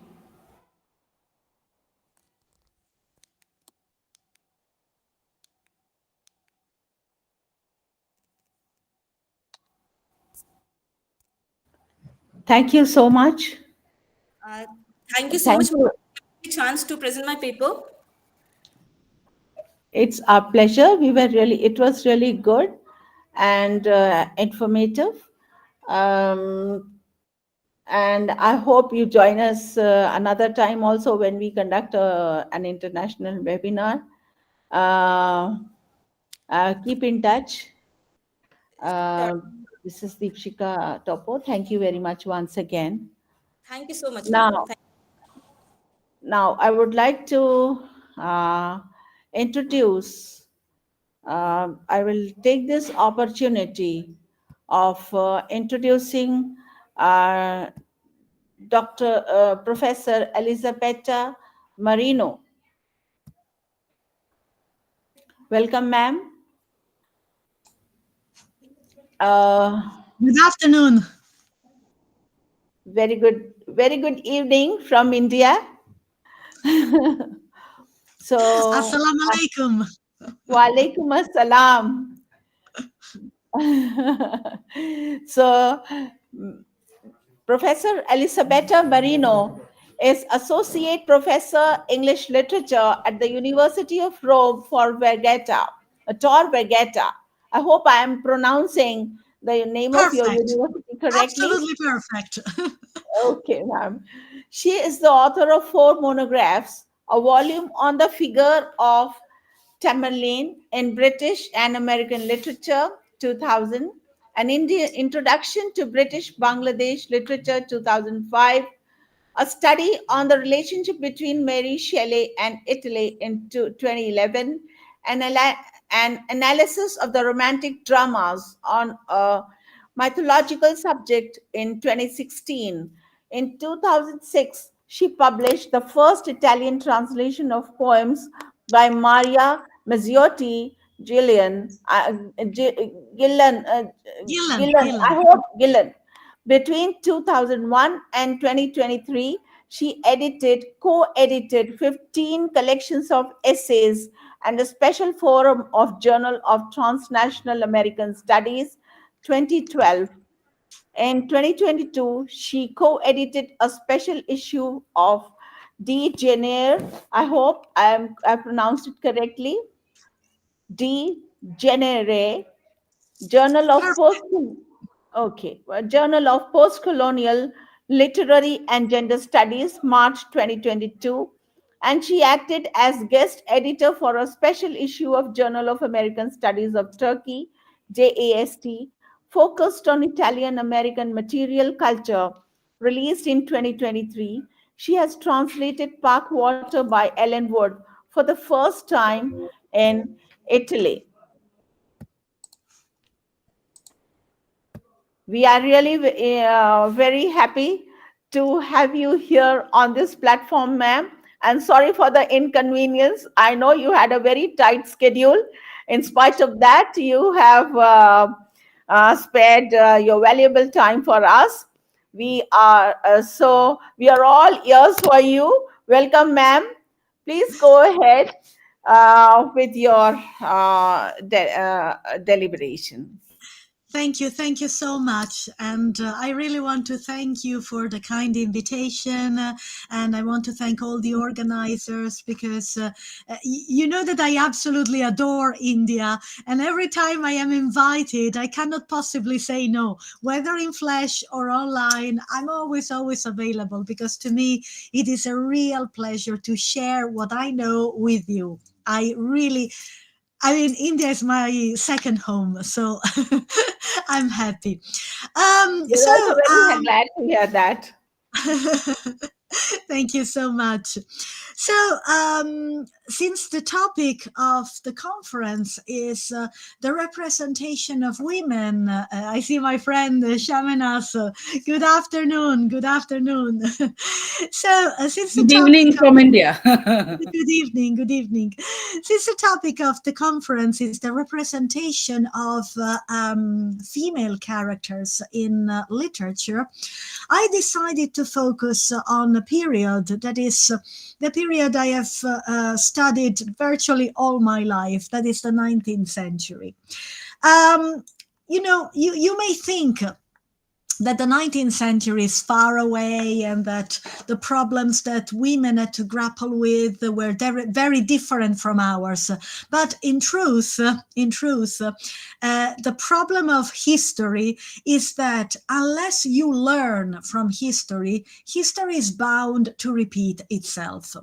And therefore, studying the works of the 19th century and observing the struggle of women through the characters of novels, it is very important to appreciate what we have achieved and also to understand what we still have to achieve, because we have a long way to go, unfortunately, or maybe fortunately, because every time there is a crisis, there is always an opportunity. At least I look at it in this way. So, since I think I've already spoken from similar platforms about Victorian literature, and Victorian literature may be a topic that most of you are familiar with, I decided to move across the Atlantic and to speak about the same period, that is the second half of the 19th century, but in America. So we will deal with the American characters, the American female characters. First of all, we have to set the ground for the talk.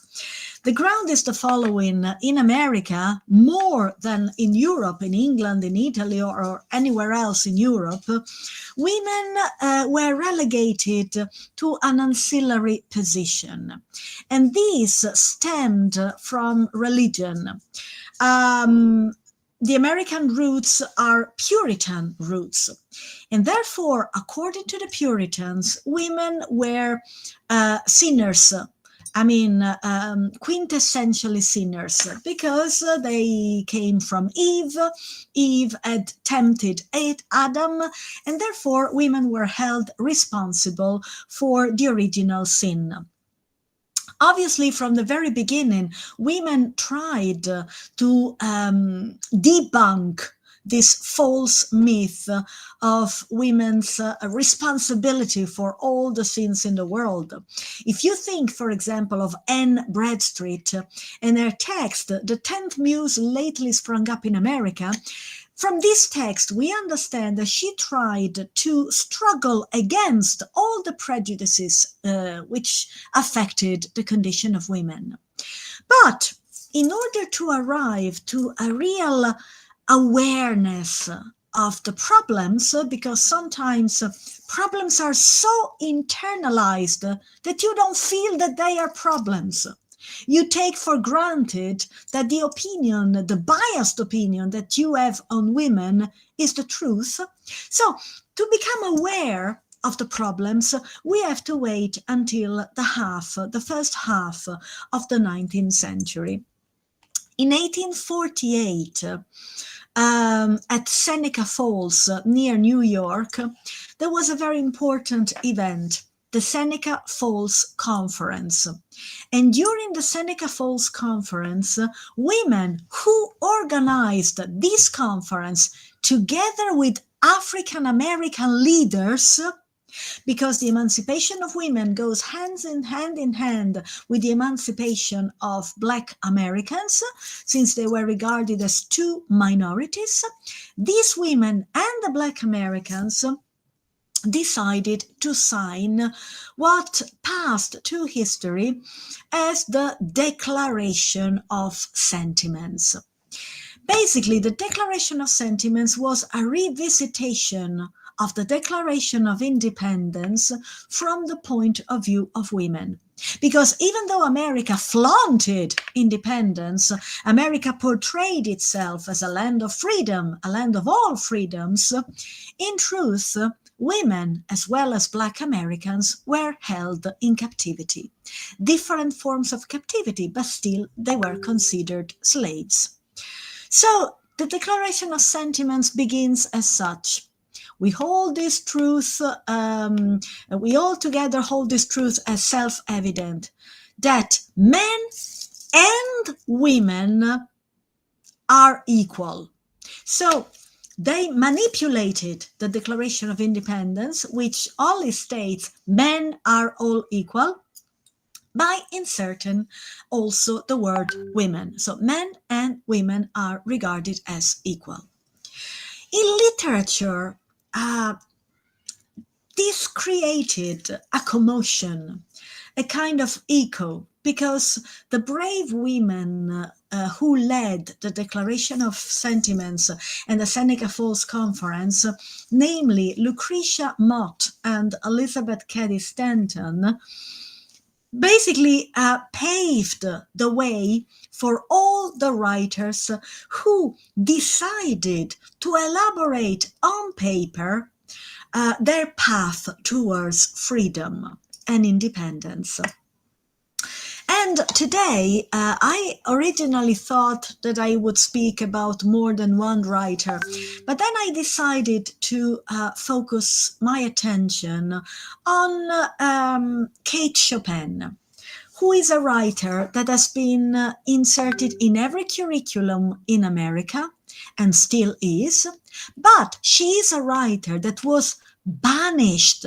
She was barred from being taught in every university up until the 1960s, because she was regarded as too transgressive. She was too liberated, too transgressive, and therefore there was no possibility for her to be, acknowledged universally in the academia and also among readers. Kate Chopin, the name itself is revealing, because Kate Chopin came from a context in the south of the United States where there was a mixture of different ethnicities. Her name, Chopin, is actually a French name that she derived from her husband, but also her family was not white Anglo-Saxon Protestant. She had Irish ancestry, and also on her mother's side, she was French Canadian. And this always gives you an interesting perspective, because if you are not an insider, but if you look at any phenomenon from the outside, first of all, you can get a broader picture. And secondly, you can see things that are overlooked by the people who are inside.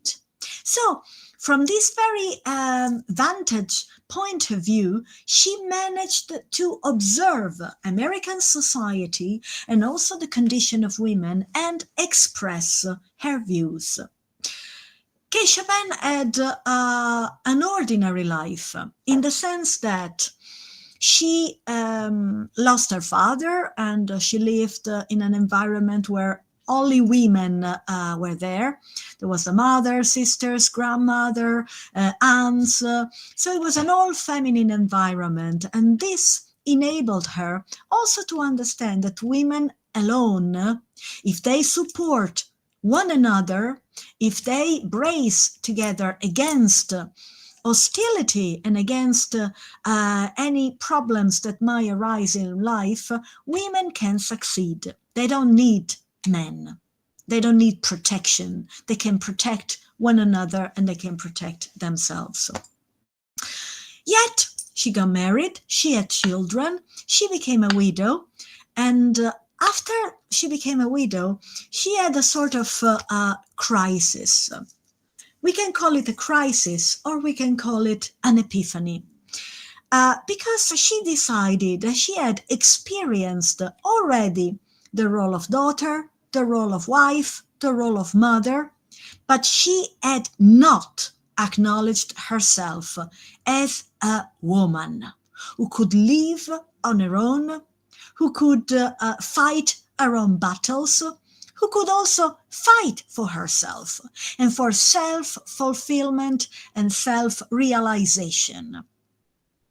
She had a crisis, obviously, because she had lost her husband. So she went to a doctor, and normally doctors in that period considered women, also women with intellectual ambitions, as neurasthenic. Neurasthenia was considered as the disease of the century. Neurasthenic women were the women who did not conform to the normative description of womanhood. Daughter, mother, wife, sister, and that's it. But this doctor, where she went, encouraged her to write. So the doctor actually anticipated some of the theories that would be developed in the following century, in the 20th century.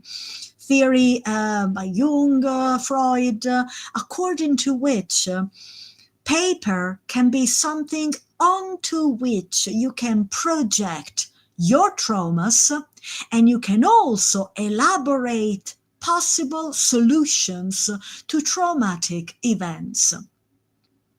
Hence, she decided to use pen and paper to carve her path towards freedom, freedom also from depression, and self-realization.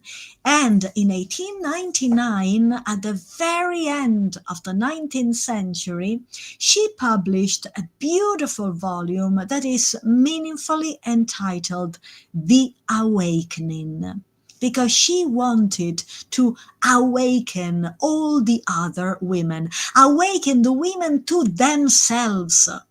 Because up until that moment, they had preached self-effacement. They were dutiful, meek, compliant, but they were not proper human beings. They were just puppets in the hands of either, their fathers or their brothers or whoever. And that was a very sad situation. So basically what she did was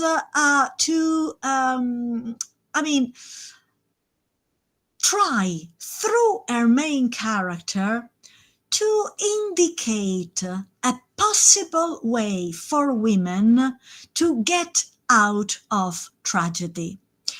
And she did that through The Awakening. If you are not familiar with the plot, I will tell you very briefly what the story is about. Edna is in Grand Isle, which is an island in the Gulf of Mexico. She's on holiday with her husband and 2 children, and with other friends. There is Adele, who is described in the text as a mother woman. She has a pregnancy every year. She gives birth to a child every year. She's the perfect mother. She's the perfect wife. But as a human being, she's non-existent. So Edna, while she's on holiday, has some kind of an epiphany. She learns how to swim. She has an affair with another man. So since she had been frustrated totally in a relationship with her husband, who treated her as a piece of property, who treated her just as something to be, that he had actually bought and that he could sell if he got tired of her. So she decided to start a new life. And from this moment on, the story accelerates in the sense that Edna changes house. She goes to live on her own. First of all, near the house where she used to live with her family. And then as the story proceeds, she's more and more and more independent. She becomes an artist, a painter.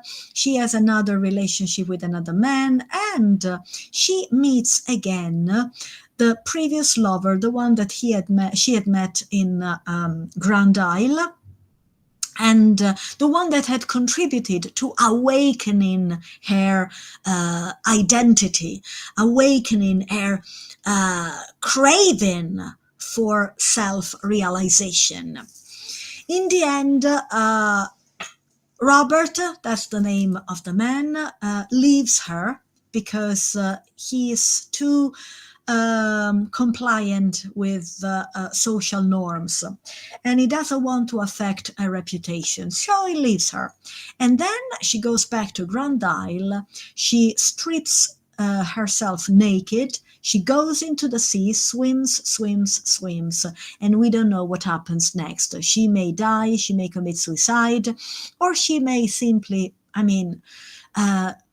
merge herself with the water and being rebirth again after this process of self-realization.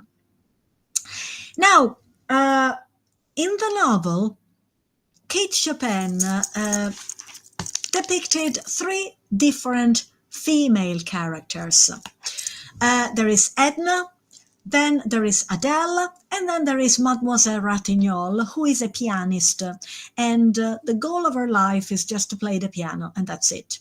So the pianist is the intellectual, but she doesn't have any possibility of living a fulfilled life because she only lives through her art.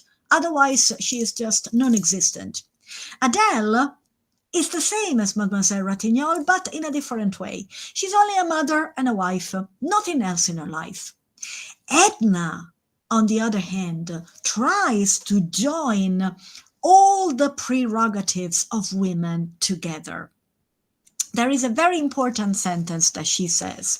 She loves her children and she loves them dearly. So she's not a bad mother. She says, I would give my life for my children, but I would not give up myself, which is a revealing sentence. It means that she would do anything for her children, but she knows very well that if she gives up herself, if she gives up on her ambitions, on her ideals, on her life as an individual, she will no longer be a good mother because she will no longer love her children, because she will feel that her children have deprived her of the possibility of self-fulfillment. So she tries to join all the prerogatives together, and therefore she's very modern, because I think that in Italy as well as in India, women always try to find a balance between their personal life, their financial independence, their being women with a career, mothers, wives, sisters, daughters.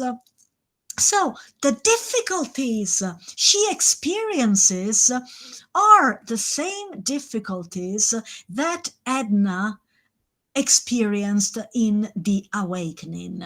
So even though more than a century, actually almost 1.5 centuries have elapsed, the problem is still the same.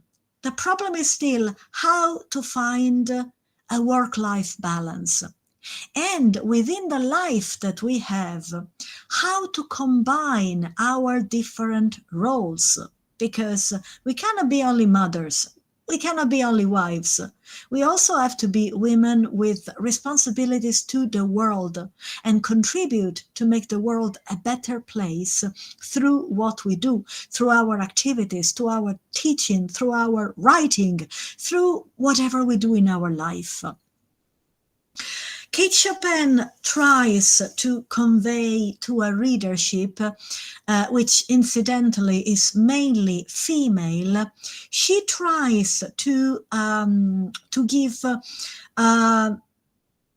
to convey the same meanings through different means and metaphors. For example, in the text, there are very interesting metaphors connected with birds. Birds are supposed to fly, but at the beginning of the novel, when Edna is not yet aware of her subjugated situation, birds are depicted as encaged. The novel opens with the depiction of a huge cage where a parrot and a mockingbird have been living for all their lives.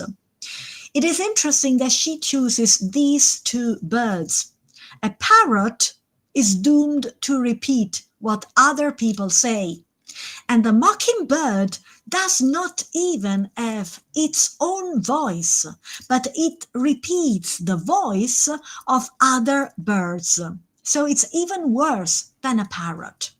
And this is exactly the condition of women, who have not a voice of their own, who have not the possibility of expressing their own ideas. Incidentally, the metaphor of women as encaged birds is not a metaphor invented by Kate Chopin. In actual fact, already Mary Wollstonecraft, at the end of the 18th century, in Vindication of the Rights of Woman, the first feminist text in England, the first really acknowledged feminist text, was comparing ladies to caged birds who just spent their lives beautifying themselves so that they could be kept alive by their keeper, namely the husband. So, as the story proceeds and as Edna acquires a little bit more of independence, the birds change in meaning. I told you before that Edna decides to leave the house where she has been living with her husband for all her life, husband and children. But she goes and lives in a place that is called the Pigeon House.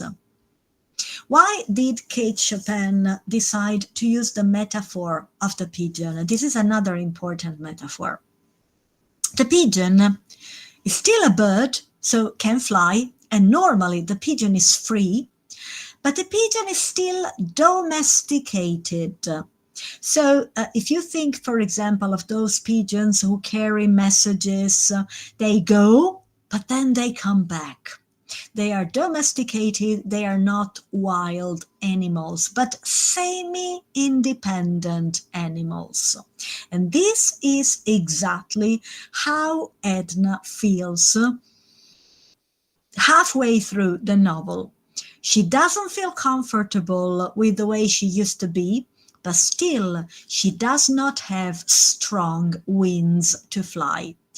And the metaphor of wings is also mentioned in the text because Mademoiselle Rice, the pianist, who becomes one of Edna's mentors, actually looks at Edna's back, touches her back, and she says, "The bird who wants to fly high must have strong wings."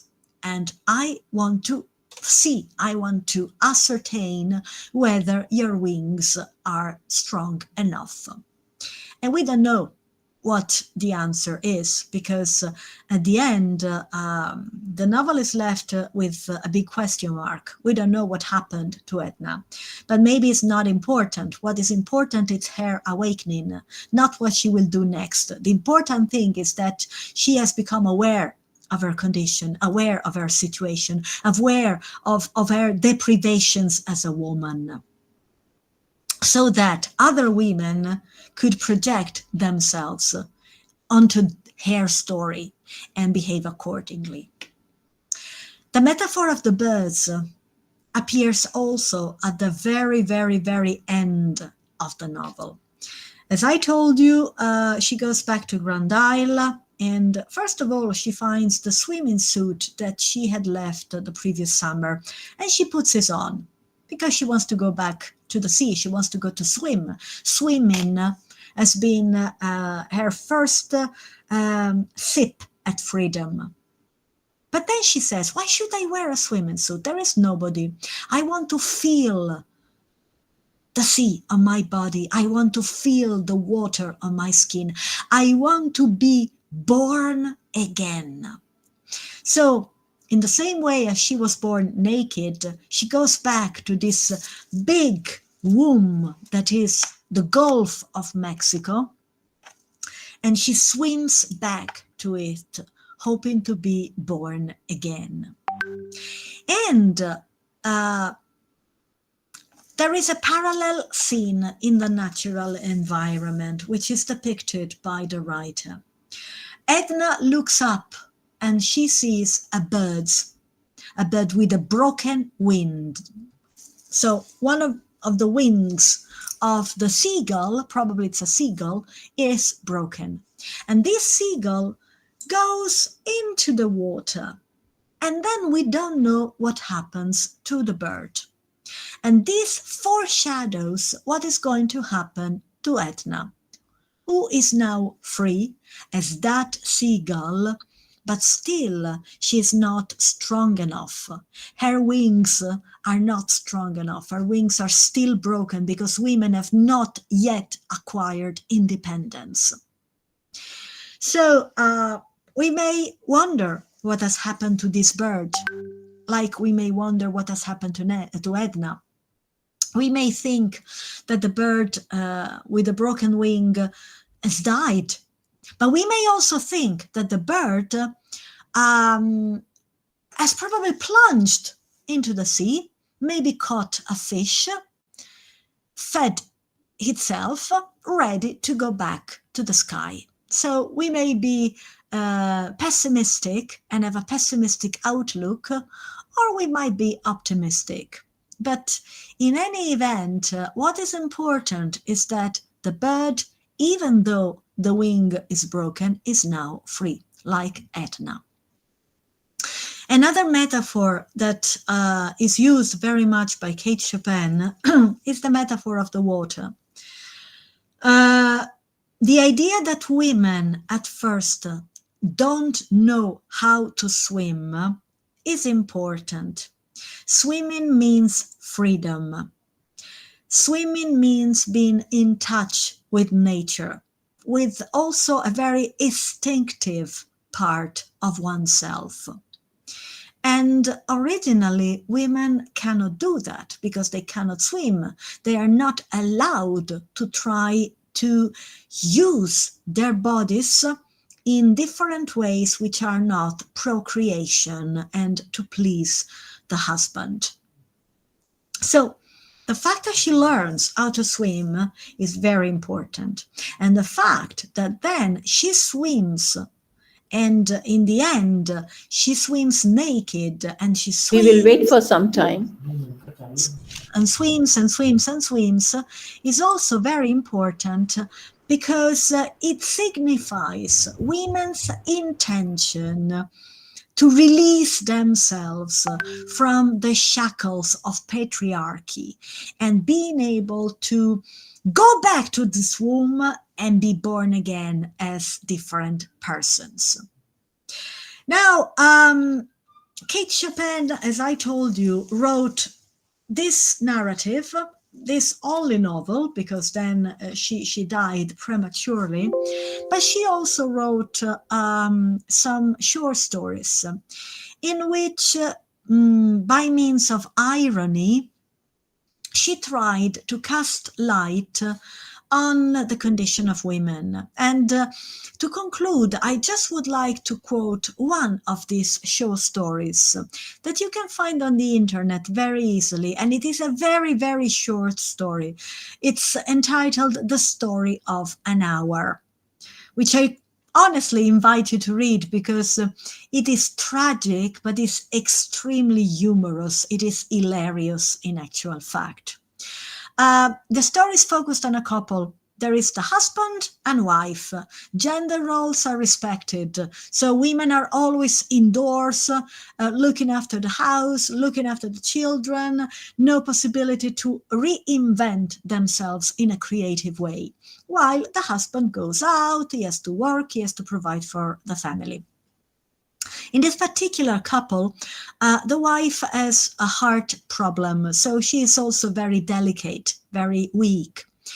And one day, a tragedy occurs because the train on which her husband used to go to work every day had an accident. So there was a train accident and virtually everybody on board was dead. And the news arrived to the household and they didn't know how to tell the wife because she was, so delicate, so weak. She had a heart problem. How can we tell her? She will die. So they enter her door. They, family members asked her to sit down. We have to tell you something, but be, very calm. They gave her some chamomile tea. They tried to soothe her nerves. And they told her what had happened, that her husband had died in this accident. At this point of the story, and the story lasts 1 hour, she locks herself in a room and begins to cry her heart out. And the people from the outside, they think, oh my God, she must be desperate. Now she will die. She's grieving for the death of her husband. But at a certain moment, they hear something unexpected.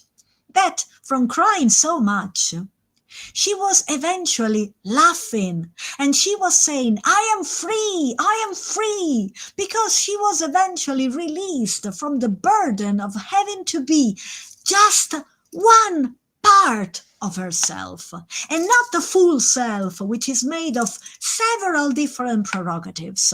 So she was hilarious. She was happy, she was rejoicing for the fact that eventually she could have the possibility not of being just a wife, but a wife, an artist, a painter, a simple ordinary person, a worker, whatever she wanted to be. So she goes out of her room, very happy, beaming with happiness. And at that very moment, the door of the house opens and the husband enters. He had missed the train and therefore he had not died in the accident. The story ends in a grotesque way because she has a heart attack, not for the joy, obviously, but for the fact that all her expectations, all the things that she wanted to fulfill in life had vanished another time. And the touch of humor is on the part of the writer by finishing the story with the report of the doctor. The doctor reports that this woman, who had loved her husband so dearly, had died for excess of joy. But in actual fact, she had died for a different reason. So to conclude, reading the literature of the 19th century and also selecting thought-provoking texts that our students can rely to and can project themselves onto is very important. And it is very important to learn from the past all the struggles that women had to go through. Because sometimes, and I see my students, they don't realize that up until, in Italy, for example, in Italy until the 1980s, which is not long ago, a husband could kill his wife. It was called delitto d'onore, a murder to protect the honor of the man. So if the husband believed that the woman had been unfaithful, he was allowed to kill his wife and get away with murder in the literal sense of the term. So this literature is important also to appreciate what we have, but also to understand that we have a long way to go. Thank you so much.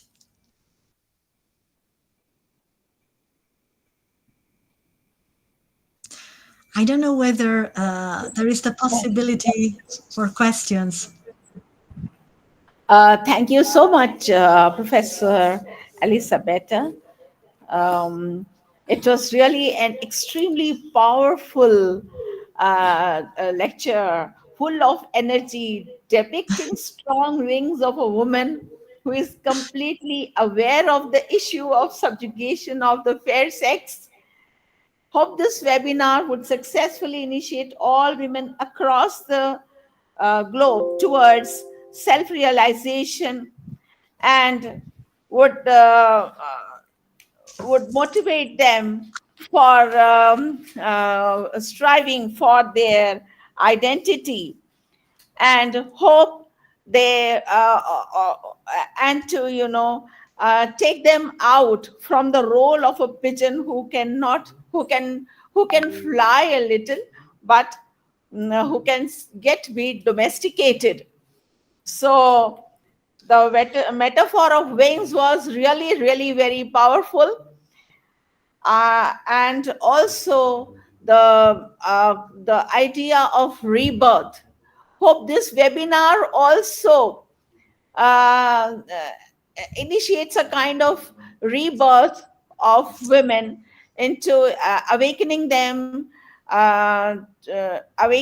towards self-realization, and in realizing their identity, their power, and their faculty of wisdom to deal with the issues of this world at their level independently. And I hope all the men across the globe will cooperate with the fair sex in this venture, because at the academic level, when such programs are organized, they do have a motive, a positive role to play. And because it is an international webinar, I hope this message is successfully conveyed across the globe to treat the fair sex in a better manner, and to shed all the hegemonic attitude towards women. The floor is open for questions. Are there any questions, any queries? You are invited, all of you are invited to ask questions. And even if they don't have questions now, and maybe the questions arise in the future, I'm going to write in the chat box my email address so that you can contact me anytime. Okay, thank you so much. Thank you so much, ma'am. But I will be happy to answer. Of course, yes. And we would really like to, hear some questions, but they don't seem to be coming at this moment. Maybe they are all pondering over it, thinking deeply over it. Now I would like to invite our chairperson, Dr. Shaminaz Bano, for her expert comment. Ma'am, Yes. somebody has raised her hand. Kiran, Ma'am, Kiran Mani Tripathi. Kiran Mani. Kiran Mani Tripathi. Okay. Yes. Kiran Mani Tripathi, would you like to ask question?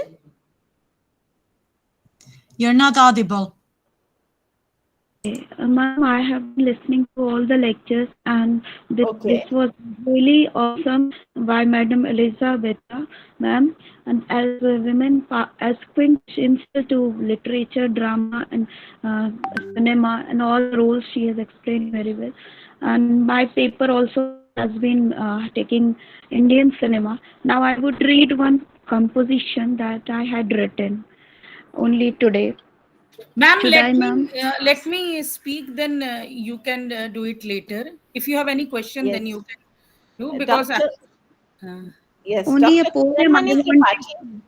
Ma'am, Yes, you for can Madam. recite poem a little later. As per the norms, there is some emergency. the chairperson has to respond to the deliberation by Professor Elisabetta, and then I will definitely invite you after her comments. Okay? Because it is a Ramzan time also, no? Yes. So Yes. Sure. We would like to hear you after comments from Dr. Shaminaz. Dr. Shaminaz, please. Thank you so much, Shanaz ma'am, and what a wonderful deliberation by Elizabeth Marino. It is always pleasure listening you, and the most important thing which I like yours is the way you speak spontaneously. Means people write and then they read, but you speak spontaneously. This is what I like in you, which is I think is the best quality of a scholar speaker. So you spoke about 19th century literature, particularly American woman writer Kate Chopin. So, and like you have quoted, unless you learn history, it is bound to repeat. After reading Woman Writer of 19th Century, we can realize what we have achieved and what we still need to achieve. So you spoke about the woman writer Kate Chopin, which belonged to both 19th or 20th century, we can say, and you have taken up the biblical allusion of Eve. How see Eve, all the three Abrahamic religion, whether it is Judaism or Christianity or Islam, they believe that the first man and woman were Adam and Eve, and how a mistake committed by the Eve, that was the eating of the fruit of forbidden tree, and which was due to her innocence, but it was considered as a sin, or the first mistake done by humankind. So she did not deliberately, but she did, which was a part of her innocence. But this has also been taken as an example since centuries, that she was a sinner, and she provoked, because of her, Adam was also provoked to do the same sin. So, and this is something which male dominated society, whether it is belong to Abrahamic religion or monotheist religion or polytheist religion, they have all have taken the example from the myth, from the different religious texts or something, and that then they have given given the reference that women have always provoked men to commit sin. Women are always responsible for the sin committed by the man, which is totally incorrect. And lots of crime in our day-to-day life we see are committed by men, and this is not in the contemporary time, but it has been from the ages, since the world has evolved, since the humankind has evolved. But putting blame on women is necessary, is easy, because women is always have been considered as subjugated, as a secondary citizen, so as a subordinate being. So but from time to time women have tried to debunk this myth, but men have always been biased about the woman, whether it is the characterization. We see how male portray women, and we see how female portray women. So you have also given the example of Seneca conference, which is I think we have read earlier, but now we have forgotten about that, and how in the conference women have raised up the issue, the emancipation of women go hand in hand with the imagine, and it is important that if a woman is emancipated, then this world will also be emancipated, and we will see women in if we see women as a strong being, then also our society will be a strong, free from all kind of biasness, free from all kind of crime also. See, I always tell my student to go out in India, especially in my state. I belong to Uttar Pradesh. Uttar Pradesh has more crime against women. It is means our in India southern part is more developed. They have more women are more secured there, but our part of the world, Uttar Pradesh. Aliza, I think you have visited Lucknow twice. Yeah, No, yeah. that is also Three times, oh, Lucknow. that is also part of Uttar Pradesh. Women are not so free in our part of the state, and they have more security issues. So I always tell my student, if more and more women are working outside, if more and more women are outside, then the world will be safer for the women. Yes. Because yes, because if we will see women in every field and in doing all the sorts of work, then all the women around the world will be safe. Like the Western world is more safer because we see women equally working outside as males now.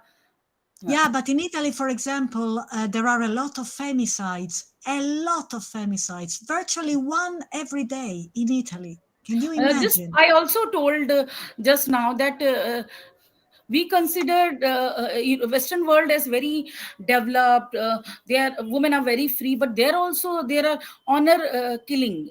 Like you have also given the example of honor killing, that like in 1980s it was men in Italy were allowed to kill their wife if she has committed any kind of cheating or crime. That is still popular in some part of Europe, like in the rural areas of Albania or some European countries which are not very developed as compared to Italy, Spain, or UK. Still, this femicide is existing, and like you have said that they have declared that men and women are equal, which was altered by men as men and men are equal. So you spoke on Kate and about her life, and Kate Chopin was now is being taught in many universities around America, but she was forbidden till 20th century. Now she is considered by scholar to be one of the forerunner of American feminist, but earlier she was not allowed to be read by many. So and how you have highlighted how she has struggled in her life, and how she started writing and who inspired her to write. And this is a good quote by her, that if you need pen and paper, you need pen and paper to express yourself. And you to have talked about The Awakening, which she published in 1899, which is a masterpiece work by her, making her famous. And the central character of the novel was a woman. So to write about a woman centric novel was also a big thing in those days, because and that too was only left for the woman writer. We didn't see in those days, whether it is your world part of the any or in our part of the world, novels based woman centric novel, or novel having women as the main character. So and you have told that about the character of woman Edna, who is perfect wife and a perfect mother, but her character is not existent, and how she transforms herself. And when she went to a holiday in an island, then she realizes her identity. So this is a novel, I think, which has a three female character: Edna, Adela, and pianist. So the dilemma of Edna, whether to live her life or to sacrifice her life for her children, it is a dilemma of all the women around the world, mostly all the women around the world. And still in India, we have these kinds of women who sacrifice everything for the sake of their husband, their children. And if they are forbidden, no matter how much they are educated, but if they are forbidden by their family to work, to make their career, they will accept it. They will accept it for even if the government has given them right in the property, but they don't take it. They just leave it for their brothers or for their husband. So we can see this kind of women not only in our part of the world, but whether it is Eastern Oriental world or Occidental world, women are we see women who are sacrificing their life for the sake of their family. So she has given her, and you have highlighted one thing, that Kate Chopin has tried to convey the some meaning through different metaphor. She uses different metaphor in her writing to convey different metaphor. Like she has used the metaphor of broken wings, then how this contradict the character of woman. And then you have also used discuss about the symbol of swimming, which means to free yourself. So, and all the minute thing which was present in the novel, we have talked about everything, and how she has used different metaphor to convey different meaning. And you have also highlighted one thing, that how women try to beautify themselves for the sake of their male counterpart. This is considered as a quality of woman, means woman in whether she is modern or traditional, she is expected to beautify herself, uh, uh, to make her appearance good, so that she is liked by the man. And this is something which is still everywhere, whether it is Oriental or Occidental one, no Yeah, yeah. matter whatever the country you belong, whether it is United States of America, the most developed country, but there also I see the advertising and everything that is based on the beauty, how beautification of women, how women can become more and more pretty, so they are liked by their male counterpart. And even in for workplace also, she has to look pretty so that she can get promotion. If she is more Promoted. Yeah. beautiful, she will have a more chances for promotion, irrespective of her skill, no matter whatever skill she has, no matter what talent she has. So you have also discussed one of her short stories, and how women suffer in a family. And in the end, you have again quoted that the reading the literature of 19th century, we can learn many things from them. And this is what we have done. Like we used to read text, but this is missing in the contemporary student. They don't read text, they like to read the summary or critical summary or just question answer. They don't read literature for pleasure, for knowledge. They read literature just to pass in examination or to pass in any Yeah. competition.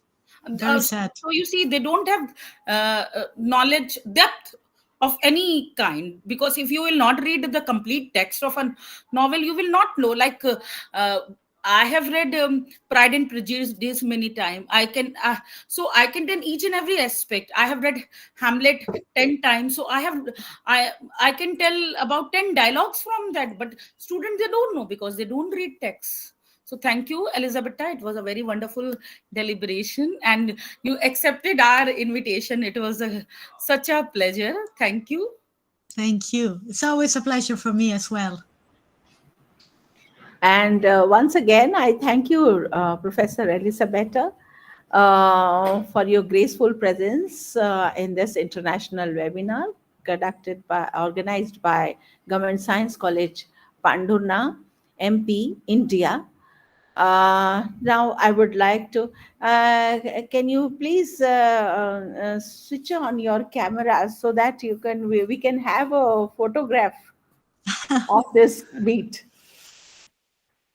I think everyone should All the participants, please turn on your cameras.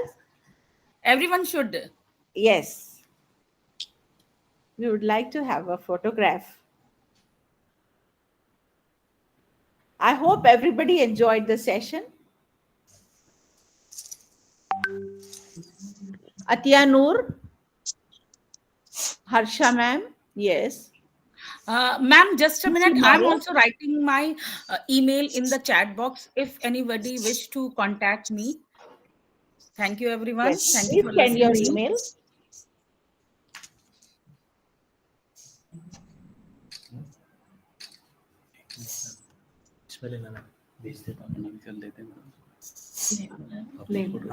Thank you for this wonderful um, communication from this side to that side of the world. And Shanaz ma'am, your video is not visible. yes, thank you for this wonderful communication from this side to that side of the world. And we hope to meet again in such academic gatherings virtually. And I hope everybody enjoyed this webinar. Now I would like to invite Professor R.P. Kumre from the Department of English, Government Science College, Pandhurna, MP, India, to deliver the vote of thanks.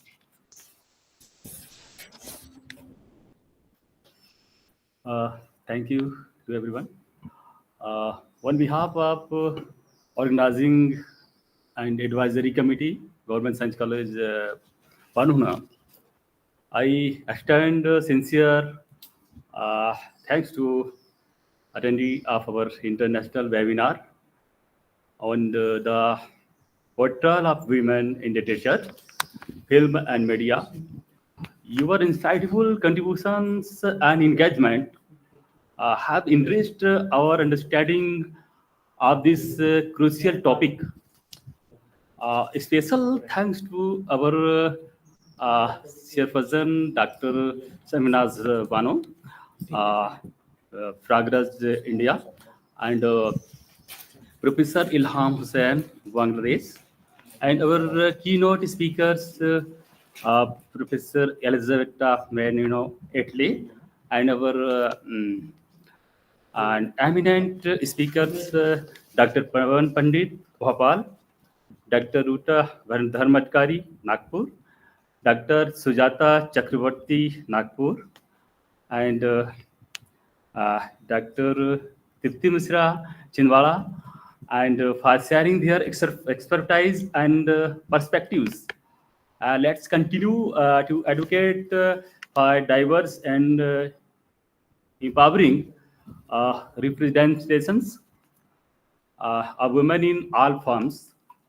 Your presence and active participations have made this event a resounding success. We look forward to future and collaboration and discussion. Thanks you all for your invaluable contributions and given precious time for this international webinar. Thank you once again. Thanks to all. Thank you.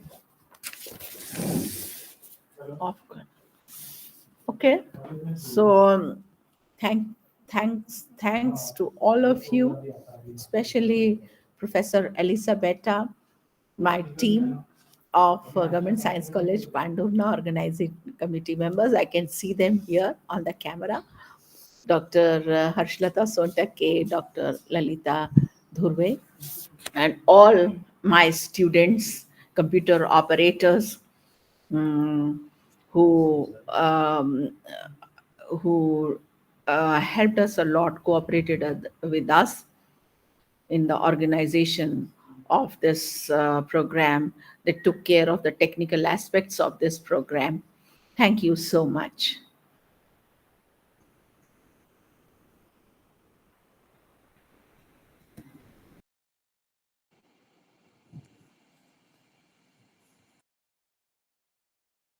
A big thanks to the team of Pandhurna College. Thank Shanaz ma'am. Thanks Elisabetta.